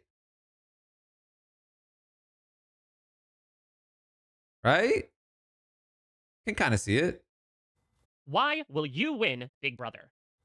Listen, I'm going to be the one to win Big Brother because I'm a farm kid and I have farm kid grit. Back on the farm, there's no such thing as I'm tired of this task and I'm done with it, or this task is too hard and I'm done and I'm just going to go inside. No, we finish the task. Whatever needs to be done, we do it. And that's what I'm going to do in this house. I'm going to be a farm kid. Tell us a little bit about your life in the outside world and how that has prepared you for Big Brother. A little about Kelly. So I am a solo traveler. I've been to 42 countries, all 50 US states, and literally half of Mexico. I've stayed in hostels. I'm good with communal living and sharing a kitchen and sharing a bathroom with 16 people. This is like second nature to me. This is gonna be great. I also grew up in a super small town, like 50 people small. And my graduating class was 64, and it was us from kindergarten to senior year graduation, the same people, the same building, all 13 years. So I'm used to being locked in a room. Like this would be perfect for me. What are your biggest strengths? She's a good speaker. My strengths are definitely my social skills and my ability to read people. What are your biggest weaknesses? My weakness is definitely going to be competitions. I'm not super competitive. Not that that's going to stop me from winning, of course, but not super competitive in like, I need to win this thing. I'm also very clumsy, so I have a feeling competitions are not going to be my strong suit. Do you plan on keeping any secrets about yourself from the other house guests? I would love to not reveal my profession, and like I have a couple really successful businesses that I run, and I would love for my house guests to not know that. So I'll try to downplay it as much as I can. Also, the fact that I've traveled so extensively. How will I crush? Yeah, I didn't read this off the written word, but she has a lot more charisma than I thought based on the written version. I mean, let's keep going, but I think she's actually got like she's a lot more interesting than I thought she was. My enemies? I'm definitely going to kill them with kindness. What are you bringing to the show that nobody has seen before? I'm going to bring to the show this weird, quirky energy. I'm going to be everyone's hype woman. I'm here to hype up all my house guests, and I'm going to be everyone's friend. What's your strategy going into the game? So, when I am traveling, I like to say the best way to go is with no plan at all, and that's sort of how I'm entering the Big Brother house. You know, I've only seen the 1 or 2 seasons, and I think having a fresh perspective is going to help a lot. My strategy is to lay low for the first few weeks, and hopefully make it till jury, and hopefully make it all the way. If I can rely on the social aspect and the friends that I make, they're going to have a really hard time voting me off. I just know it. See, that really turned me off. It's a really bad answer in my opinion. Be the player to watch this season. I'm the one to watch this summer because I'm quirky, I'm fun, I'm gonna bring the fun dances and the fun songs to the house. I'm gonna make everybody do little dance parties, even if they don't want to. What makes Big Brother such a success? She could also like completely crash and burn, to be honest. I'm struggling to figure her out. Show after 25 years. So this year being the 25th anniversary of Big Brother, you can tell that it's a long-running show because of the drama and the social aspect, and that's what I'm here for too. I'm so excited to see how me and my fellow housemates get along, just like watching the show. Would you be open for a showmance? I am in a very happy relationship with my boyfriend of 8 months now, and I do not see myself getting into a showmance. Even if I didn't have a boyfriend, I wouldn't worry myself with a showmance. Will you be more of a hero or a villain in the house? Oh, if I'm a villain on this show, you know something has gone very wrong. I'm definitely not a villain. I don't know that I'll necessarily be a hero, but, you know, if, like I said, if villain comes to mind for Kelly, something has gone very wrong. What will be your secret weapon in the house? My secret weapon is my spontaneity and my bravery. You know, I'm on this crazy show with all these crazy new house guests, and I'm embracing the challenge, and that's my superpower, is I embrace and I adapt. I think part of her charisma is that she's got like this confidence to her that I think is really like attractive as a person. But I think my worry for her is that like does she fit in with the rest of them? Like she's so sure of herself, and I think that would make her like a cool friend. But is that a good thing for her in the game if she's going to be so distinctly her? If that doesn't click with other people in the house, that they are all, you know, a little more people pleasy, a little more like willing to be like, well, I'm going to figure out who I am over here. I'm going to like try to fit in over here. Meanwhile, she's just kind of like, hey, I'm me. And that might, like, you've sort of seen people like that before, and it sometimes can cause crash outs. But man, I think there's a lot of like, I think she could be total crash and burn early, or she could be like a little bit of a sleeper. I don't know.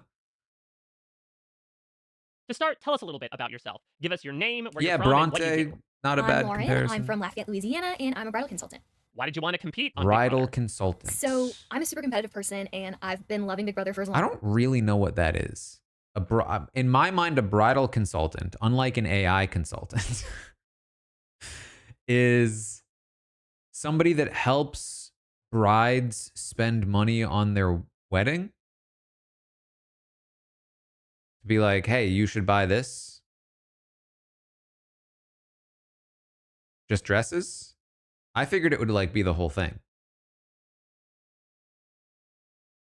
I imagine that's a pretty lucrative business because I know weddings are like wildly overpriced. As long as I can remember.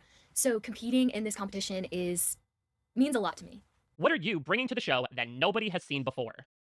I don't think Big Brother has really seen somebody who is This is just a super dresses. sweet Southern Okay. belle, but at the same time is willing to and will crush people in competitions if she needs to, and a super fan as well. What's your strategy going into the game? So I think my strategy going into the house is going to be really sort of like taking in each person and sort of feeling people out, getting really close to them, and sort of figure out what their strategies are going to be and sort of build off of that.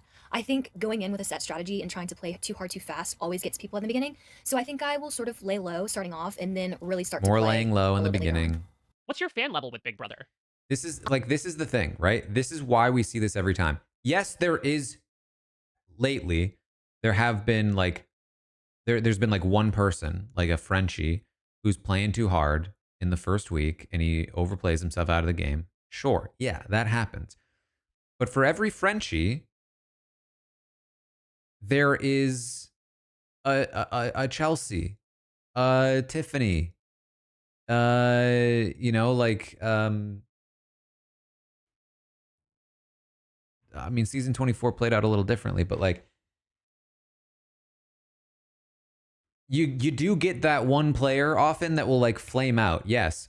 But if 10 people go into the game saying, I'm going to lie low in the early portion of the game, what that means is they have opened the door for those other 6 people. One of those 6 people is going to flame out. The other 5, or maybe even less, the other like maybe 3 to 4, they're going to completely take the reins of the game. Though the few people that don't go in saying, I'm going to lie low, those people are going to be able to lightly tap the accelerator and find themselves in charge of the entire house structure. And what they do with that is up to them. They can do well with it. They can do poorly with it.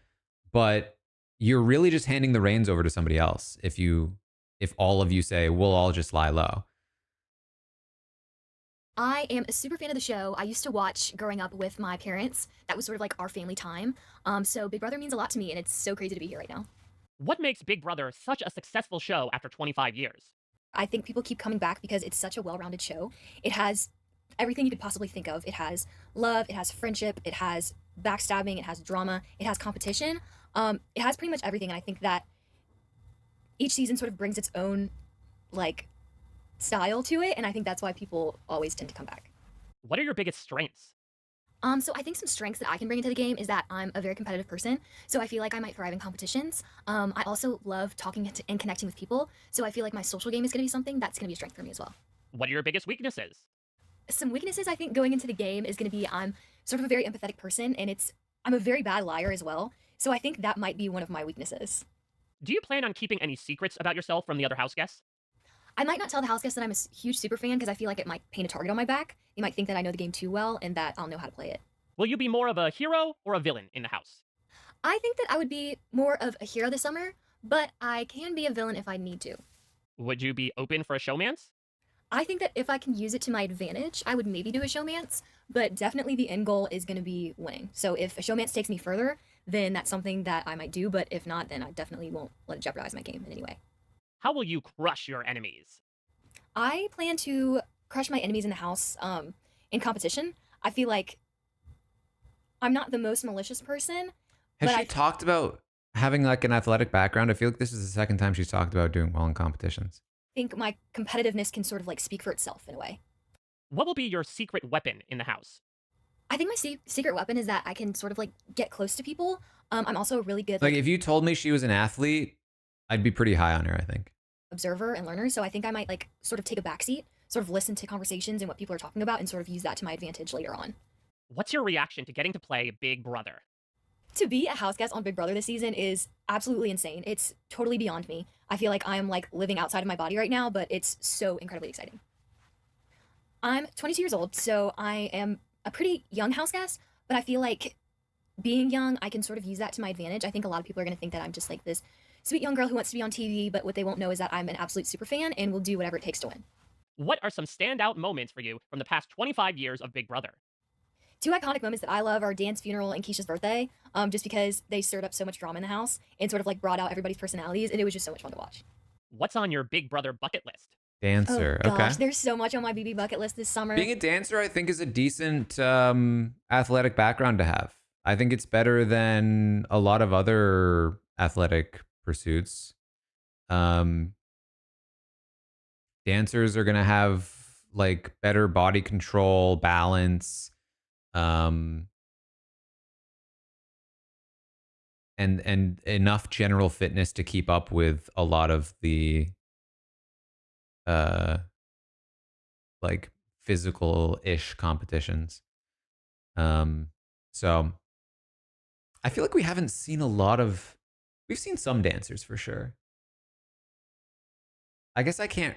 I guess to be fair, I can't really think of many dancers that were good at competitions. But also, we haven't had a lot of, I would say, dancers in the modern era of competitions.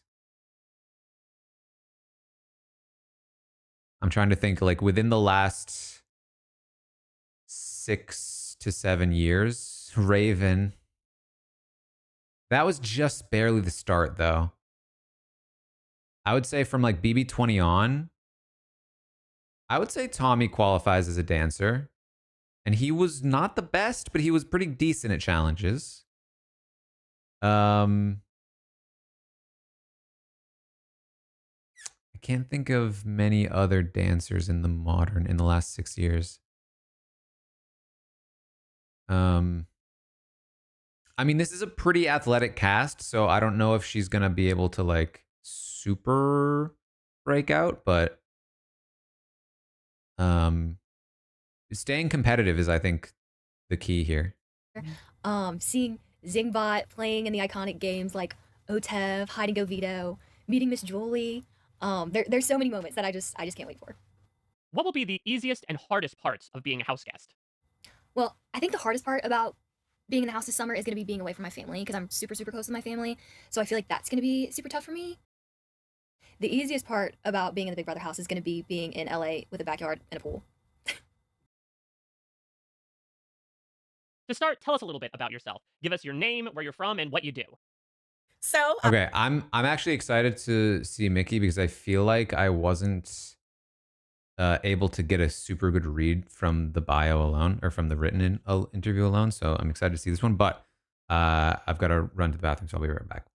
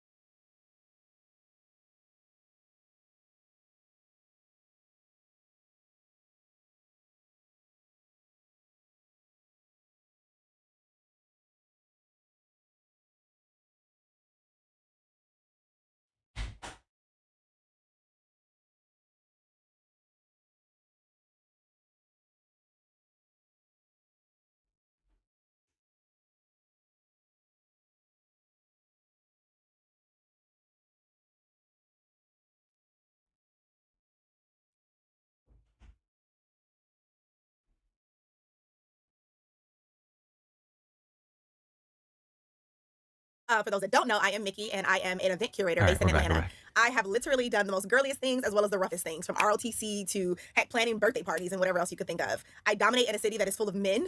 I have to do a lot of business with them and dominate easily. And so I think I'll win the Big Brother house just because I have the talent of being very charming, being very, I guess, a person that people don't think is a threat. And I think I'm going to use that to my advantage. I'm going to be a neutral party. I'm going to be everyone's, favorite person. And then when it's time, I'm going to strike and make my move. What's your reaction to getting to play Big Brother? Oh my goodness. Okay, so being on Big Brother this year, honestly, it makes me, I'm a little nervous. I'm nervous. I'm excited. I feel like I'm supposed to be here. I have like little butterflies in my stomach, but at the same time, I'm like, okay, let's kick some butt and let's make it happen. Then there's also like, it's a game, but then at the same time, I'm so excited to meet new people. I think I have a whirlwind of emotions, but the most important emotion is the fact that I'm about to win this entire competition. And I'm nosy too. I'm wondering like, what the heck is going on in the world, I want to know, like, I don't know, did Drake drop a new album yesterday? I'm not sure. I wonder what's going on. I wonder, did it rain all day today again in Atlanta like it's been doing for the past like 3 weeks, I mean, which is turning to of Seattle? all Why, I don't artists know. to name, Why did you want to compete on Big Brother? did I wanted to compete Drake on Big drop Brother a new because I album? think it's a once in a lifetime opportunity. I don't feel like a lot of people Is get he to come on the is show he and like show America set what to they drop have. a new I think that's album? exactly what I want to do. I want to show the world what Or I did can do, she what I'm pull capable of, Drake? and Like, that's me winning he's her guy. $750,000. You know what I mean? What's your strategy going into the game? So my strategy in the house is definitely going to be a person that no one pays attention to in the beginning. I want to be the girl's girl. I want to be everyone's favorite, everyone's friend, making everyone feel good about themselves. I do believe that, the more that you ask about others and the more you invest in others allows them to feel better about themselves and see you less as a threat. So that's actually my strategy. So being all about others, being all about other people. Wait, to be and clear, being I'm not one to judge. My music tastes are bands that nobody knows about. that's in the It's just background until it's time for me to actually be in the forefront. And when I do that, that is when I'm going to make all of my moves surprising and to make sure hear. that I come out on top. What makes Big Brother such a successful show after 25 years? 25 years of Big Brother is amazing. And I honestly think that people love this show so much because it's real, it's raw, and it allows the house guests to be the ultimate decision makers for who wins and who takes home that money. I think it's very entertaining, and it's the one and only reality show that I know personally that uses real life people and puts them in real life situations with others and to determine who gets out on top. I think that's the most unique thing. It's not scripted and it's fun. I don't think that exists anymore. Why will you be the player to watch this season? So I will definitely be the one to watch this summer because I'm going to bring a lot of energy, a lot of flair, a lot of charm, all into the Big Brother house. I will be the one that is definitely going to dominate with nothing but femininity while wearing pink and kicking butt. I don't think you've seen that or heard of that before. So definitely watch out for me because I will be the one to watch. Would you be open for a showmance? I will definitely not be in showmance. I don't see that happening for me. I am here for one thing and that one thing only, and that is to win this money. I'm not here to find a man or a husband. Listen, I live in Atlanta, Georgia. There's a plethora of men out there. I can find one easily. I'm not here for that at all. I'm here for the money. Will you be more of a hero or a villain in the house? See, will I be a hero or a villain? I think it depends on how you look at me, right? I think to some I might be a villain just because I am coming in being very intentional with my strategy and, wanting people to be my friend just to obviously, overcome them. But then some people might think I'm a hero because, at least I'm being honest about it. I think there's a good balance. So maybe I'll be a villain hero. Hero villain. Hero villain. Ooh, I just made up a word. I'll be a hero villain. What will be your secret weapon in the house? My secret weapon in the Big Brother house is definitely going to be my charm. A little bit of flirting, which gets me a long way sometimes, and just being a genuine person, or at least to what, they might think is a genuine person. What's your fan level with Big Brother? I wouldn't consider myself a super fan, no. I have become a fan over the past couple of years, yes. I do remember some episodes when I was a kid, and then I remember most recently starting to watch everything when we hit season 24 is when I started getting locked back in again. So, I got hip to like the cookout and all the other things, and then since then, I have been an avid watcher, yeah. What are some standout moments for you from the past 25 years of Big Brother? I'll be honest, my favorite Big Brother moment in history, so in all the episodes that I've watched or seasons I've watched, would have to be the cookout for me. I think that was the most powerful thing I've ever seen on Big Brother. And it made me proud. Obviously, I hadn't even thought of being a part of Big Brother at the time, but in that moment, I felt proud to see people that look like me doing such exceptional things for other people that look like me as well. I think it was really cool. I definitely will be the one that will win Big Brother just because I want it bad enough. And I do think that me being here aligns with the purpose of being a winner. I don't lose, and win is pretty much in the middle of my name. So it's kind of like a must that it has to happen. What are your biggest strengths? Some of my strengths, I'm very charming. I'm a charmer. I think I'm very, very intentional. I am very good at observing others and reading people very well and quickly. I think I'm good at allowing people to like me, which I don't even know if that's a good strength, but it works well for me. People seem to like flock to me. So I think those are all strengths for sure. A lot of these women feel much more natural in this setting than I feel like a lot of the men have felt to me. Which doesn't mean much in terms of the game. But she seems very comfortable in this setting. What are your biggest weaknesses? What are my weaknesses? My weaknesses are definitely, I am emotional. I am an emotional being. I have a very hard shell that it looks like on the outside, but on the inside, I'm like a ball of putty. So I'm a crybaby. That is one of my greatest weaknesses for sure. I took his tree out because he didn't use it. And now he's staring at where it used to be like he wants to use it. I can bring it back. You just never used it. What will be your approach to the competitions? I might try to hide a little bit that I have a little bit of athleticism and I do have a little bit of a kick butt type of mentality. I think I might hold off on that just a smidge, but I think I want to read the crowd first. It could be to where I let it show immediately or maybe not. I haven't decided yet. How will you crush your enemies?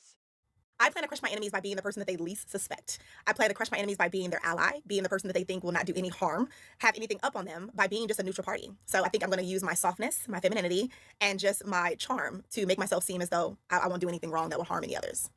What are you bringing to the show that nobody has seen before? I am bringing elevated experiences to the show. I am going to bring a whole vibe, which is me.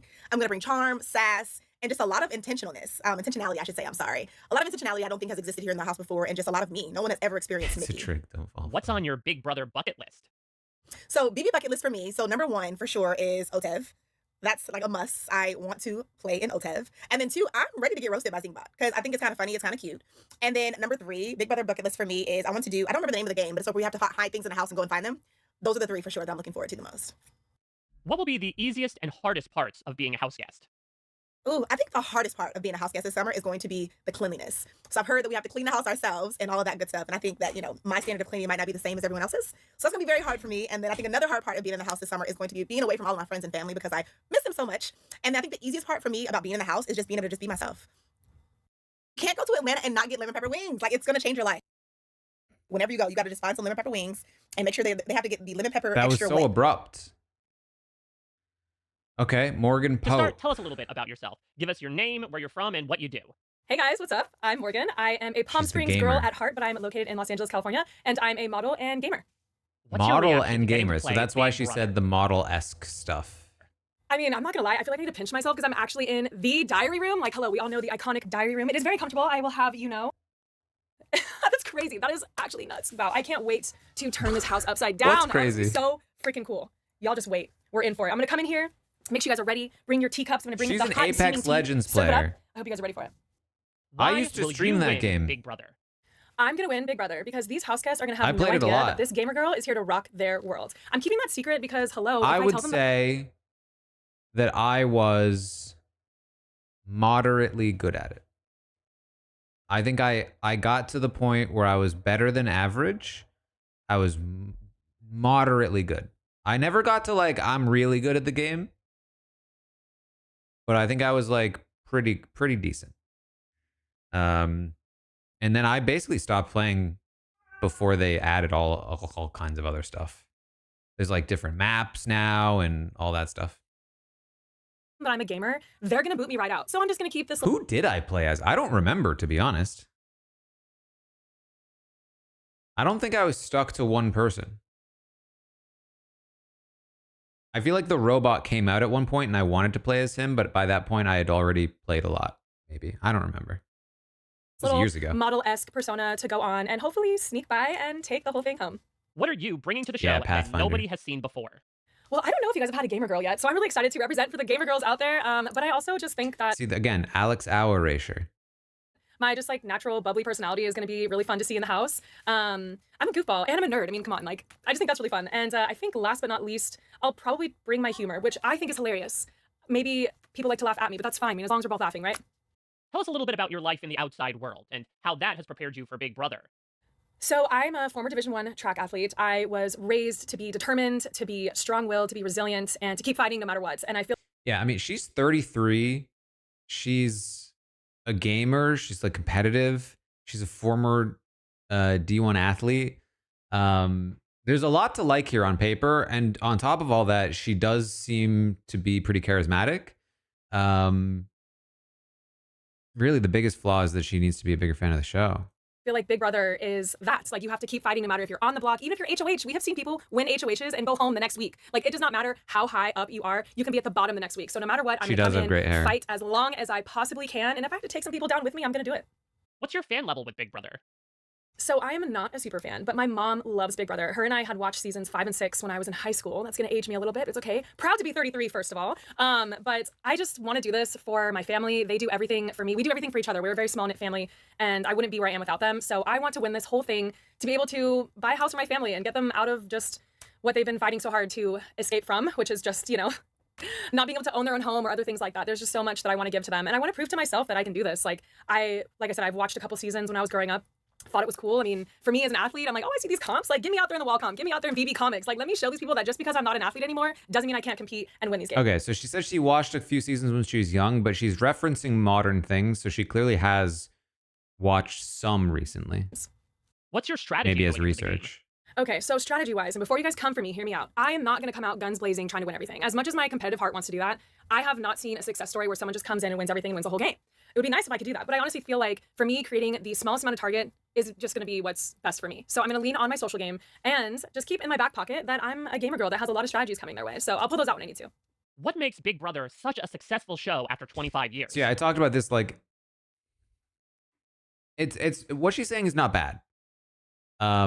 What she's saying is true, that you shouldn't win every comp right away. That does get you targeted.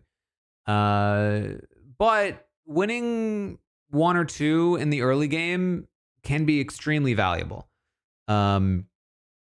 So the thing is that if you go into the early game thinking, I don't want to win a ton of competitions, what I think ends up happening often is you give up your 1 or 2 shots at winning, and then even if you try all the other competitions, you still might lose them. And so it just ends up that you don't win any of those competitions. And now you've had no power in the early game at all. So again, what she's saying isn't wrong. It just is a potential indicator that she might make a mistake of not trying hard enough to win in the early game. I think Big Brother has been such a success because, just like they say, expect the unexpected. Every year, season after season, something's always been different. And I feel like from a viewer standpoint, that's something that we all look forward to, from the different house guests to just like the age range where everyone comes from. And I think the coolest part about Big Brother is they bring together people that would probably never hang out in real life, and they end up bonding together, or maybe not bonding, but they end up living under one roof and duking it out and seeing who is like the last one standing. So I think that's incredible. And I also feel like the fact that they pull in America to get their votes or to get their intake on things really allows for the viewer to just be engulfed in the season. And I think it's great. And hello, we have Julie Chen, the best host ever. Come on. Is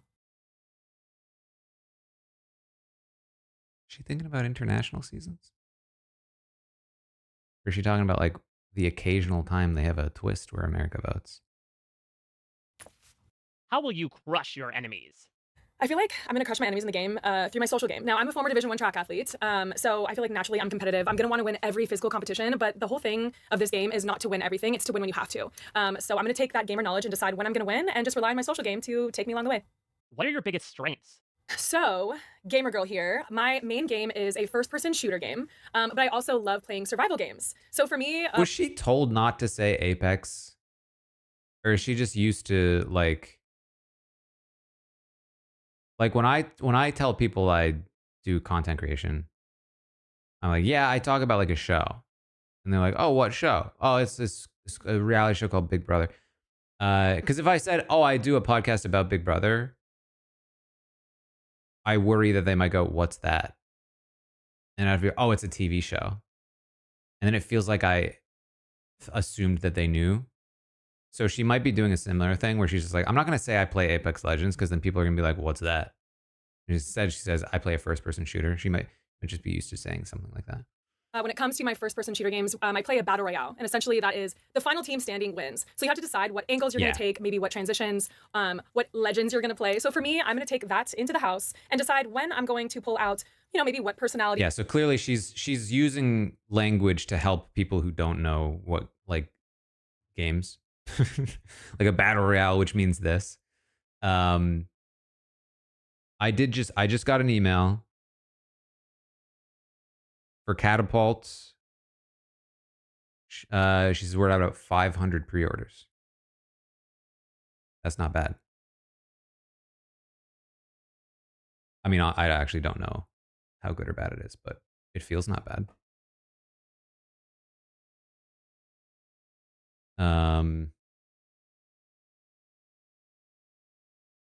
About 2.3 thousand clicks converted to 500 orders.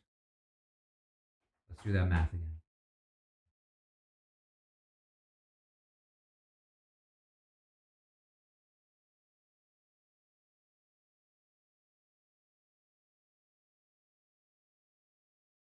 That's like a... Hold on, I did the math wrong.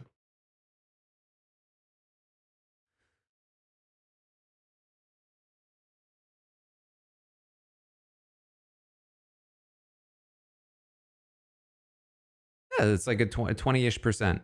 Yeah. I think that's pretty good. So before we were at like, I was estimating like 15%. So now we're up to like 20%. So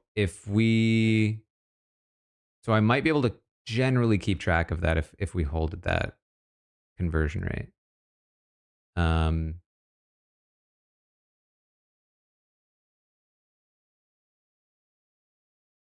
Oh, look, I can 33 current visitors. There's 33 people currently on the website.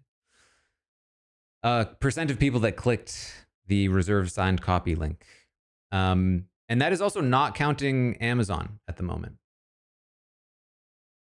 Or any other place. That is just the signed copies. That is just the 500 copies I will need now to sign. Which I'm excited for. I have no idea how long that will take. I've watched Brandon Sanderson do streams while signing stuff. But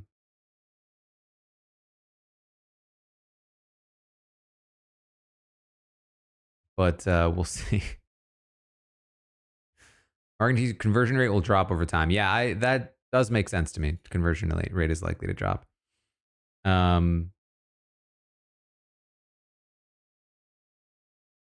My assumption was always that the first announcement would have the most amount of orders and then it would slow over time. That is my assumption. That is generally how it tends to go. So if we start with 500-ish, but then continue throughout the summer,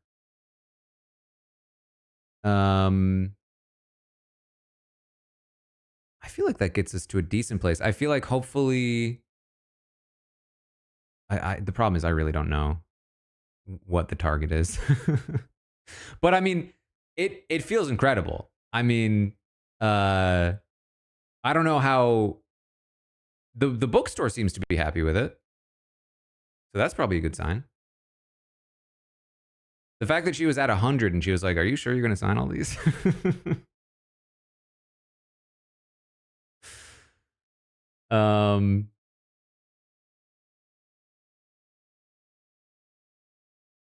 I'll keep you updated. That's exciting. That's exciting news.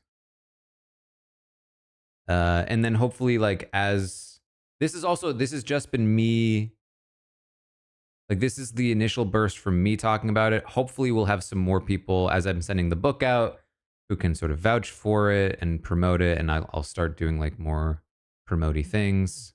I'm curious to see how much of that, I'm curious to see how much of a difference it is between me, like, just like letting my current audience know about the book and then going on like a press tour, essentially. I don't know what the extent of the press tour will be, but trying to convert like other people who aren't fans of mine into the book. I imagine that's going to be way harder, obviously, but theoretically, there's way more people out in the existence, you know?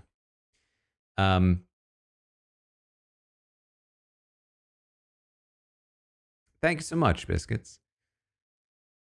All right, let's continue. Maybe I'm being a little flirty today, or maybe I'm being a little devious today, or maybe I'm just being, myself, but we'll see. But I think being a gamer is going to be super helpful in the house to navigate, what angle I want to take. What are your biggest... 500 books is so many books.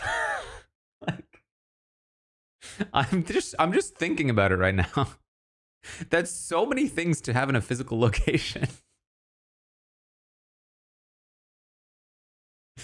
It's wild. Okay, sorry. Weaknesses. I feel like the one thing I'm a little nervous about going to Big Brother house is I'm an empath. I feel for a lot of people, and I feel like that is an easy way to, be kind of like manipulated. But don't worry, guys. I'm an older sister, and usually older sisters are the ones doing the manipulating to the older brothers, so I think I can handle it. Do you plan on keeping any secrets about yourself from the other house guests? So I'm not going to tell the house guests that I'm a gamer because I just feel like that's going to already create a huge target. I mean, come on, this is the best and biggest game that we all know. So if they find out that a gamer girl's in the house, they're going to get me right out, and I just can't have that happen. Would you be open for a showmance? Ooh, a showmance. I mean, look, I'm standing in front of like a bunch of books. If one of these books that I just so happen to read ends up being a book involved with a showmance, I'm kind of open for it. I mean, hey, what's the worst thing that can happen? I can look at a cute There are guy showmances in this book. Doesn't book. seem so bad to me. I talk Will about you be showmances. more of a hero or a villain in the house? Oh, honestly, as much as I Read think this villains are one. really cool, like one of my favorites is Scar. You know, he's just iconic. I honestly would love to be more of a hero girl. I mean, as much as I play games where I go against villains, there's something about like defeating a villain and being the hero that is just so worthwhile. So I feel like as much as I would love to be a villain, I feel like naturally I would love to be the hero. Why will you be the player to watch this season? I feel like I'll be the one to watch because I feel like people are not going to expect the fact that little old me will actually be like the craziest gamer girl you've ever seen. Now I know a lot of people are like, okay, big deal, whatever, you play games. Yeah, I don't just play games. I've competed in some of the biggest competitions against some of the biggest pros in the world, and I've stood my ground and hung with them. So not only have I competed against them, I've also competed alongside them. So I've taken a lot of tips and tools from the games that I play every day. Like I'm talking about, I wake up, my PC is on, I am gaming till the sundown, right? And I just take that into this game, and I feel like people. Is her Twitch channel like turned off right now, or can we like? Does anyone know what her Twitch channel is? Because it sounds like she's like a grinder. Like she streams like every day. Model Morgue.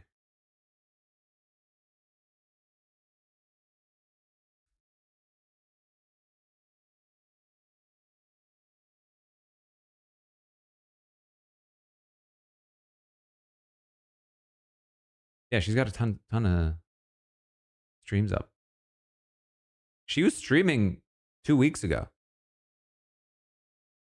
And she's not kidding. Every day, like 6.5 hours.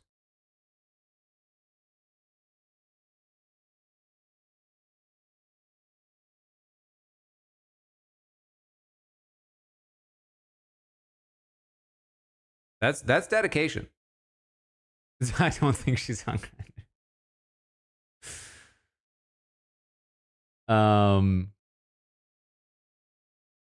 Thank you, JT.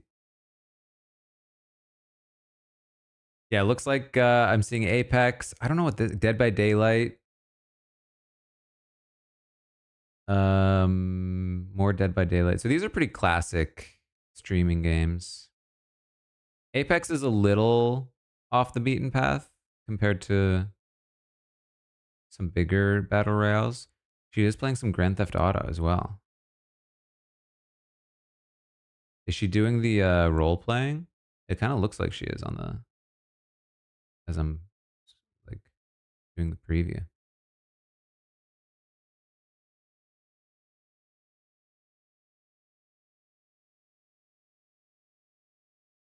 She does K-pop reactions as well. That's funny. I did a little bit of a K-pop reaction when I watched episode 1 of The Devil's Plan. You can find it on my Patreon. Oh, by the way, if you haven't listened to my Tastemakers podcast lately, I did talk about the movie K-pop Demon Hunters, which I actually thought was great. That was a little bit of a K-pop reaction. Great songs in that movie, I thought. All right.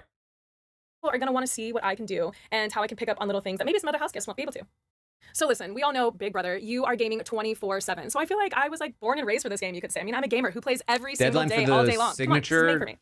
is What will be the easiest publication and hardest days. So you parts got of being a plenty of house time. guest? Great question. I think the easiest part about being a house guest for me is just to like be myself. That's like my whole plan. Is just to go in and be myself naturally. And that's probably a silly answer, but that's just the only thing that feels right to me. And I feel like the hardest part is going to determine who's really with who's really with me. Sean, thank you for the $5. Appreciate pump for the coverage. Dan is the best player of all time. There you go. Me more so, and how I can navigate when to take those big moves. Because I feel like a lot of times people are very shy or timid to take big moves too early. To me, it is never too early to take a big move. What are some standout moments for I you like from the what past I'm 25 hearing. years of Big Brother? I feel like a couple. One of them was when Janelle won HOH and she told Jenny, Give me the key. give me that key. I loved that line. Only Yeah. because if she didn't win that, she would have went home. And I just think like her resilience in the game was just incredible. And she was not afraid to let people know how she felt. And I admire that so much. Yeah, the start, fact tell that us a she's little a run, like she's fast, that's huge. Being fast is a huge part of the athleticism that you'd want in the show, as long as you have the puzzle mind to back it up. She's a gamer, which makes me think that she's going to be good at puzzles. I'm not seeing her play any puzzle games, but lots of games have puzzle components. So I feel like that's some potential there comp wise. Bit about yourself. Give us your name, where you're from, and what you do. My name's Riley Jeffries. I'm from Luther, Oklahoma. And I'm Riley. a professional bull rider. What's your reaction to getting to play Big Brother? Oh man, being a house guest on Big Brother this season is the freaking best thing that's ever happened to me, man. I mean, it's like just thinking about each and every single day. It's cutting down closer and closer. Just being, I mean, why did you want to compete on Big Brother? Being a house guest, it's just everything I've always dreamed. It's everything I've always wanted in life. I never expected to be sitting in the freaking DR right now, but here I am, and everything happens for a reason. And I'm just, I don't know. I feel so blessed. I feel so blessed. And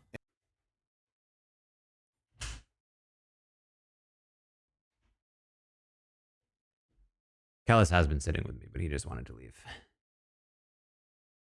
And man, yeah, absolutely, yeah. I would say I'm a super fan. My mom and dad are super fans. My brother, my sister, they're all super fans. I mean, they've literally watched it since season 1, you know. And I just seeing them, it's been like everybody. Usually, when people talk about their families being super fans, it implies that they are not. But he did say, I would say I'm a super fan. Everybody watches it. When everybody that watches it is like, oh, I want to go do that. I want to go do that. Like, I want to go. And like, I'm here. Right? Like, I get a chance to actually go win this deal, and I'm not going. This is a once in a lifetime opportunity. You know what I'm saying? I'm not going to let it slip out of my fingertips. They're going to have to try to yank it. They're going to try to pull this from me as hard as they can. All of y'all out there, I mean, to get me out of this place, man, it's going to be a hard time because I'm here, and I'm here to stay.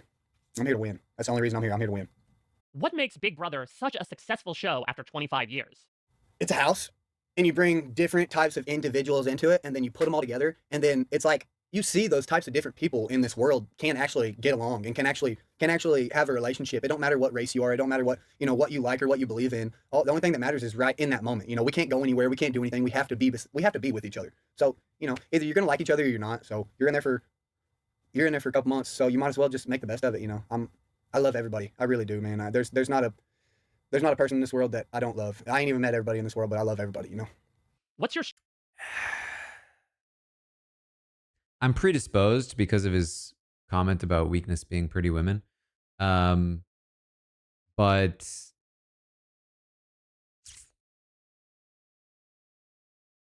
I'm just not getting I feel like I'm not getting the genuine him right now.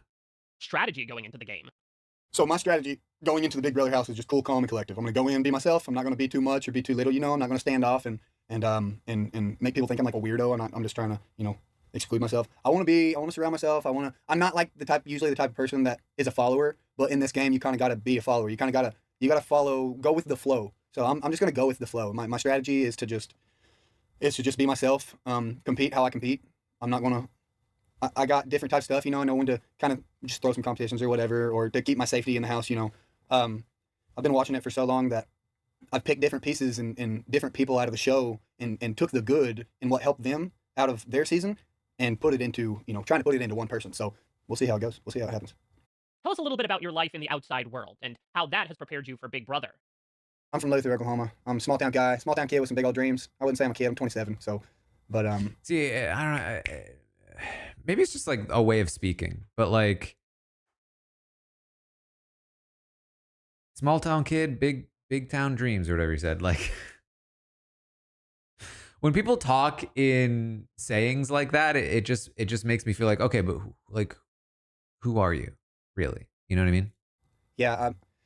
My whole life I've grown up and I've hunted and I've fished, you know, and just a lot of stuff that you don't quit. Just shows you to don't quit, you know, and just keep on going after what you want, even if it is that trophy buck or if it is that trophy bass you're looking for, your PRs, you know.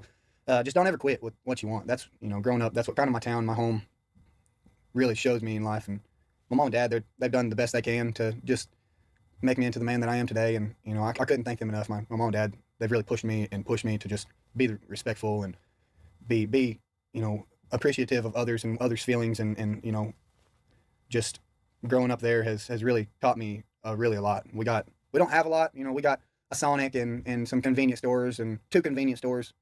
And So I'm always looking for, like, when he starts trying to find the words versus what feels prepared, what he's probably thought of a million times before or said a million times before. So like him talking about his parents, like teaching him to be respectful, that felt a little more natural to me, like a little more like, okay, like this is maybe what it would be like to actually talk to him versus like uh an interview where he's giving lines of like, well, we didn't have much in my town, just a Sonic and a, you know. Had a Walmart market, but it got taken away, so now we got a Dollar General market. We still get eggs and our groceries and stuff there a little bit. What are you bringing to the show that nobody has seen before? What will I bring to the show? A bull riding son of a that means business, baby. I don't know if y'all ever had a bull rider on the show, but you know, I mean business. I know what I want, so that's what I bring to the show. I bring the damn determination, baby, the grit, and I ain't letting go. He's having a baby. They're gonna have to try like hell to get me out of this damn house. I promise you, it ain't gonna be easy. Why will you win? Wait, is his baby mama came out on Facebook? Is that like confirmed though, or are we just rumoring? I mean, that'd be pretty hard to fake, I guess.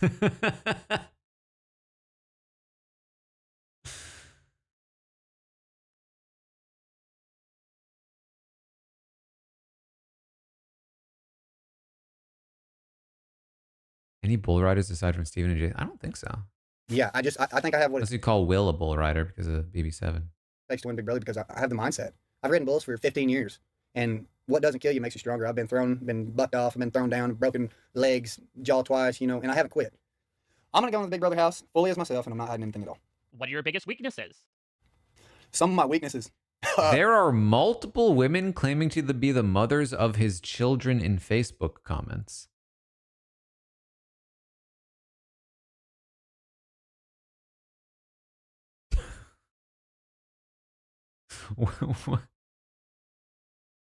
What is happening?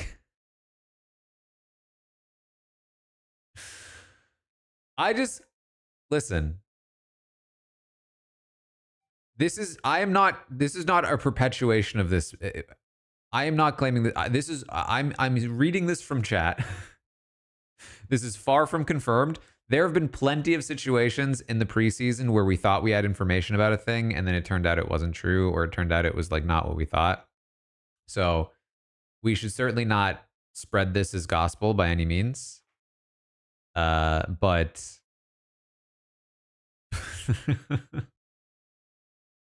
this is a wild situation.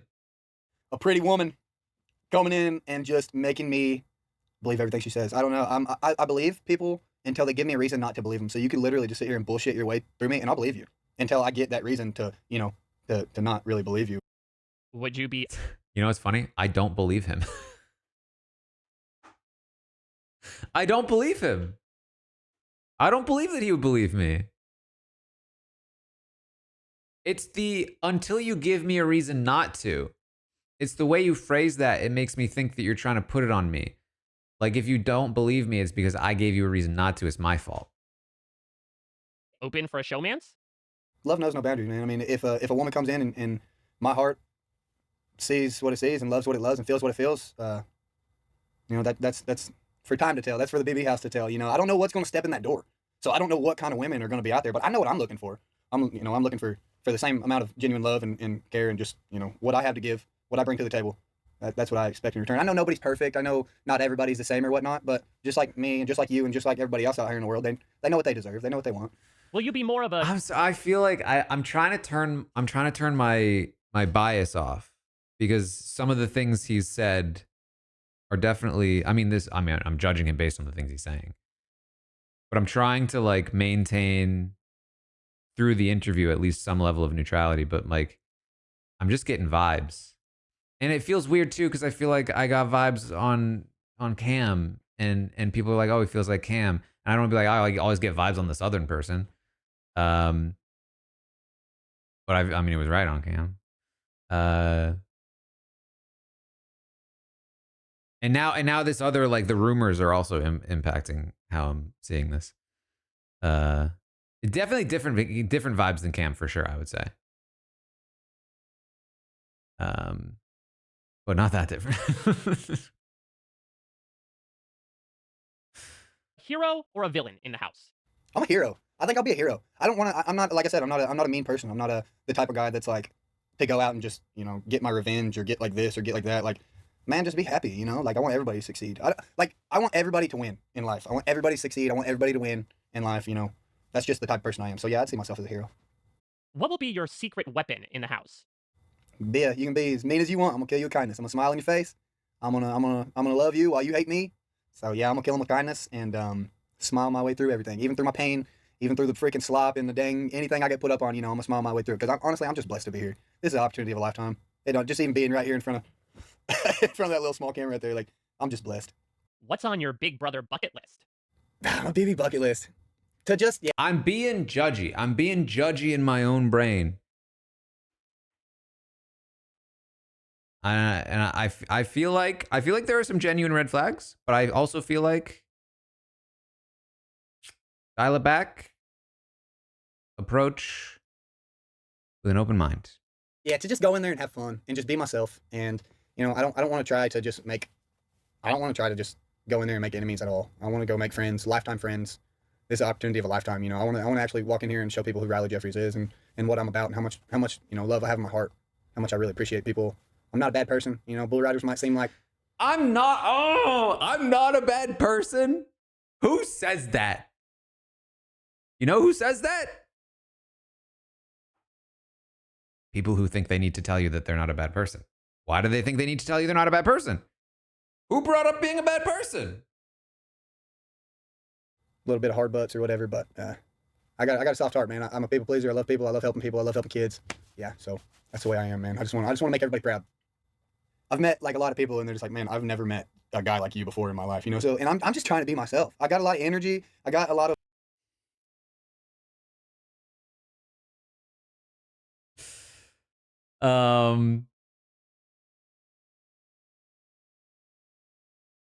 Listen, genuinely, there's absolutely a chance that he is everything he says he is. Not a bad person. Very kind, you know? That's possible. I genuinely think that's possible. Would I bank on that if this is my first impression? No. If I were playing the game with him, that is not what he is claiming to be, is not what I would anticipate he was going to be. I'm just getting signals of positivity. I don't like negativity. I don't like negative. I like being just positive. I like smiling. If there's ever like an argument in the house or something, I like to think of it as like, I am open to you, right? Like, I'm not going to, if I met this guy, I would not be rude to him. I would try to approach him with as much open-mindedness and openness as possible.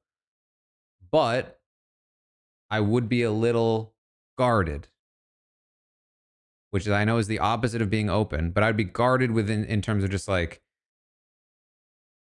I'd have my eye on him. You know what I mean? Personality-wise. Probably start laughing because it's just funny to me. You know, I just like he feels like the kind of guy, and I don't know how many people have this experience, but like for me, as a guy, sometimes you have conversations with other guys, and you're like, is this gonna be easy or is this gonna be awkward? Like, when we're with just other guys, is this guy gonna be like, women though, am I right? And am I gonna have to be like, oh geez? Or, you know, is it just gonna be easy? And this is the kind of guy that I would be trying to make sure I steer the conversation in a way that like let's not go there. I don't like negativity. I don't like sad or harsh moments. I know there's going to be a lot of that because I can't control anything by any means. But yeah, I don't know. I'm just a happy person all the time. Really, I like to think I'm a happy person. What are some standout? Like, for instance, I apologize. I'm really interrupting now. If I'm talking to a guy like Riley and he says, I mean, it's very like Corey and Jared, I would say, actually. Where it's like, you're talking to Riley and he's like, man, my weakness, if a pretty woman walks in, I'll believe everything they'd say. I'd be like, what? What do you mean? Like, I'd try to lightly kind of be like, do you mean pretty women? Like, what is that? What do you mean?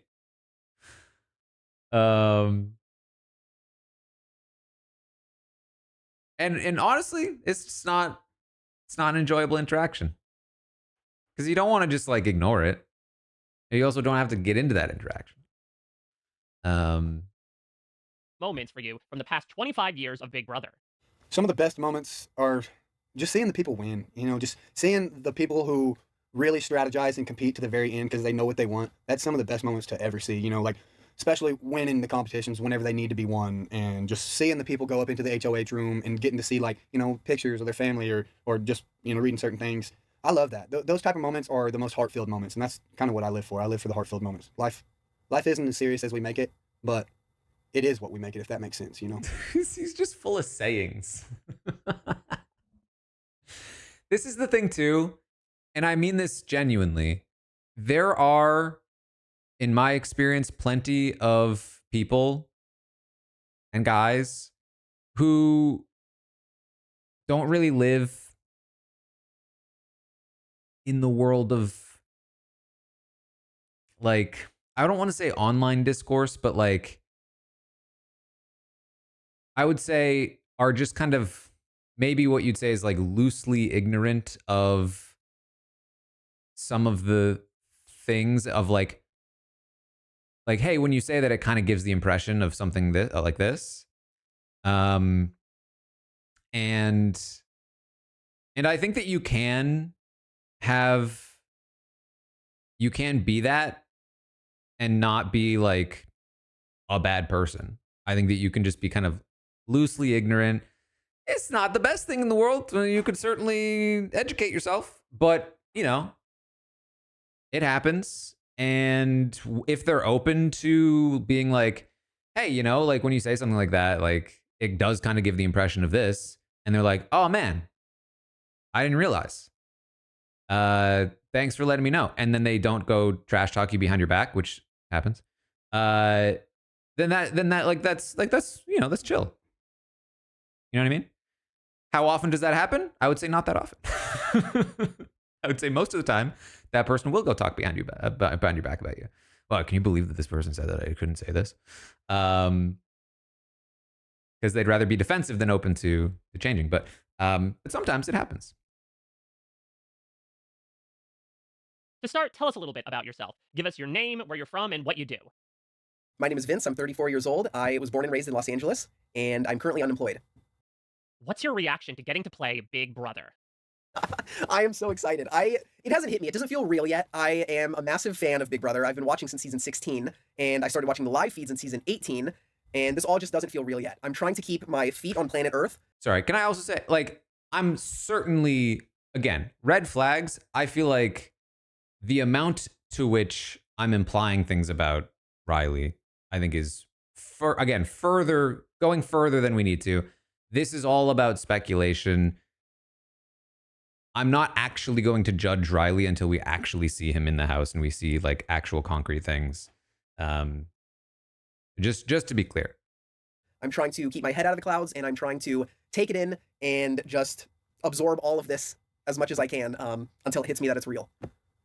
It feels he's giving me like big head vibes. A house guest on Big Brother this season. Again, it hasn't really hit me yet. I know that no matter what strategy you have coming into this, it could go out the window immediately. So it just is excitement, anxiousness. I've just sweat through my deodorant thinking about it. I am just ready to go. I'm eager. I've been waiting a very long time for this opportunity. What's your strategy going into the game? I think my strategy coming into the Big Brother house is to compartmentalize this game down into... You see what I'm saying? Hold on, let me pull this up. Right? A little bit. Weekly mini games of Big Brother. I want to view every single individual week as its own mini game of Big Brother, and all I need to do for those weeks is survive it one at a time and slowly take one step at a time. You can't say you're going to win the World Series without winning enough games to get to the playoffs. So I have to win the individual days, individual conversations, weeks, whatever that may be, take it 1 week at a time and adapt. And wing it, and then adapt, wing it, adapt. It's the wah-wah technique. You just wing, adapt, wing, adapt. That's what I got to do. Why will you win Big Brother? I will be the one to win Big Brother because I think I naturally have the perfect formula of what it takes. I like to call myself a master of none. I'm not really the best at anything, but I'm pretty dang good at almost everything. So I don't think I'll be, I mean, I clearly won't be a physical threat. I think I'll be social enough to be able to make the genuine connections. That is the foundation of strategizing.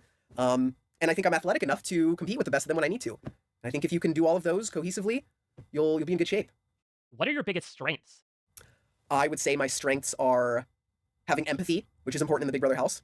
My communication skills. I think That is a my pretty good self-awareness. mustache. I like to think I'm self-aware, which is a surprising amount of people, something that a surprising amount of people don't have as much as they should, I'll say. And again, also in the Big Brother house, self-awareness is huge because you don't want to be too I remember him talking a little too much about self-awareness.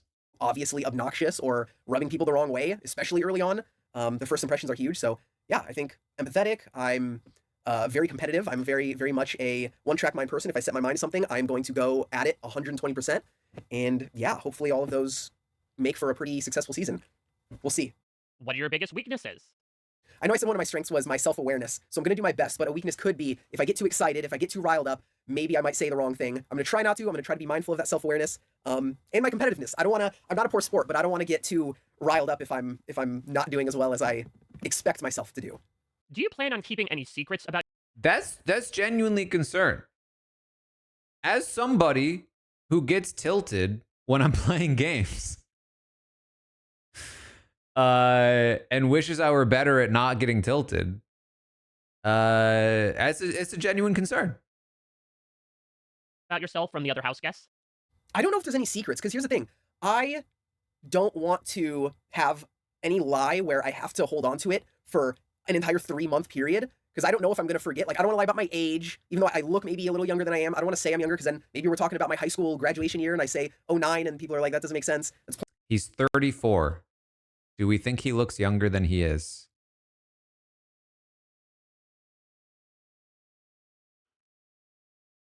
I feel like I can't tell how old people are anymore. I feel like I lack objectivity because I'm 33 right now. I can tell if I can judge people that aren't around my age. If you're around my age, I can't do it. I don't know how to anymore.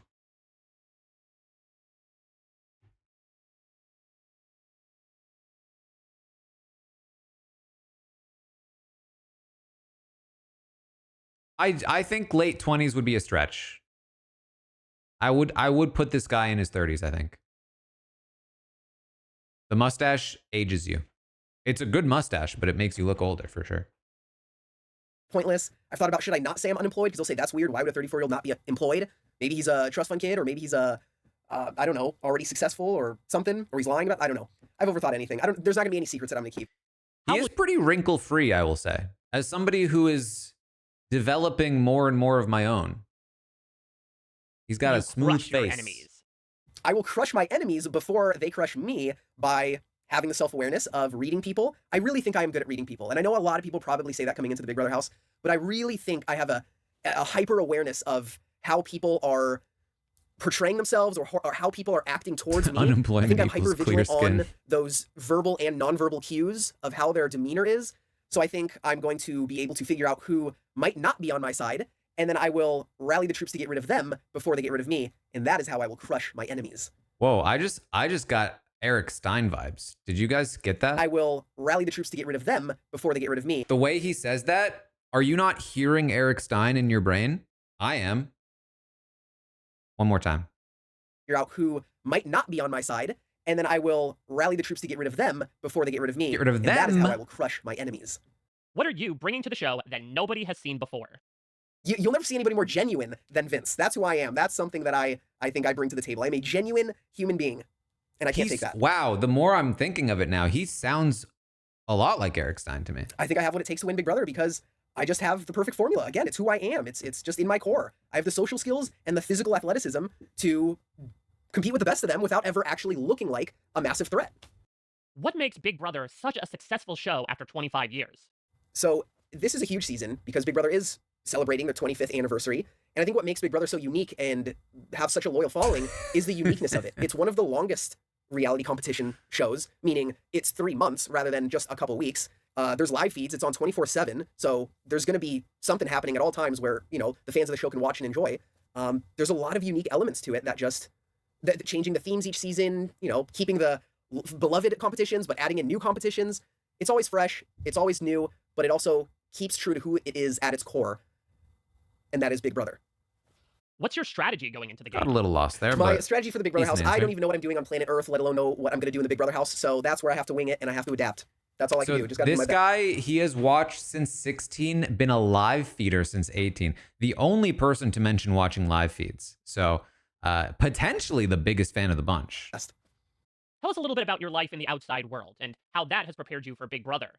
I don't want to sound too lost in life because I know I should have things figured out by my 30s, but I don't really have a set long-term career path that I've found that I've been so passionate about. So I've had a lot of different jobs throughout my adult life. So I don't even associate myself with I am a this, or I formerly work long-term or regularly as this. I'm trying to figure out what the next thing is. I do have one of my hobbies is photography, and I would love to one day have a career in maybe sports photography or something along those lines. I think that would be a lot of fun.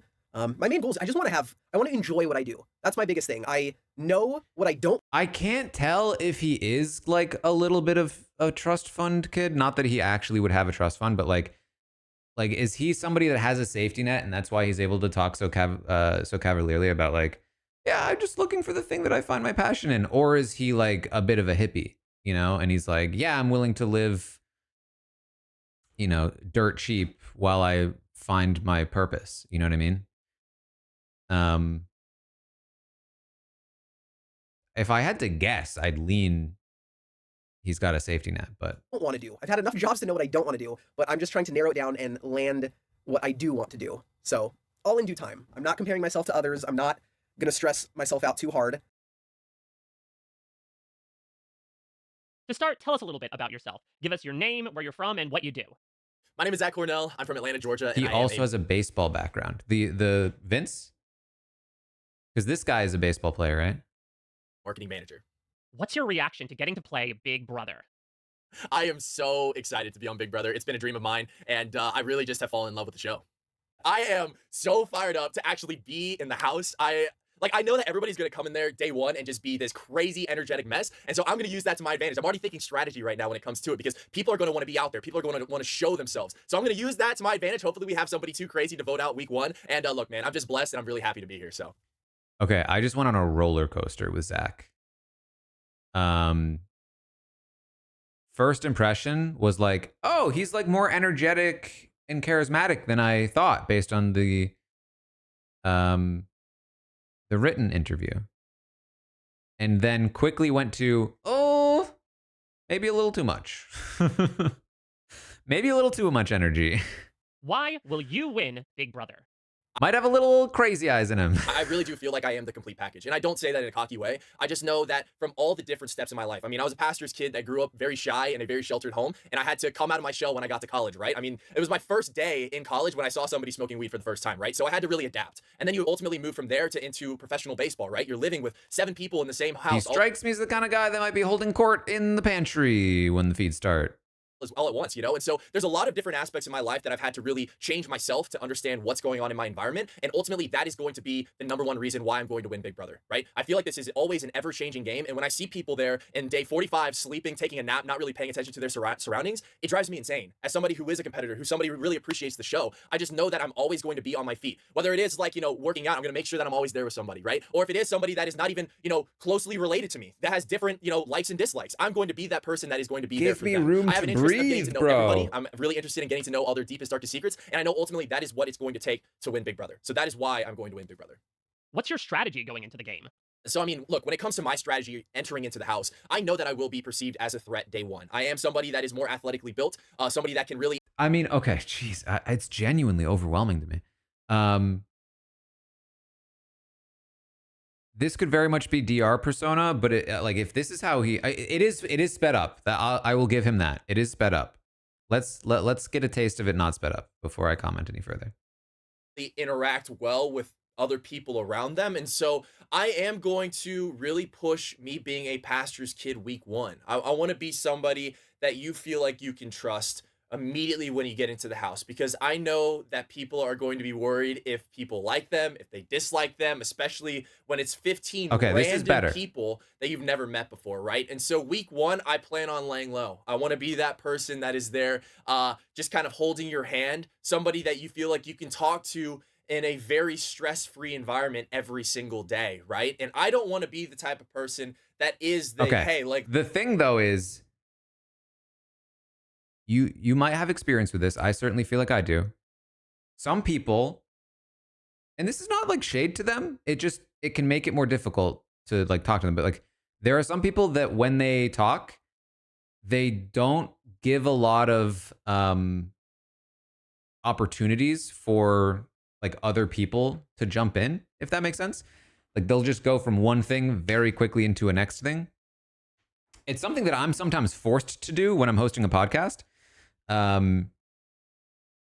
Like if I'm like, oh, well, we need to move on to the next segment, so I'm not going to give space for somebody to jump in to comment on this. And it feels so rude for me to do when I do that. But I don't think it's actually necessarily that rude. I think it's just sometimes, different people have different communication styles. So I'm not like super judgy on that. But it does sometimes make it difficult to connect with that person. And that is an important piece on a show like Big Brother. So I worry a guy like him coming in and not really giving space for people when he's trying to talk to them, they might feel a little overwhelmed. They might feel a little bit like, hey, I can't really connect to this guy because I can't get a word in. And that could be bad for him in the early game if he's not able to make any solid connections, because there is certainly a meta strategy right now that is, land a big target early on. But other than that, we turn the speed down. He does seem like he's got charisma. He's obviously going to be athletic. I'm going to turn the speed back up because I want to get through this. But I'm definitely concerned for him, is what I will say. let's create this alliance. I want you to be the person to tell me that, right? And so week 1, I do want to lay low for that reason. Hopefully there are a bunch of crazies in there. Hopefully there's another Angela that, goes off the deep end and is ultimately the person that we kick out week. Dude, I would not say hopefully, because if there is an Angela, I'm worried you might be her target. Right? And so that's my ultimate goal, build those deeper relationships. And then once we get into weeks 2, 3, 4, that's when you really start to see these alliances form. That's what I ultimately want to do. I want to be in there with a final 2 with somebody that you would have no idea who that person is, or you would never be able to guess them, right? And so I want to have that final 2. I want to be in a bunch of different alliances with people that I feel like I can relate to as well. So I am going to play a much more risky game when it comes to really interacting with people and trying to create those alliances. But honestly, I feel like that's your best case scenario to win the entire thing. And that's what I'm going for. I'm here to win it, not to get 2nd, 3rd, or 4th. What are your biggest strengths? Yeah, so when it comes to... and I want to say this too, that this judgment could be completely off, because when he's actually talking to somebody, he might be giving them more space. This could just be like, hey, I'm answering questions. I'm trying to fill space. I'm trying to make sure there's no pauses because, I'm trying to be on. So that may not be how he actually interacts. Strengths, I feel like I'm very confident in myself when it comes to being a very athletic person, being somebody that can be the center of the room to really start conversations. I feel like I am that person, right? And so I do know that there are weaknesses that come with it. What he's saying does kind of line up with what we're seeing. I am that person. What are your biggest weaknesses? Well, when it comes to weaknesses, I also know that the way that I can play can be a threat as well. If you are somebody that is too far out there when it comes to trying to interact with people, if you are the person that is trying to start the alliance, people can perceive that as a threat. So I know that it can be a double-edged sword being somebody that is very confident in the game. So I'm going to have to use it very carefully and very wisely when I get into the house. Do you plan on keeping any secrets about yourself from the other house guests? I was deciding whether or not if I was going to reveal that I played professional baseball in the Washington Nationals organization, but I honestly feel like I can use it as a strength, so I will be revealing it when I get into the house. So no, to answer your question, there won't be anything that I will be holding as a secret. What are you bringing to the show that nobody has seen before?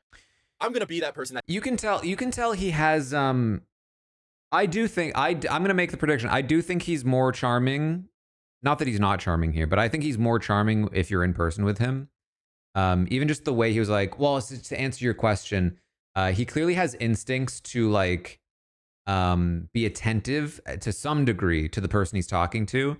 And I'm willing to bet that he has some level of like make you feel good when you talk to him. I would assume. You can have both. You can have like don't let them in and you make them feel good, and that can be a little bit of a contradiction, but you can have both. That is an all-around player, right? I know that in last season you had people like Mackenzie, who was a challenge beast, or you had somebody like Chelsea, who ended up winning the show. That was somebody that was working behind the scenes and really dictating the flow of the game. And I want to be that person that combines the two, right? I really appreciate what Tucker did last season, flipping the house upside down. And so my goal ultimately is to go in there and be all three at once, right? I feel like I've watched enough Big Brother, I've watched enough competition shows to realize when you need to take that step forward and when you need to really reel it back, right? So to be somebody that you've never seen before, my ultimate goal is to be all three of those people from last season. What makes Big Brother such a successful show after 25 years? I wouldn't say I am becoming a super fan, right? And so, like, when it comes to Big Brother, I feel like it is the most raw and authentic show out there. I mean, you are stuck there for 90 days with the same people. A lot of these shows only last for 3 weeks, right? And so you really have to grit and grind your way through this show because it's all about mental stability in this house. And I really appreciate that about Big Brother because you always have to stay on your toes because you never know what the next step is. And you have no idea what, Big Brother's going to throw at you. You know, it's all about surprises. And that's what I really appreciate about Big Brother. Why will you be the player to watch this season? I'm going to be the one to watch this summer because I am going to be that person that comes in there with charm. I will be the person that will be flirting it up with fellow people, getting along with other people, with fellow and being people. that person that everyone feels like that they can come to, right? And when it is time to flip the house upside down, when it is time to really dig my heels in and win those veto challenges, I am going to win them, right? If there is somebody that needs me as a pawn when it comes to an alliance, I'm not afraid to do it if it is for the right scenario. And I am very much so willing to play the game on the edge, right? And that's what I know America wants to see. That's what I envision myself coming into the house being able to do. And so that's the reason why people are going to want to tune in. So would you be open for a showmance? I am gearing up for very beautiful women to come into this house. Now, I will say this. My mom is very religious, and she's Filipino. And she told me, she's like, Zach, if I see you even sleeping next to another girl when you get back to our house, I'm going to murder you. So I do have that in the back of my head when it comes to a showmance. But look, I already told her, I said, I'm going to do whatever it takes to win the $750,000. And if I do happen to find love in the process, then I'm more than thrilled. So I know that's going to be lingering in my mind as I start to talk to women my age in the house. So will you be more of a hero or a villain in the house? Being a hero or a villain, it really just comes down to he's who am for I in the sure house going with. into a I'm gonna be showmance. honest with you because I view like somebody like a Tucker as somebody, in the house with the other people. People in the house with him view him as a villain. However, as somebody that's watching, like in America, we viewed him as a hero, or at least I did, right? And so it's gonna come down to the scenarios when we get into it. And I'm not afraid to turn on people. So you could really perceive me as a villain when it comes to it because I'm not afraid to turn on people, lie, cheat, steal, do whatever it takes to win. What's on your Big Brother bucket list? Honestly, my BB bucket list is to win head of household. I feel like that is the number one thing that I've always dreamt of, especially, Okay, growing up. this guy's gunning for the first HOH. He's going to make the first big alliance.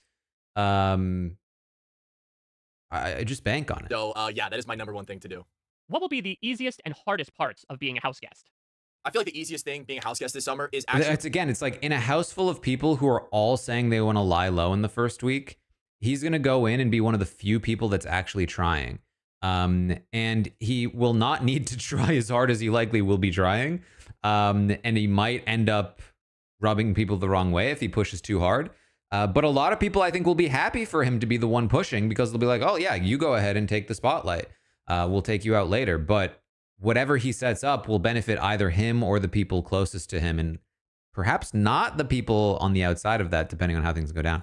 To get along with everybody. However, the hardest thing is to get along with everybody for 90 days. Because I know by day 60, there's going to be somebody that pisses me off by either not putting their plates away or something like that, and it's going to irritate me. So the ultimate goal is not putting their plates away. What are some standout moments for you that was the best from the you past could come up 25 with. years of Big Brother?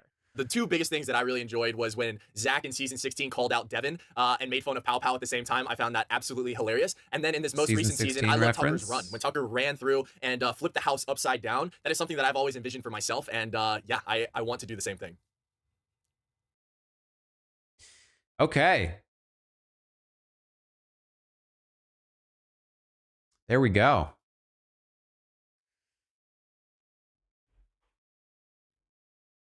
Interesting cast. Not many big like super fans. I feel.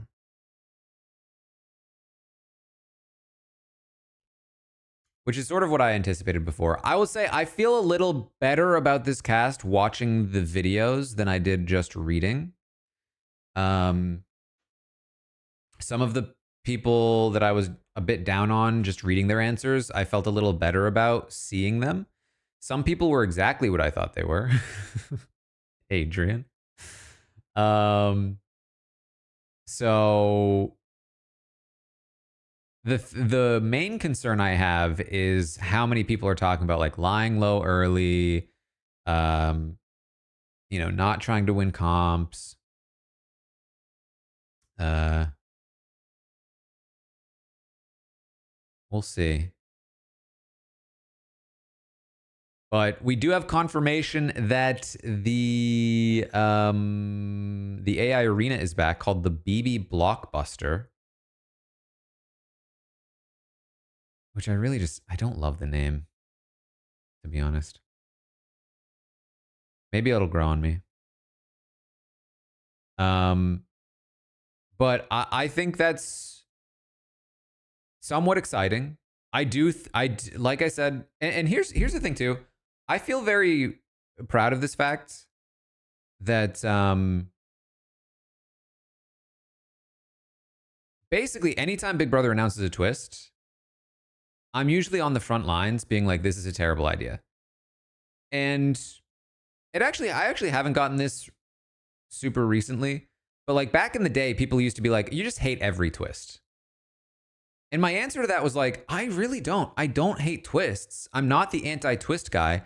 I'm just anti-bad twist. And they only seem to come out with bad twists. If there was a good twist, I'd be in favor of it. And I feel genuinely very proud that like when the AI Arena was announced, I feel like I was one of the few voices early on that was like, I actually think this could be good. And then I do think it became one of their most successful twists. Now, having said that, it still has weaknesses. And the biggest weakness is that if the competitions are super lopsided, it could make things worse. It could not just make things better. It could actively make things worse if we get really lopsided competitions. So hopefully they have come and tried to return both aspects of what made the AI Arena good, which was slightly more equitable competitions, especially in the HOH competitions, and as well as the arena twist.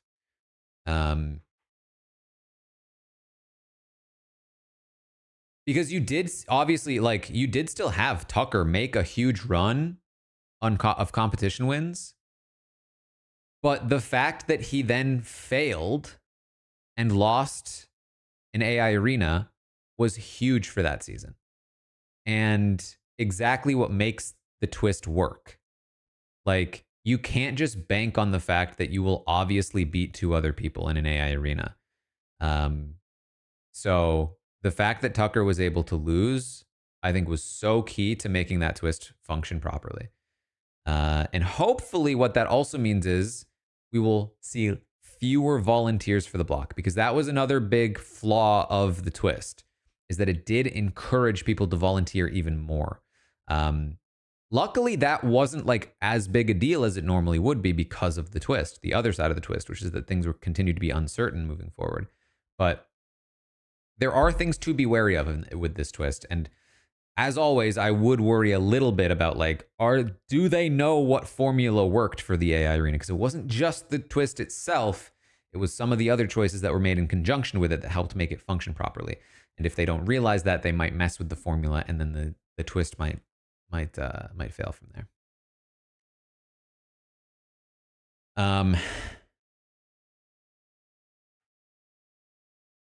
Thank you for the subscriptions, by the way. We are now approaching 6 hours of streaming today. Quite a big one. Obviously, a huge part of it talking about the book Behind the Mirror. Thank you for the pre-orders if you've ordered it so far.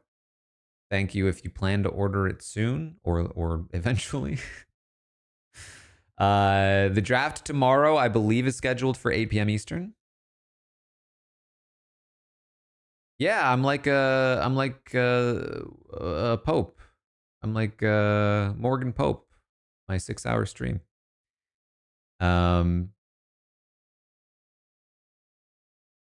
check out the book. Check out the Patreon if you're interested in some of the other stuff I'm doing. Basically, what I just did, watching and reacting to those interviews, is exactly what I'm doing with shows like The Devil's Plan and The Genius, and other shows, down the pipeline for the Patreon. I'm in the corner. I'm watching the show. I'm pausing. I'm analyzing. I'm reacting in the moment. It's a lot of fun. It just can't be on YouTube because YouTube doesn't like it when I have shows on the air, in the video. So check that out. Check out the book. Check out the live feed updates coming soon. Exciting stuff. We'll see what happens, who the mystery house guest is. Jenny, thank you for the 11th. Amazing race, yeah, with Aika and Dimitri. I'm very excited about that. Very happy for them. Hopefully they do well. Live feed starts Sunday night. The plan is to do a 24-hour stream Sunday night into Monday night for the first day of feeds. That is the plan.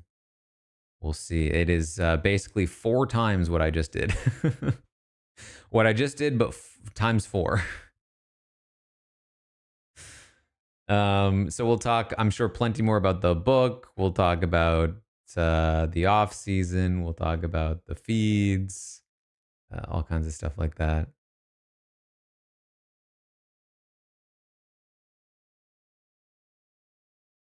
Hopefully we get a little bit of a rewind feature. There's been some hints, like basically the live feeds are up and you can currently rewind 24 hours, which is better than nothing. But that is not guaranteed to stay. And even if it does, it seems like it's not like something like flashbacks proper are there. So we'll see.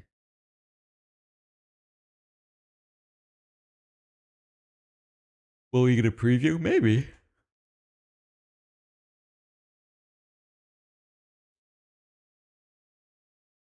But yeah, that is about it. They found a photo of Adrian's wall comp. Does it say wall comp Wednesdays on it?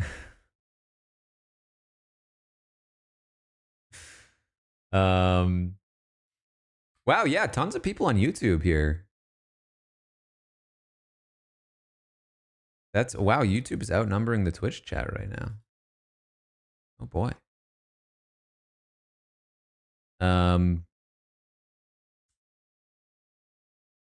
Book tour. I did talk about that. Probably not, but don't rule anything completely out.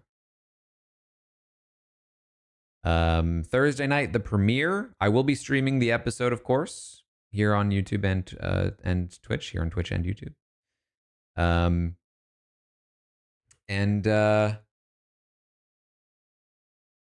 Yeah, that's it. Stay tuned. There's definitely going to be a lot of at least hopefully, promotional kind of content for the book. I am definitely going to do my best to wrangle people like Dan and Taylor into doing things with me.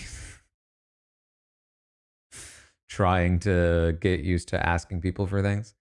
And all kinds of stuff like that. I might do some more small bits of writing to promo the book. There's maybe a chance I release some kind of preview content for it. All kinds of stuff like that. So stay tuned. More information as we go. And thank you. I genuinely, this has been so cool to be able to talk about it. It's so cool to have you guys be so interested. I know that's probably sounds stupid, but it's genuinely hard to explain what it did to my brain to keep it a secret for so long.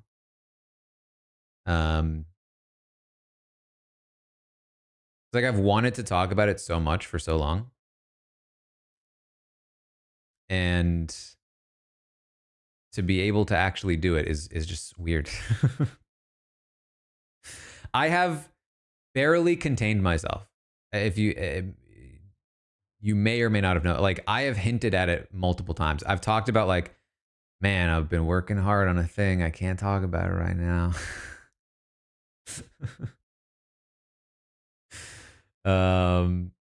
Obviously I hinted at it during the retrospective. I was like, hey, maybe if you like this podcast, there's something that'll be coming.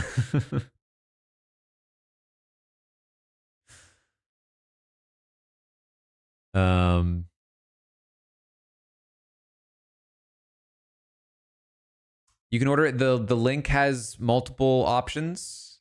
You can order it basically anywhere. You can find it all over the place on the internet. There is a sale at Barnes and Noble right now for pre-orders, I believe. But if you want a signed copy, you can get one at the link for the book Catapult, which is a local bookstore here in San Diego that I will, as of right now, be signing about 500 copies before they get sent out. Something else that I'm learning about this also is that like I'm very bad at celebrating things, wins. My own wins, I guess. I think I'm decent at celebrating other people's wins. I pretty much every step of the process has been like, I got great feedback for the proposal. That was really great. That was one of my best wins. Then it was like, okay, but does it sell? And then it was like, I'm not going to celebrate until it actually sells. And then it finally sold. And I was like, okay, but things could still go wrong. They could renege on it. If they really don't like what I write, like it could still go bad. And then I finally finished writing it and I sent it in and I waited for the response. Like, she probably hates it. I wrote too much. And then she was like, it was great. I was like, oh, awesome. But what if the audience doesn't like it? What if the announcement goes wrong? What if it's just always like, it's hard to find a place that's like, this is like, I did it. I will say, when I wrote the book, I was writing the last chapter and I was just like I was in the zone. I was in it. I was writing. And then I finished a sentence thinking like, I'll of course continue. Like I'll finish the sentence. There's probably more to write. But as soon as I finished the sentence, I was like, wait, I think that's it. I think that's the end. And I stood up and I was just like pacing around for a little while. I was like, I think I just finished the book.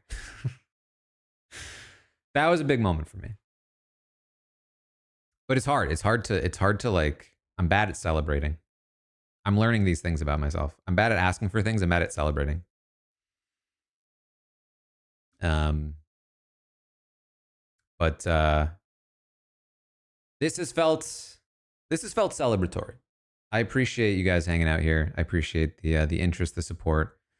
So, whew, we'll see where it goes from here.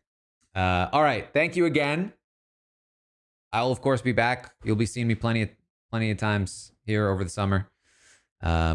So tomorrow the draft, Thursday the premiere. I'm sure we'll do some streams along the way. Sunday, episode 2, live feeds, 24-hour stream, book content, stuff like that. All right. Thank you again.